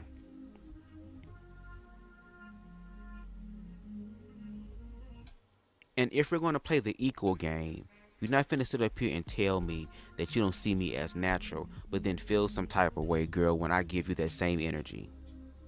I mean, wouldn't that be right? Wouldn't that be just? Well, two wrongs don't make a right. Well, the fact that you say that you're inadvertently acknowledging that you were wrong and you were wrong first, but girl, that's the simplistic part of math. What is a negative times a negative? Exactly. It depends on how you look at it. The fuck? In the heterosexual community, all day, for the sorts of family, for the queer community that you seem to paint in such a negative light. Where's the accountability on your side of things outside of God? And yeah, because you believe it's not natural and it's weird. And again, we understand psychologically what people do with weird stuff. Hello. I don't know, were some of you niggas bullies when you grew up? I feel like that's a question I want to ask some of y'all. Did y'all, what was some queerphobic shit that you done in your past? Did you bully somebody who was gay? I would love to know. Because when you say, oh, they're not natural, you're already adding a negative, weird kind of offset type of goddamn energy and vibe and narrative about queer people, and then you're saying they're coming for the children as if though they're going to take them away. For any parent who really is a parent, that incites fear, so of course they're going to protect their children by all costs, but they're using queer people literally as collateral. For the Christian people, again, over in Uganda, and recently there were 2 people in Uganda who were arrested for the first time after that bill has been enacted. But over in Uganda, if you are queer and you don't submit to ex-gay, you either have to live in the shadows, in the closet, and you better hope and pray nobody finds out, or face death and imprisonment.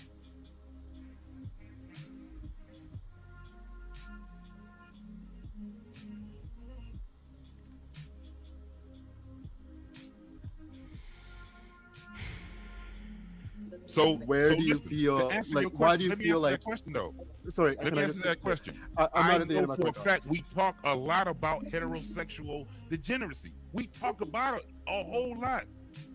We hold men and women accountable. Tonight, we're talking about a different topic.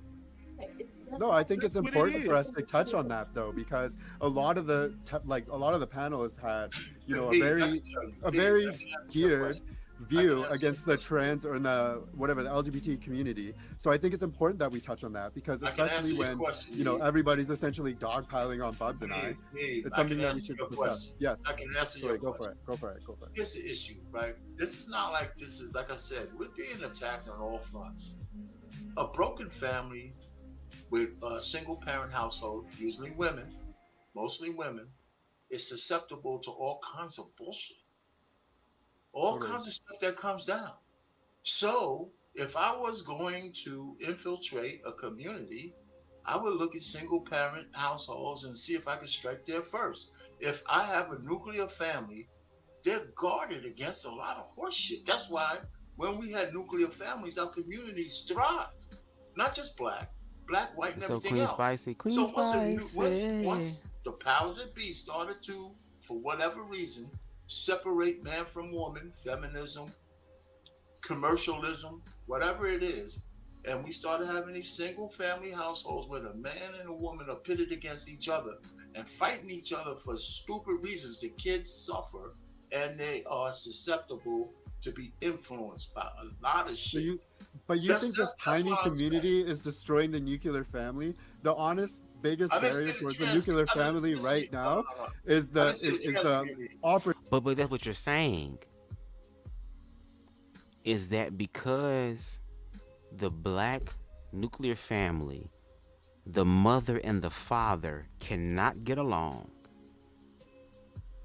or the mother has to now take care of the responsibility that she alone did not create, that because of that, it leaves them more open and vulnerable for other nefarious things to come into the situation, such as homosexuality and transness. Because when it comes out of trans people, the only thing that y'all have been saying and been thinking about is cutting off of private parts.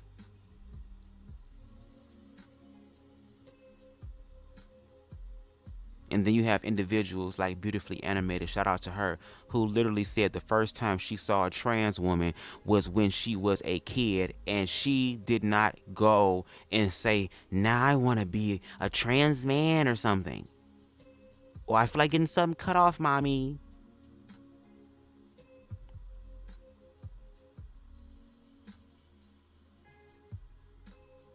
You're literally saying, without even being aware of it, because it's fear-based, y'all don't clearly see it, you're literally saying that because y'all not doing y'all job, that it's opening up doorways for homosexuality and what you consider to be other degenerate, decadent type of behaviors to manifest in the children. And again, if you know what the main issue is, why are you addressing what you would consider to be the symptoms as opposed to addressing the main motherfucking root issue, which means that maybe you need to figure out what the hell is going on between you and your wife?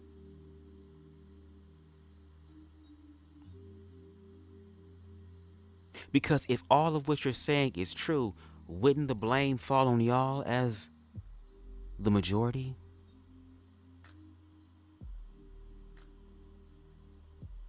Doesn't that admit that you as a black man and she as a black woman, that y'all both failed at y'all talk about protecting the children, but yet there are some people who are heterosexual who are failing to protect the children because they're trying to get back at each other.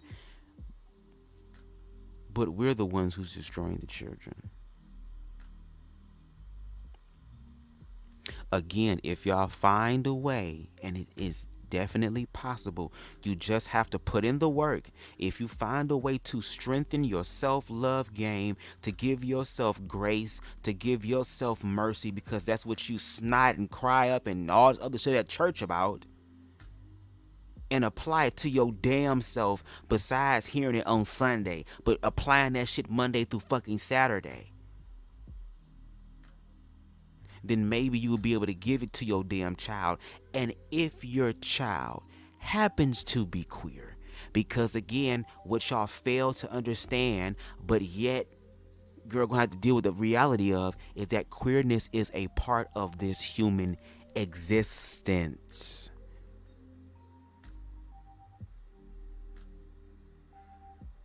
So if your child happens to be queer, how are you as this strong family unit going to love on your child who has to live in a society where the majority at large, girl, we see it covertly, believe this about queer people?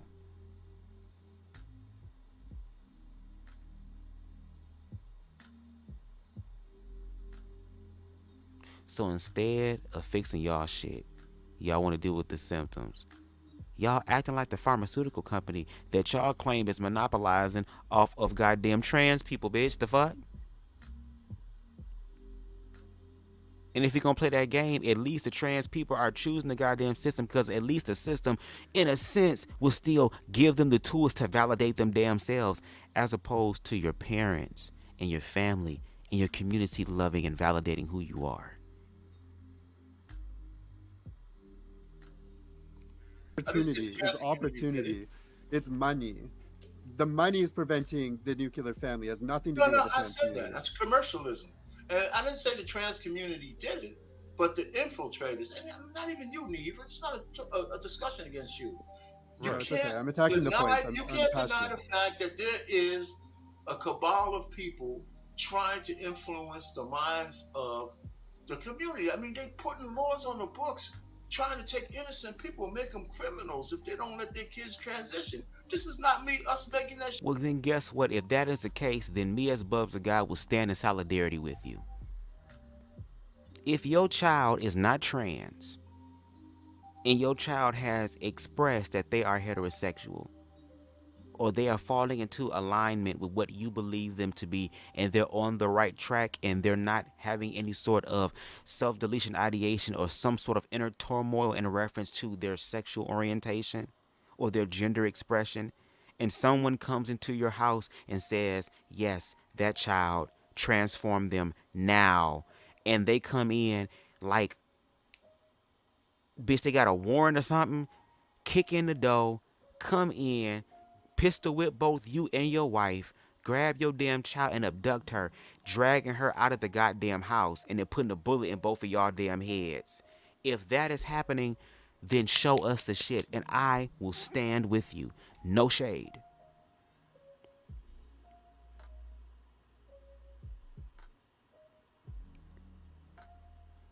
And I'm going to say this, ignorantly speaking, let's look at it this way.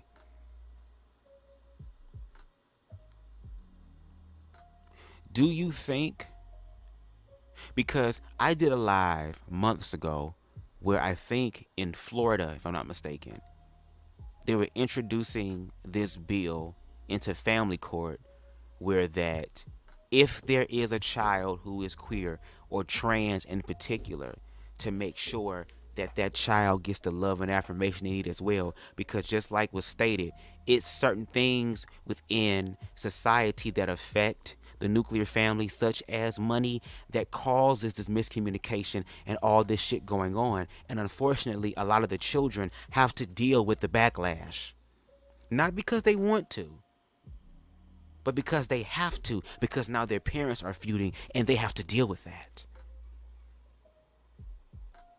But to just simply say, hey, if there's a person who is trans and we're talking about who would be good for the be good as far as a proper guardian for the family or for the child, if the child is just including, girl, if the child happens to be trans,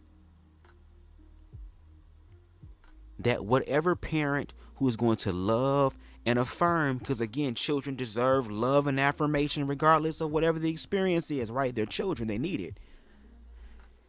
That whatever parent is loving and affirming of the trans child, it will go to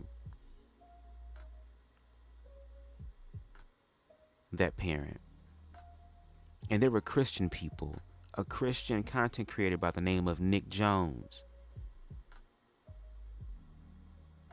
8004. That's Mike Jones, sorry. Nick Jones, who the person that helped co-write the bill, they were trying to say because this individual was friends and has a favorite drag queen group by the name of the Sisters of Perpetual Indulgence or something like that, and because they are more alternative in their expressions and they also are outside of the goddamn box with their expressions and stuff like that, the Christian people, he literally took that whole narrative and tried to wrap it through the lens of Christianity to say these are demons and they're worshiping demons and oh my God, it's happening right in front of you and all this stuff. Meanwhile, factually speaking, these people, these drag queens, these drag queen groups and troops and shit, they actually were able to raise thousands of dollars to donate to the community to help low income housing individuals and homeless people to have their own tiny homes where it's put on church property so that the church won't get taxed for it. So they actually use their money to help benefit the community. And because they're drag queens and they're operating in their own spaces, automatically you get to control the narrative about them being demonic and wanting to go after your children. It's like y'all have so much of this imagination when it comes down to the lives of other people. If y'all simply could just take some of that energy and apply it to your goddamn self, oh my God. Shit up here, right? I mean, if I'm a heterosexual, let me put it to you this way. There's no heterosexual law on the books that says if a gay person wants to be gay and they have a same-sex marriage, but if they don't allow their kids to be straight, they're not going to jail.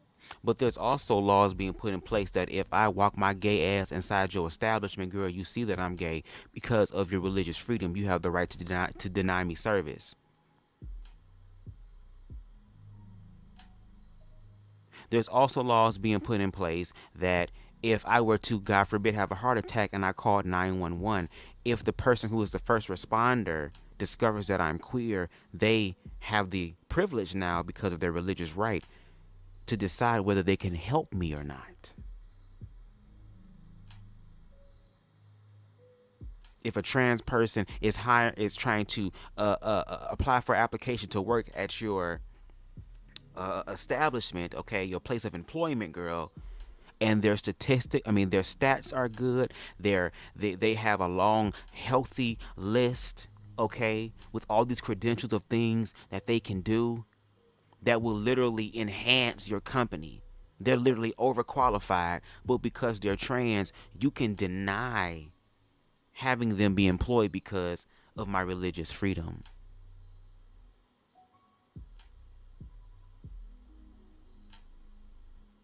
And if you look over in Uganda, they're literally allowing and sanctioning the witch hunt against queer people with imprisonment and, in extreme lengths, execution.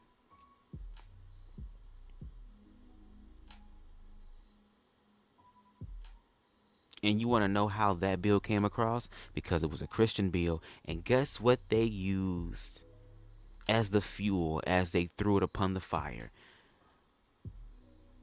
That they're coming for your children. Look at America.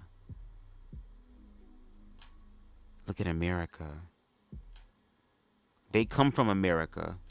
So the people over there think they're speaking with validity, but they're speaking with vitriol and hatred. And now the queer people of Uganda have to now suffer. The innocent queer people of Uganda have to suffer. And ain't none of y'all, from what I know as of now, have done any sort of live speaking on it. If anything, I feel like some of you motherfuckers wish that shit would come here. And I would be a fool to not believe that it's not possible, because what I'm realizing is that anything is possible. Nobody's going to stop them from doing that. So all I'm just trying to say is it's not just a one thing. It's a complete annihilation of the way we live. And that's how civilizations fall. That's how we fall from the inside. Nobody's kicking America's ass from the outside. We can blow up the world 1,000 times over. Our destruction is going to come from inside. I'll land it there. Bad. Neve, to your point about the, you were saying the accountability of the heterosexual community. Once again, just as you probably already heard me say earlier, because you were saying you agree with some of my points, I always hold everyone's feet to the fire. So like Mr. R. Payne was just saying, in the Black community specifically, a huge problem we have is with single parent households. We're up to nearly 80% single parent household. And of course, we know the majority of those are single mother led. Now, this is not an indictment on women, period. Women have a divine role in the world. But the issue is that we are always operating outside of that role. And you mentioned earlier, well, hey, guys, some of these conversations you're having don't really relate, or they're not resonating with me because I'm not a religious person. And I'm not sure who it was that rebutted that by saying, well, you can just be based and principled, and it doesn't necessarily have to do with religion at all. Well, I said that, so. Oh, okay. Well, yes. So I'm saying, but the issue with that becomes, though, is if everybody, let's say there's upwards of 300, maybe nearly 300 million people in the United States, are we going to think, we're going to take the moral, basically the thoughts of 300 million people? You can't run a society that way. You know what I'm saying? There has to be some baseline of something. And this country, I think in a democracy you can. Well, but the thing is, though, this country is actually not a democracy, it's a republic. But that's the issue. Maybe it should be a democracy.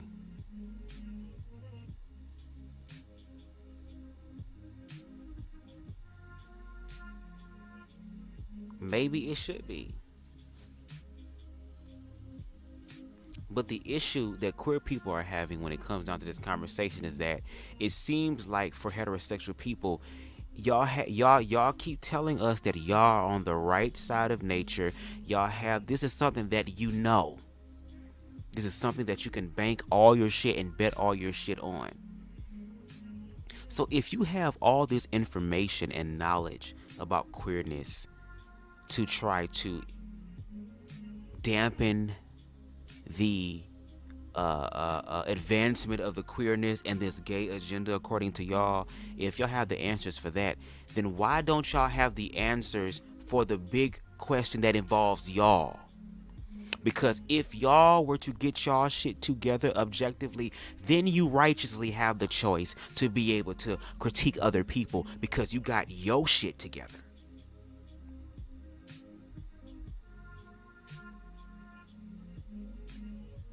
And wouldn't it be hypocritical for you to try to tell me how to get my shit together, but yet you struggling in your own application? And I get it, we're all human. We're all going to be struggling in some way, form, or fashion. But don't you think instead of trying to tell a motherfucker what they should do and then you trying to figure out what you're trying to do, how about y'all talk to each other, share y'all experiences, and uplift and encourage each other in those moments where you need them so y'all both can grow in y'all own way, but through love.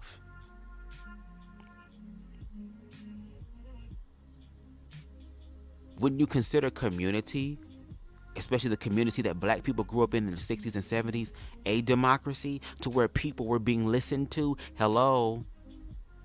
Motherfuckers was talking about spaceships and Earth, Wind, and Fire, was talking about pyramids and shit, and all this good-ass music came out, and motherfuckers was smoking hella goddamn weed and shit and was rocking their afros. There was this monolithic building of blackness.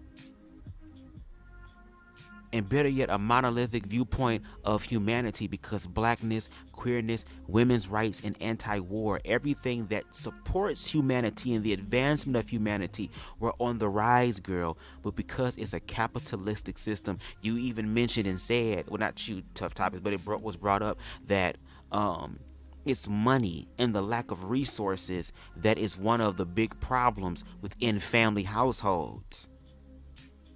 Because a lot of men feel that if they can't provide financially, and with the Bible, a man doesn't work, he doesn't eat. So because they're struggling in application to bring in money to provide for the family, that can be a lot of pressure on him. But that's why community is important, so that guess what? If your ass is struggling, that's okay. Auntie and Big Mama down the street, they're able to help you. Baby, you've been working all day, you tired, girl, let me cook for them cheering.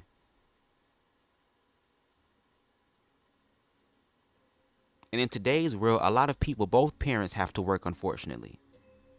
Especially those under the poverty line.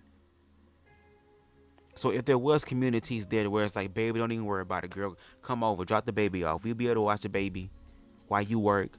Or hell, mommy and daddy need a motherfucking weekend off. Drop them off. We'll take care of them. Like, where is that community?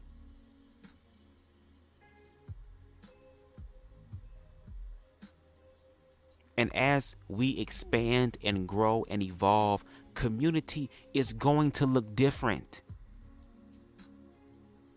We all have to face the fear of what the fuck it look like and actually see what it is, actually. That's a fallacy. But another thing is too, though, is if we have, this country is a Judeo-Christian based nation. I'm kind of on the camp of, if you're in this country, you kind of have to accept that some of our basic laws are based in that. They are based in Judaism and Christianity. And I think that's a fallacy as well. But where is the separation of church and state, though?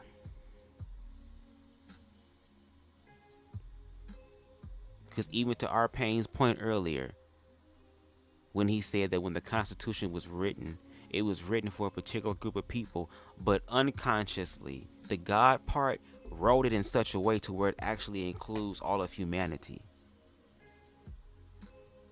So if this is a Judeo-Christian nation, to what Ms. Tough Topics is saying, then what about the laws of religious freedom that a lot of Christians like to throw up? It's my religious right. Okay, but guess what? This is America, and it's not just your religion. This is a melting pot of different religions.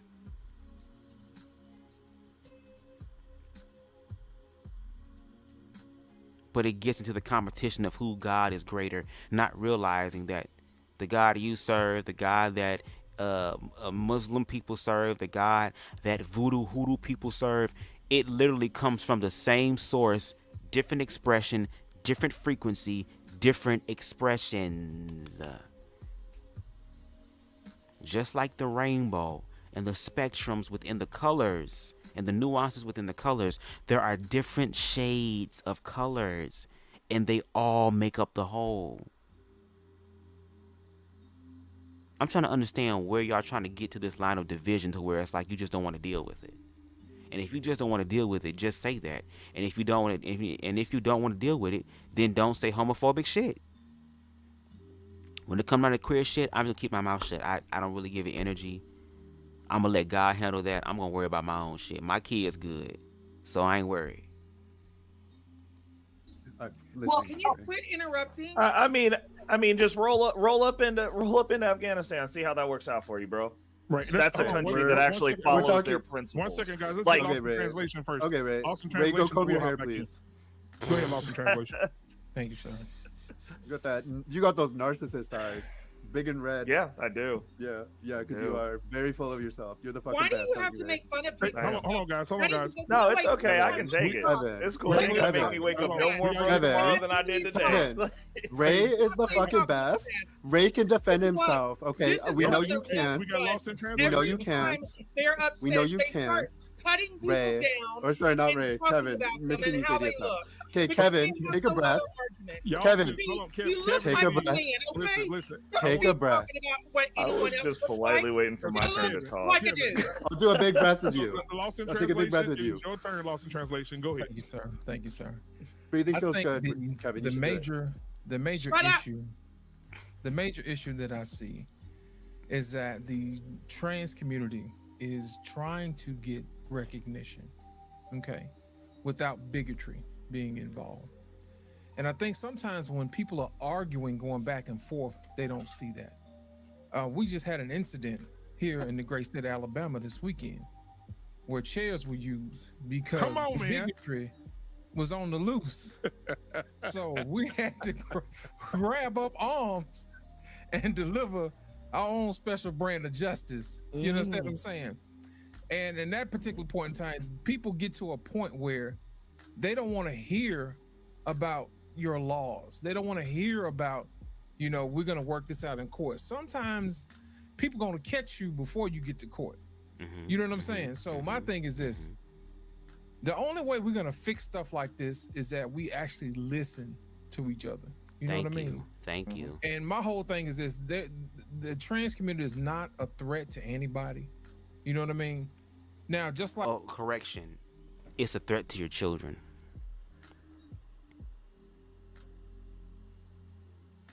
I'm sorry. That is what y'all keep telling us. Be who you are. Be who you are. But do that behind closed doors and not in front of my kids. So do we really not feel like they're a threat, or are they a threat? Like in any organization, there is always bad players. You understand what I'm saying? Just like we have bad players in the hood, we have bad players on Capitol Hill. We have bad players everywhere. Yep. And I think Vaughn put it up earlier. He said we wrestle not with flesh and blood, but with principalities and folks in dark places. So it really doesn't matter whether or not this person is trans, this person is black, this person is white. It's about ideals and those particular people who are trying to perpetuate foolishness. You know what I mean? I'm pretty sure these panelists up here are not going down to somebody's school and saying, hey, do this, that, and the other. That is actually supposed to be an issue that the parents teach their children, because the parents actually are the ones who teach your kids, hey, this is how we operate and this is what we do. We don't treat people different just because they're different, because you wouldn't want anybody else to treat you different because you're different. You see what I'm saying? So my whole thing is this: you have to make sure that you figure out exactly what's going on without trying to condemn other people. Let people be. You know what I'm saying? Don't worry about what they're doing. You know what I mean? Do what they got to do. But at the same time, you still have to be vigilant. You know what I mean? And make sure that people aren't trying to shoehorn in certain things when you're not looking. You know what I mean? They'll pass bills when you're not looking. Those things are real. And if we can get past the arguing with each other, we can actually see exactly what's going on. And if you think about it, and that's the goal, because again, that's what I'm saying, we're all oppressed by the system. They're having us, anytime people who are ascending it, whenever there's a level of ascension, because people are going to ascend, the system already tries to find a way to capitalize off of that, to knock down the shit and make money at the same time. That's their stilo, that's their game.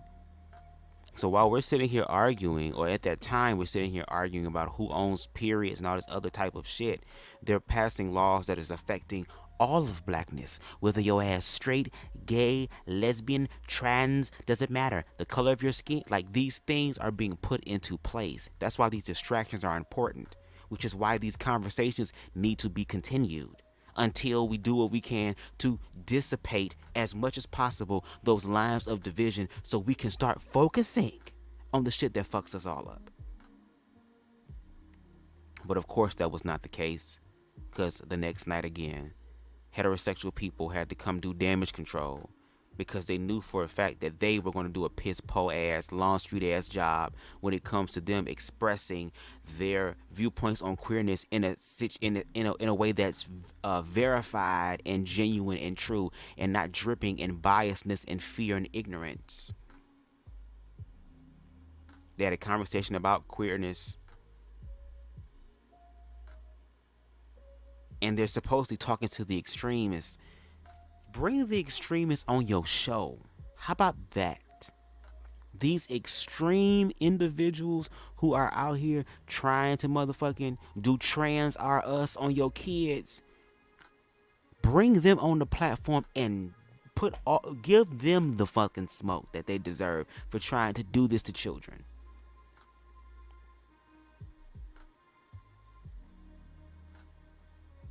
Because if we're talking about community, then let's focus with the motherfuckers who want to build the community, who want to dissipate the fear, who want to be inclusive and included. But then you have people who are going to try to do the best they can to be like, bitch, I don't want to be too included. And again, for the men on this panel, look, in the words of Miss Pearl, shut up, bitch. I know somebody like it, because somebody like my short leprechaun ass. Okay? But I'm letting you know, and I feel like I need to keep saying this, and I will have to, unfortunately. Just like how heterosexual men, when they say some shit that they feel is zesty, they say pause. Well, I'm going to do the gay version of that. I want y'all to understand that I'm hitting pause with y'all. It's been paused since y'all walked in the room. There is nothing that any of these men on this panel and on that platform can do for me sexually. Okay? Please don't flatter yourself, because that's on the grounds of getting you cussed the fuck out real good to think that I would ever. Girl, at this motherfucking point.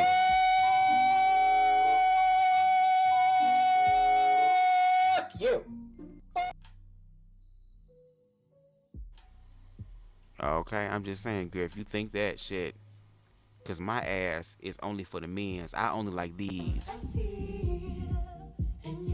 This is for faggots. Okay? I like other faggots. It costs money to put in special bathrooms. Who's getting paid from that? Contractors and constructors. They don't care if these people are gay or bi. Correct. They're going to put them bathrooms in and they're going to get paid. Hell and they're going to go feed their family. Hell they don't yeah. care. Mm-hmm. You know what I'm saying? Mm-hmm. And then on top of that, when they say, hey, we're going to bring up the new education and this, that, and the other in the school system, we're going to need new books. Well, guess who's benefiting from the books? Those people never get talked about. Those people who have the contracts for the new books, those are the people you need to think about. You see what I'm saying? Yeah. Follow the money. Yeah. You know what I'm saying? That's all you have to do. Follow the money, and you'll find out where the BS is. Mm-hmm. So I say this to say this, and I'll wrap it up and I'll land the plane. Y'all, we got to do better. Yes. You know what I mean? As a people, we really do. You know what I mean? We shouldn't be beating each other up because we're different. Because I wouldn't want anybody else to do me like that as well. And that's all I got to say. Yep. All right, appreciate that. Lost in translation. Appreciate that. Appreciate you, brother. All right. And so I just want to. Kevin wanted to say something. Yeah, Kevin wanted to say something. So I want Kevin to speak. The token white person, the only white person on the panel. I wanted to speak. Thank you. Go ahead. So I have a lot to say. Now, I would appreciate no one interrupts me, and I would appreciate that the host would mute Neve or whatever that person's name is, because I just know don't say anything dumb and we'll hear you out. I know it's going to interrupt me. It is going to interrupt me, so I would just rather not even have to deal with it. So we can get to you know what? I can mute myself. I can mute myself. So we can get to the last part of the show, so we can get all you guys out of here. Okay. We'll all mute while you say what you have to say. I have stayed here. I've stayed here I was not planning on staying here for the whole show, first of all. Okay, thank you. I appreciate it. I typically get paid to do this. So I'm just saying, I'm doing it for free. Right. Because you invited me here. Absolutely. Okay, so, girl, that Karen energy said, hold on, bitch, wait a minute. That's the one thing about Kevin, girl. He will use his privilege, bitch. Hold on now. Now I'm trying to help y'all niggas out, okay? Because y'all over here talking about white people and shit, bitch. Okay, the only token white person, bitch. I'm helping you hoes out because normally I get paid for this shit, bitch. I'm helping you goddamn gorilla-faced ass niggas out, okay? Girl, and you won't be back. To the boss girl, sperm donors can definitely donate sperm, whatever, artificial insemination, but that's playing God, and we ain't gonna play God. We are literally small gods. What do you mean? Two human beings coming together and procreating and bringing forth life. That's some God shit. Being able to take things out of the ethers and manifest them in this physical reality. That's God shit. And if you read the book, especially the narrative of Christ, when Christ was doing healings and shit, Christ continuously was looking at his disciples and saying, why are you always marveling at the works that I do? Do you not know that you can go forth and do the exact same thing as me and even do greater works than me? So in a sense, we are playing God. It's when we're playing God in a destructive way where we're trying to monopolize and create people to have control over them, as opposed to coming together, honoring ourselves, honoring our partner, and then when the children comes into play, to be able to honor them. Because again, love is fluid.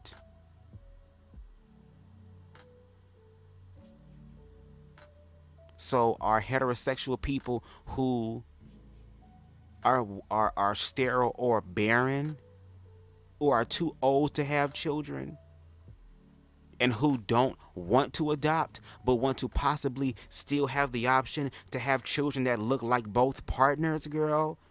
Are you saying that they're also playing God in a negative way? Because heterosexual people also do surrogacy too.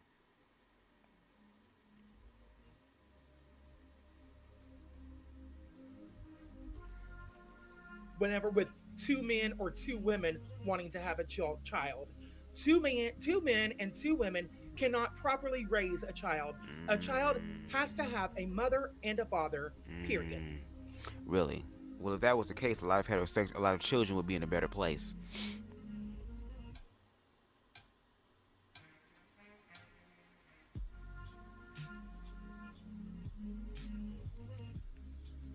If having both a mother and a father was imperative for children to actually manifest and self-actualize, then why is it that there are a lot of children who don't self-actualize? Who still become addicted to drugs, who still become addicted to alcohol, who still becomes addicted to sex?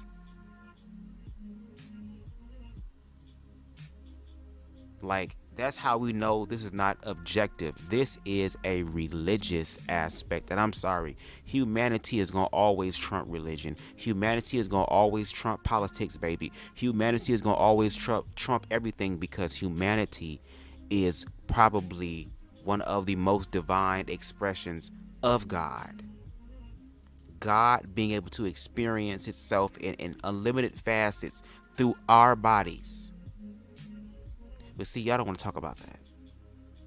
And no shade to Raw B's point, it may sound like baby Miss Kevin is still a babe in Christ. I don't think that we need to teach any sex education in the school system. Sex education needs to be taught by the parents in the home. No one else needs to talk to your children, especially young children, about sex. That's just gross and perverted. So, and also to Neve, I wanted to know, you can answer this question. Please tell me who debunked Epoch Times, because I've been in actually what the man was talking about the detransitioner stories. I'm in that, and I know very well many of the writers from Epoch Times. They are a great source. Now, what their source is they are against China. That's why everybody says, oh, they're debunked, because they're anti-China and anti-communist. And then I think they were saying debunked in reference to the facts.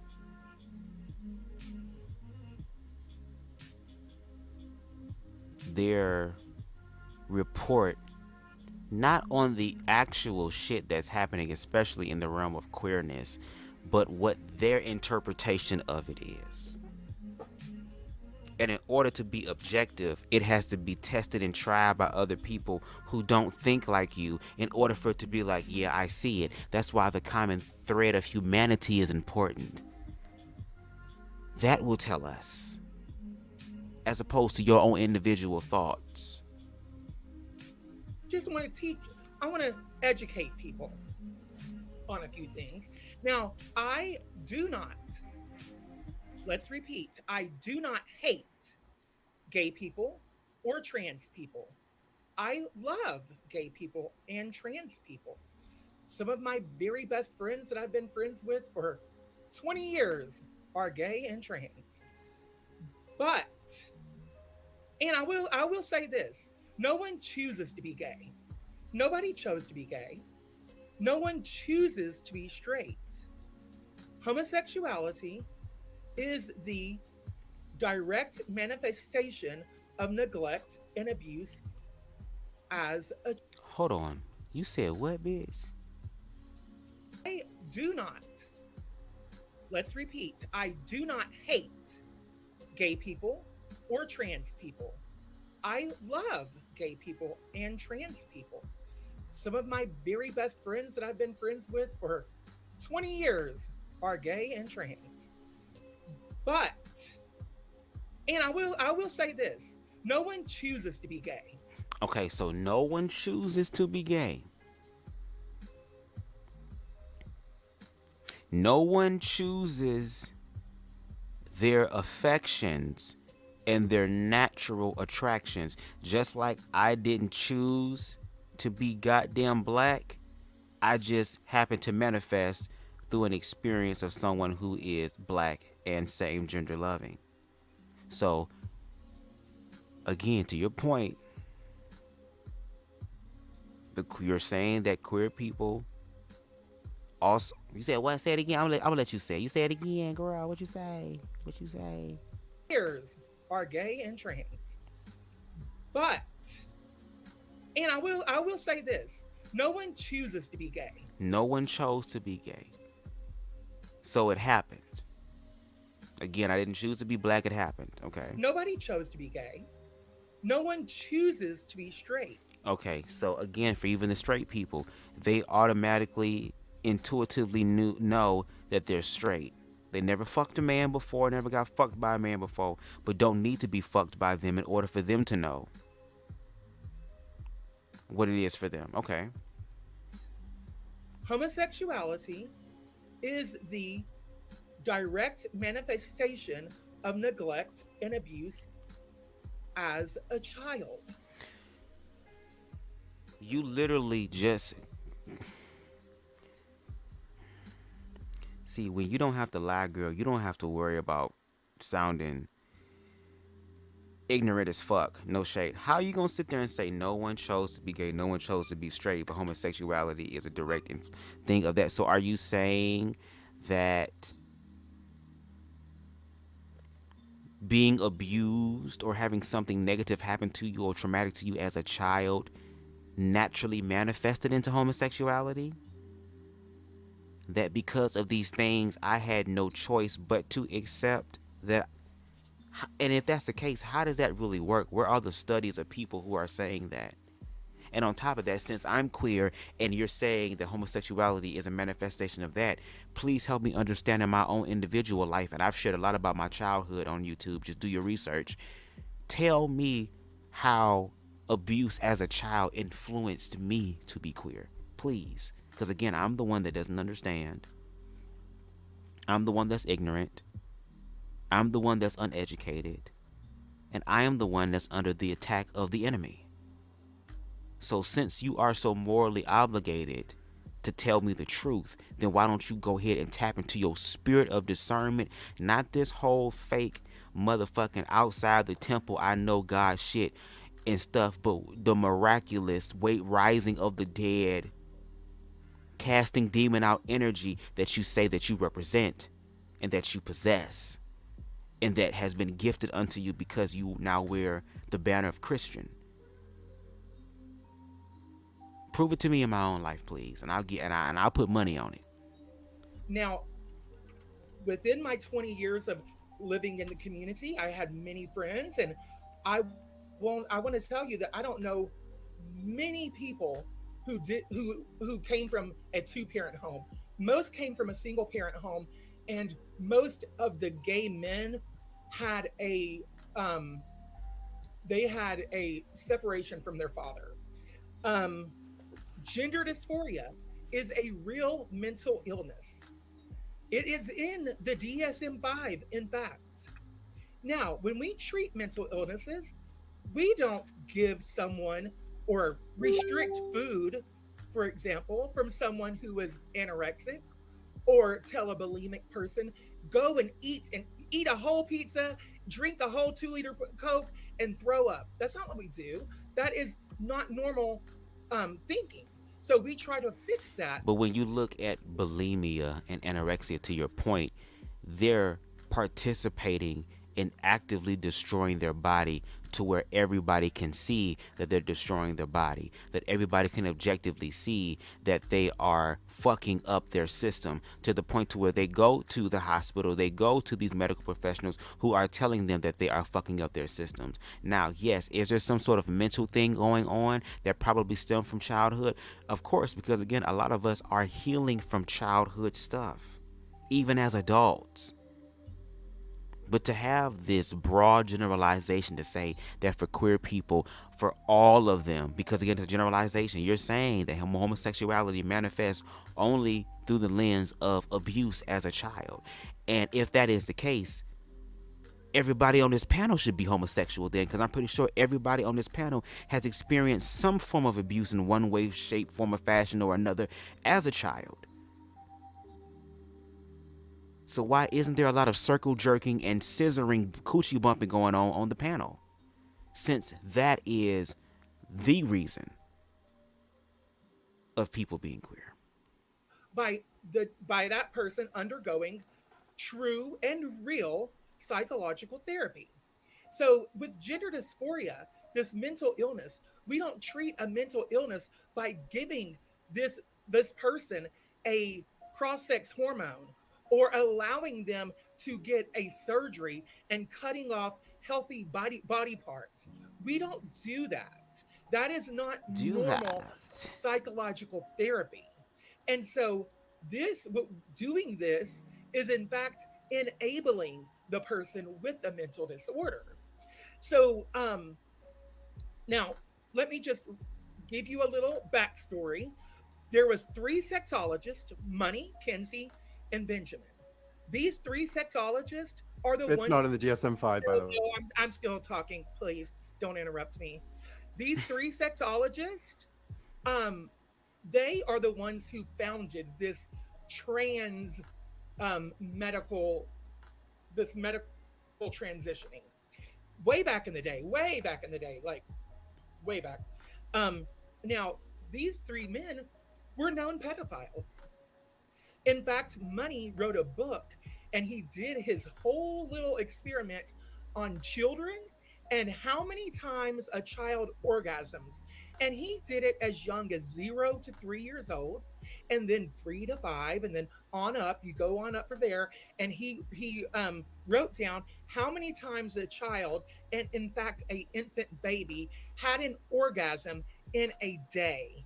This is the man that created trans ideology. This term gender was never used. This term gender was coined by Money because he wanted to destroy male and female. He wanted to destroy the nuclear family. It all stems from communism. You know where he did his experiments originally at?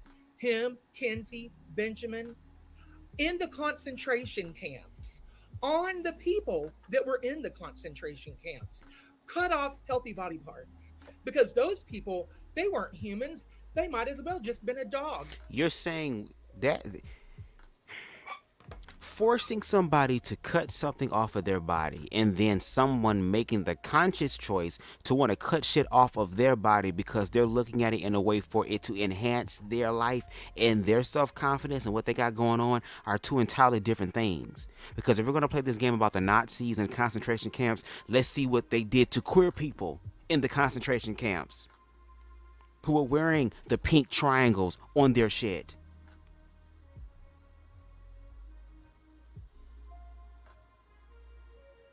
Now, to your point, those individuals, I've done my research, so I'm going to say ignorantly speaking, if those 3 individuals are known child sex abusers and they're doing heinous, unspeakable, fucking throw up worthy ass experiments on children as far as sexually, as far as orgasm and fucking infants and babies and all that shit, yes, those individuals need to be taken into custody and to deal with the justice system and possibly have a very harsh sentence because those motherfuckers wanted to do the shit. At least jail for life, bitch. But what the problem is, and the way that Kevin's illustrating this, is that because of these individuals who quote unquote coined trans, just like how white people coined the word nigga and black people turned that shit around and turned it into a term of endearment, girl. Took what's meant for my evil and made it for my good. Transmuted the shit. It's giving the illusion that you're saying that because this individual termed the trans word and terminology and ideology, that all of these trans people are subscribing to the exact same narrative, principles, and beliefs as these three individuals. I have never heard T.S. Madison, a very hyper-visible black trans woman, say anything about those three motherfuckers in any of her commentary about anything. I haven't heard Hope Giselle, another hyper-visible black trans woman, who has said anything about these individuals at all.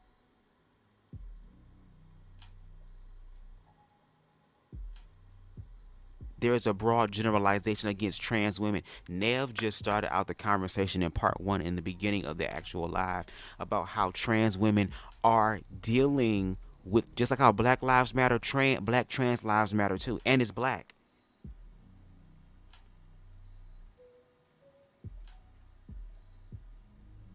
But because we've been indoctrinated to believe that anything queer is abnormal and is worthy of being made fun of, ostracized, to where I'm pretty sure everybody on this platform, including myself, because I shared tea about myself in the past, has performed in some form of queer phobia.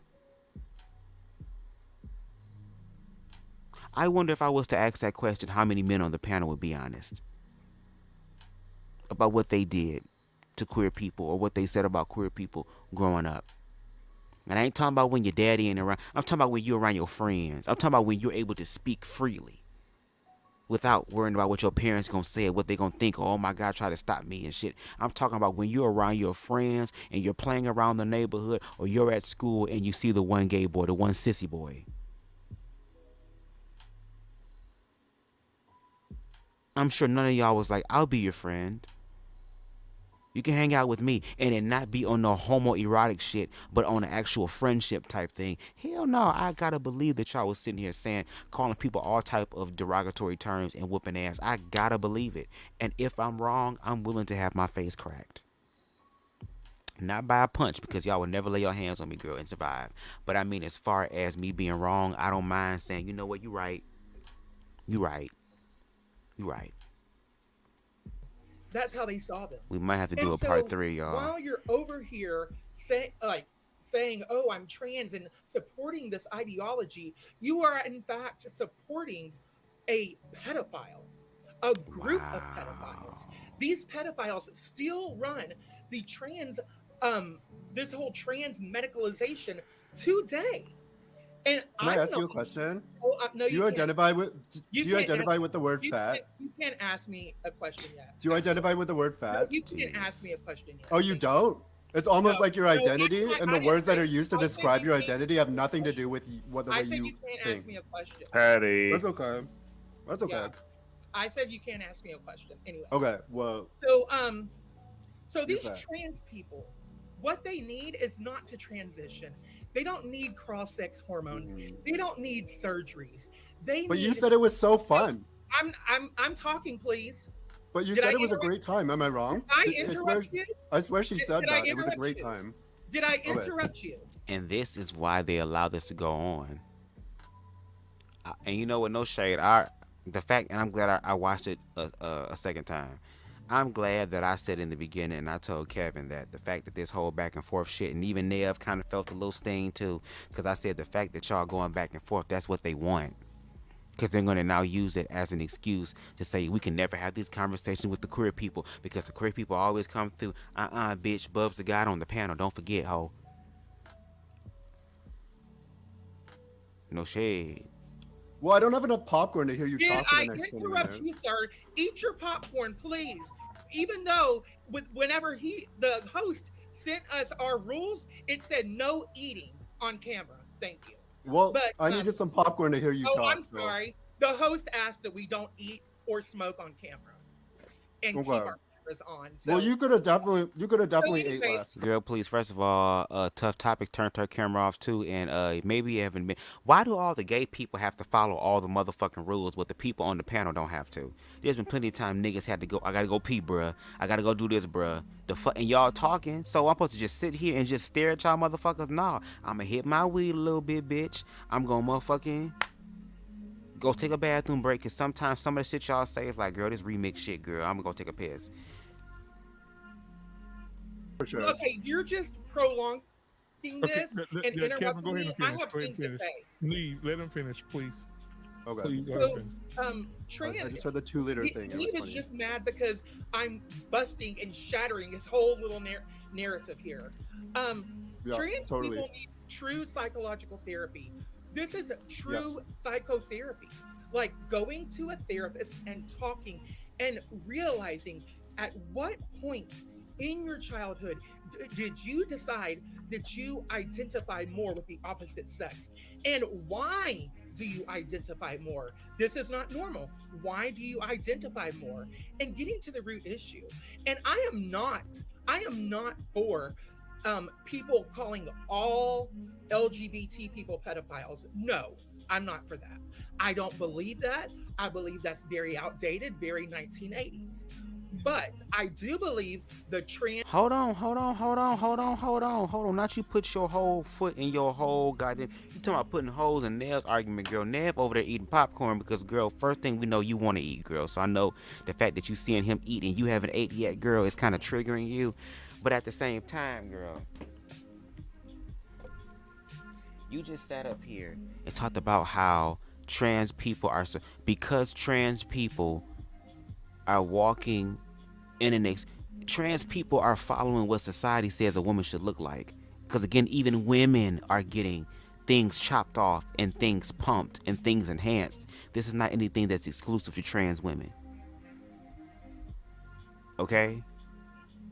But to say that these people, because they're going under these operations, that they're subscribing unconsciously to the ethics of a pedophile, but yet say that there are trans people and queer people who are not that.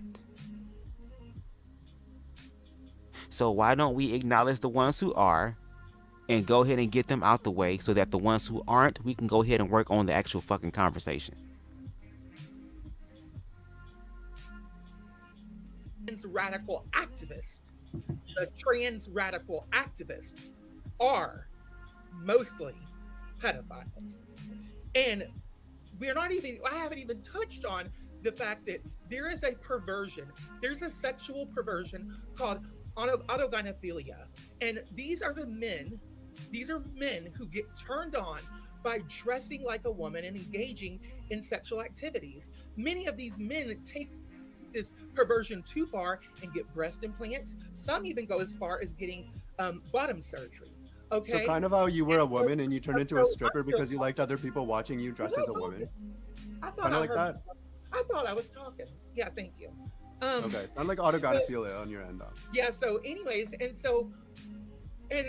but my last thing I want to say is, when it comes to the Bible, we have a scripture that says, and this is what I live my life by. Your life. I do what I Your do. life. It's Ephesians 5:11. Take no part in the worthless deeds of evil and darkness. Instead, expose them. That is straight from the Bible. The Bible does not say not to judge. It says to judge righteously. It calls us to judge righteously. What does that mean? I cannot. It means judge. You're wrong. I cannot judge. Look, you are very rude and disingenuous. You are a horrible person. You're a terrible individual. You think that, Kevin. You think that. I think any sort of prescription that you make is coming from a place of mental illness. Can I please? I'm gonna let this rock. I'm about to grab me something. You stood up here for the last hour projecting your 2 liters and your pop. Can I please finish? Let him finish. So Kevin, because Kevin was getting to his final point, he said. So go ahead. Yes, Kevin. I was. The Bible says to judge righteously, and that's what I do. The Bible also says to not to come into agreement with sin. And so I cannot sit up here as a man of God and say, that homosexuality is right and that it's ordained by God and that transsexuality is right. I cannot say that. Does it mean that I don't love you? Absolutely not. I do love you. I love you so much that I'm sharing what I'm sharing. I wouldn't. Don't you have a boyfriend? Why else would I waste my time? I don't identify as gay. I have been celibate. Okay, but you have a boyfriend. It's in your profile picture. Just putting that out. Actually, that's my best friend that just passed away yesterday. Thank you. Due to stage 4 stomach cancer. Yeah, I'm sorry to hear about that. That doesn't. But that's being you're rude. the evil person that assumes. You're still a shitty person, Kevin. Hey, sorry for your loss, Kevin. You are a really horrible individual. And guess what, Neve? Guess what, Neve? I have your social media, and I'm coming for you. Okay, and it's not going to be fun. I am coming for you because I expose evil. So you're going to have your social. Well, then you should get a mirror. You should get a mirror, Kevin. Will be flooded with conservatives. Love that. Love it. So, anyways, bring it on. Back to what I was saying, really quick. I just want to read one last thing to you, and then I am done, and y'all can have it. Because honestly, look, and I'm just going to tell you this: I speak on panels like this, but I will tell you, I have no sympathy. I have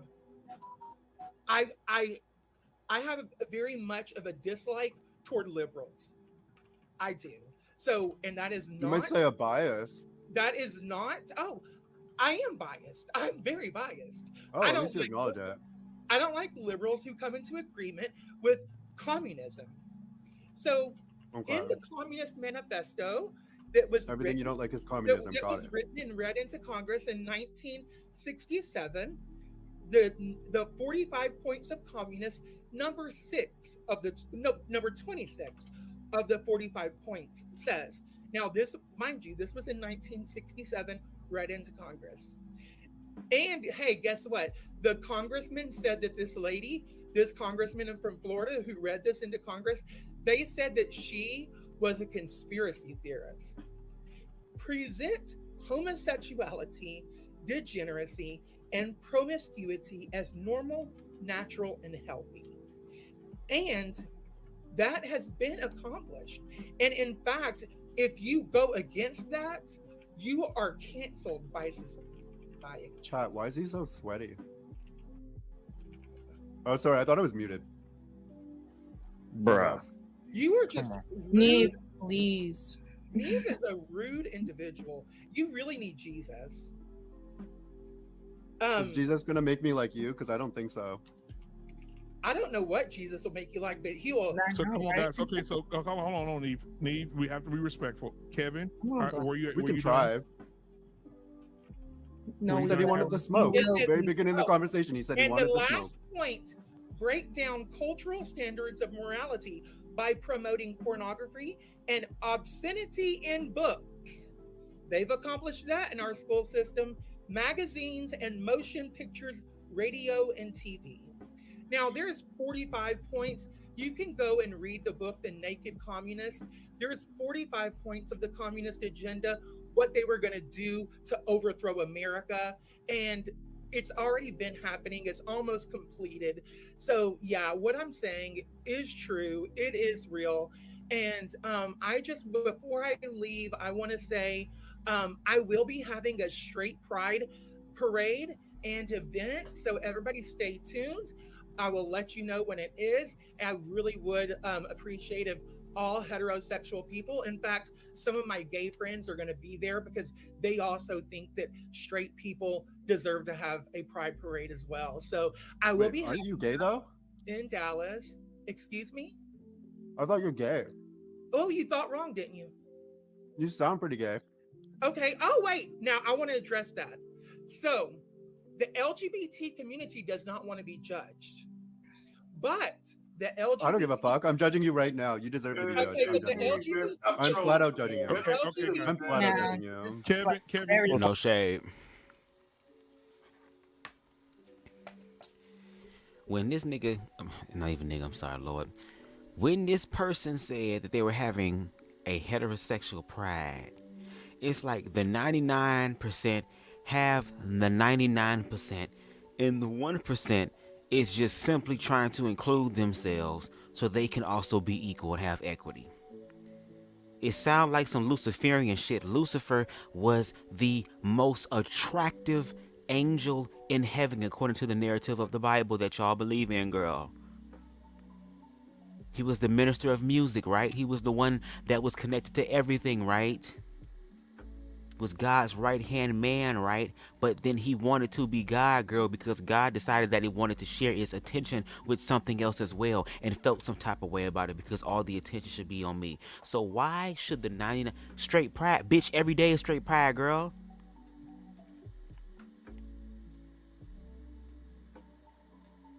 Straight people walking down the street holding hands is straight pride, girl.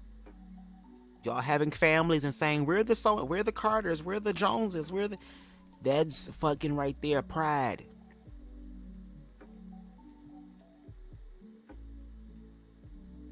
The fact that heterosexual people need a pride, it sounds like y'all really the weak-minded ones. Let's really get into it.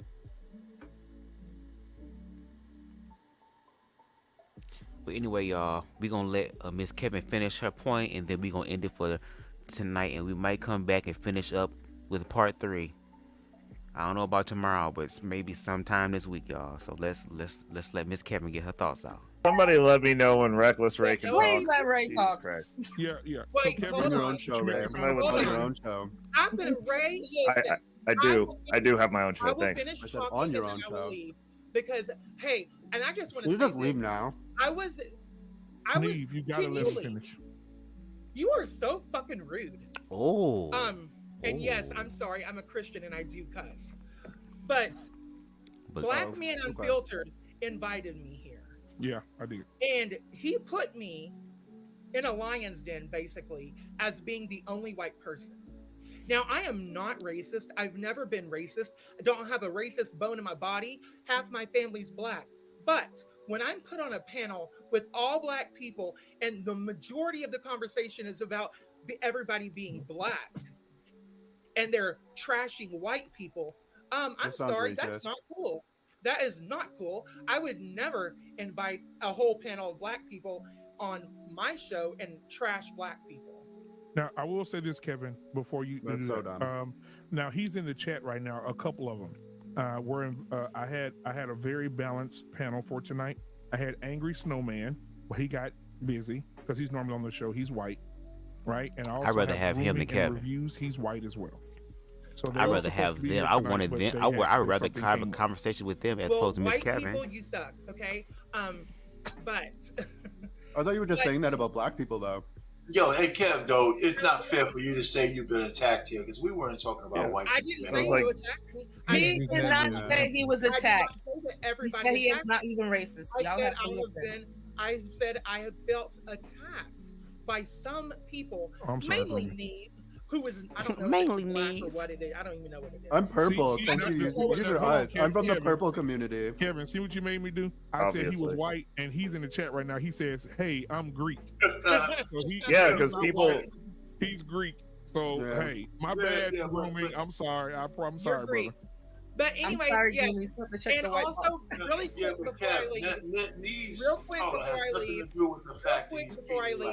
before I leave, on August the 12th, coming up in Austin, Texas, we will be having a Let Women Speak rally. Me and the TERFs are getting together and having this rally. TERF actually stands for Trans Radical Exclusionary Feminist. So they just believe in we got that backwards. They believe no, I didn't. They believe that you said trans radical exclusionary feminist. The word is TERF, right? TERF. Okay, yeah. No, do you know how the alphabet works? Hey, you got something right the whole night. Okay. Yeah, but you said it wrong. That's why I pointed it out. Well, right? okay, great. Well, come to Austin with us. We would love to. That'd be a good time. We would love to see you. But only if you agree to save me food, okay? And I'm gonna be speaking. Save me some food, Kevin. And we'll have a lot of the TERFs from across America there. Actually, one's flying in from London, and it's just because women feel like they're canceled and erased in America, and it's to give women their voice back. I will be speaking. Sounds like a real who. transitioners. Real So hoot. thank you guys for having me. Thank you, Kevin. Appreciate you, man. If anybody would like to ask a question, I'll stay here for a couple of minutes. If not, I will be seeing my way out the door because Neve is very rude and has been rude this whole time. I have set up here. Fuck you too, Kevin. Brush your teeth, okay? Go brush your teeth. I have set up here and tried to be very Go nice. brush your teeth. But nobody Wipe the sweat off your forehead. Go brush your teeth. Nobody on here has even okay. muted her or told. At the very beginning, you said you wanted smoke. Well, no, you said you wanted smoke. No, smoke is not. Yo, but you didn't really want the smoke then, Kevin. So maybe next time you go on a panel, Kevin, maybe you say you don't want the smoke. Maybe you say you don't want the smoke because you clearly don't want the smoke. Smoke is not making fun of people with your big beak. Smoke is not making fun of Yeah, I think you opened up the conversation deliberately trying to misgender me, but you can try and be the victim. Oh, you here, are. You're a man. I'm not going to play into your Well, here we go. You are. Here we go. Here we go. You're a dude. Here we go, Kevin. I mean, I don't know. There's no. You're such a victim, Kevin. You're such a victim. No, Pro-family activist. He swears. He judges. He's for the family. He's for the family. Oh my God. You're the victim. He's a stripper, but he's for the family. No, I'm not a stripper, and I never was. That's what you said. Oh yeah, so you an adult. I was. Okay, that's was. Do you understand the past tense word was? Obviously. Before Jesus. It's still on you. What? It's still on you though. I can smell it from here. It's still on me. Yeah, you still smell like a. You still. Well, you still smell look like a like stripper. a dude. I bet you're sitting there smelling your sweaty balls when you're on TV. Kevin, this be you. Kevin, this is you. Okay, good. But you still have sweaty, stinky balls. Okay, perfect. Okay, guys. So we're gonna move on. It's been a good thank time. you so much, Kevin, for being here tonight. I appreciate you for coming. Steve, and I'm giving us coming your for time. you. Don't forget me. I'm coming for you. Perfect. I'm coming for you, little boy, and it's not gonna be fun. See you soon, badass. And Kevin also, and I will say this. Okay, we gonna end it there, girl. Neve with their iconic unbothered energy. I'm gonna look at some of Neve's videos tonight and kind of see what it's giving. Okay, so I feel like Neve would be dope to have a conversation with. They obviously speak fluid sarcasm like I do. I think that would be interesting, and I think I'm gonna take it upon myself to kind of branch out in other spaces of queerness as well, just so I can continue to be educated and build community. But baby, Nev did what needed to be done, baby. Kevin asked Baby, Kevin, let me explain something to you. When it come down to me and Neve, and I don't know Neve, but I'm pretty sure I can speak for Neve. None of us want to come for you, on you, or in you. Nothing of the sort. So please, just like some of these motherfucking niggas who think that gay people want them just because they're gay, please do not flatter yourself. You can have all the hot men you could ever want, but these two individuals don't want you like that. Okay? So where are we at? We're at the 2 hour and 52 minute and 11 second mark on the actual live, and I'm glad I said that. So when I come back next few days, I have a timestamp to actually sync it up and, you know, get it ready for part 3, the final conclusion part. But y'all, like, we gonna have to address the fear. There's no way to walk around it. There's no way to go over it or under it. This is something that we're gonna have to go through. And we are going through all this shit together. And if we really talking about the together type of conversation, and we again know what's collectively attacking all of us, and we all see the battle on different fronts, then maybe it's time to work together as a community. United we stand, and divided we fall, correct? Then why don't we work on the united part? And for only and at this point, I only want to have conversation for those who have the capacity.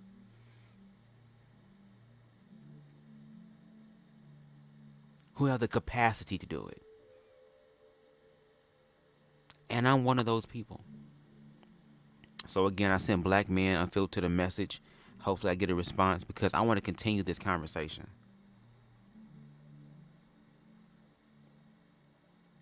Because time is running out for all of us in reference to preparation and being preemptive. because shit is getting scary real fast for all of us. And if we don't find no sense of community, because at this point, we're going to have to really tap into humanity. We don't have the luxury of being able to separate ourselves anymore. No, we are going to have to find other like-minded people, regardless of their expression of life, as long as they're not hurting themselves or anybody else. And it's objective to know and call out those who are hurting themselves and other people to come together and build community. Because if we don't, there is a huge possibility that the majority of us, regardless of the labels that we express ourselves through this social construct in this system, that all of our lives are at jeopardy.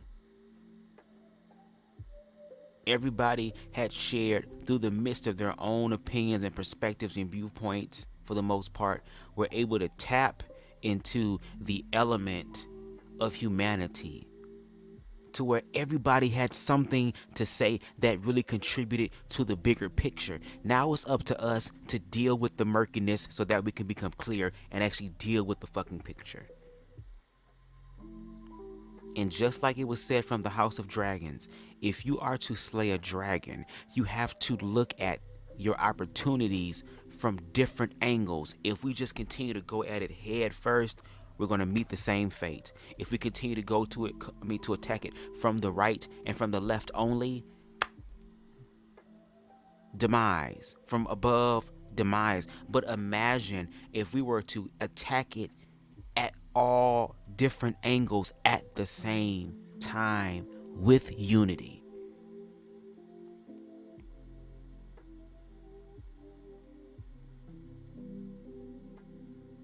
With spontaneous, I had it on the tip of my tongue, girl. I was too busy trying to find the word spontaneous. I lost the other one. In order to be spontaneously adaptable in the situation, to improve on our improvisation skills, to work with what the fuck we have. Because unfortunately, as much as we talk about the shit outside of us and shit within the black community, blackness has hurt blackness a lot. Blackness is starting to self-implode within itself. And we see this in our own neighborhoods. But we walk outside and a lot of our own neighborhoods are dilapidated. And the energy is so thick and so dense in neighborhoods or just the hood now, to where it's a bunch of scared motherfuckers trying to make it work.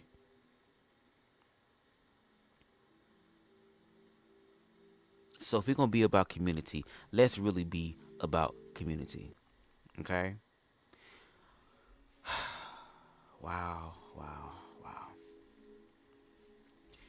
Anyway, y'all, thank y'all for part 2 of this Late Night with Bubs. I'm really enjoying these late night things, honestly.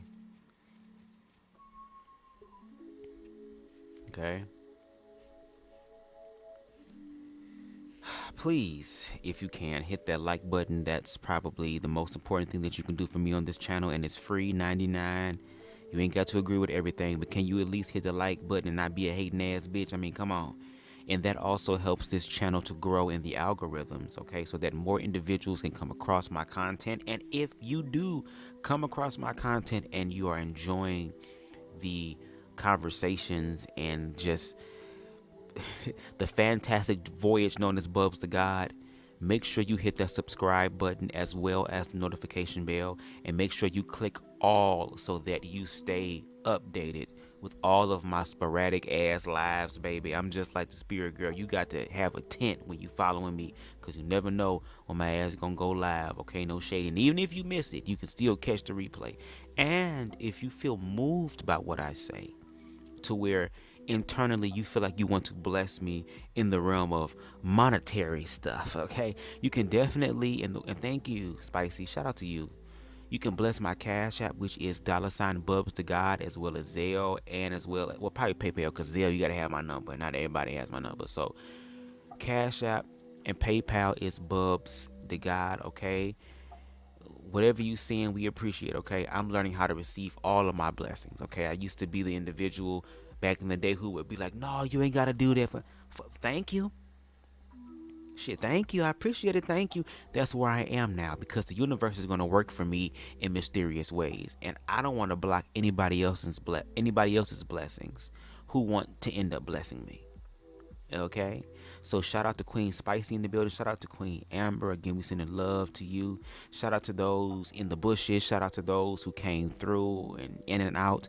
Shout out to the replay gang. Shout out to Black Men Unfiltered and everybody on the panel. Despite our opinions and stuff and us being sarcastic and stuff, I'm with it. That's what family, that's what community do, girl. We all have our own personalities and the way we express ourselves, but it's about finding that communal energy. That's what's most important, okay?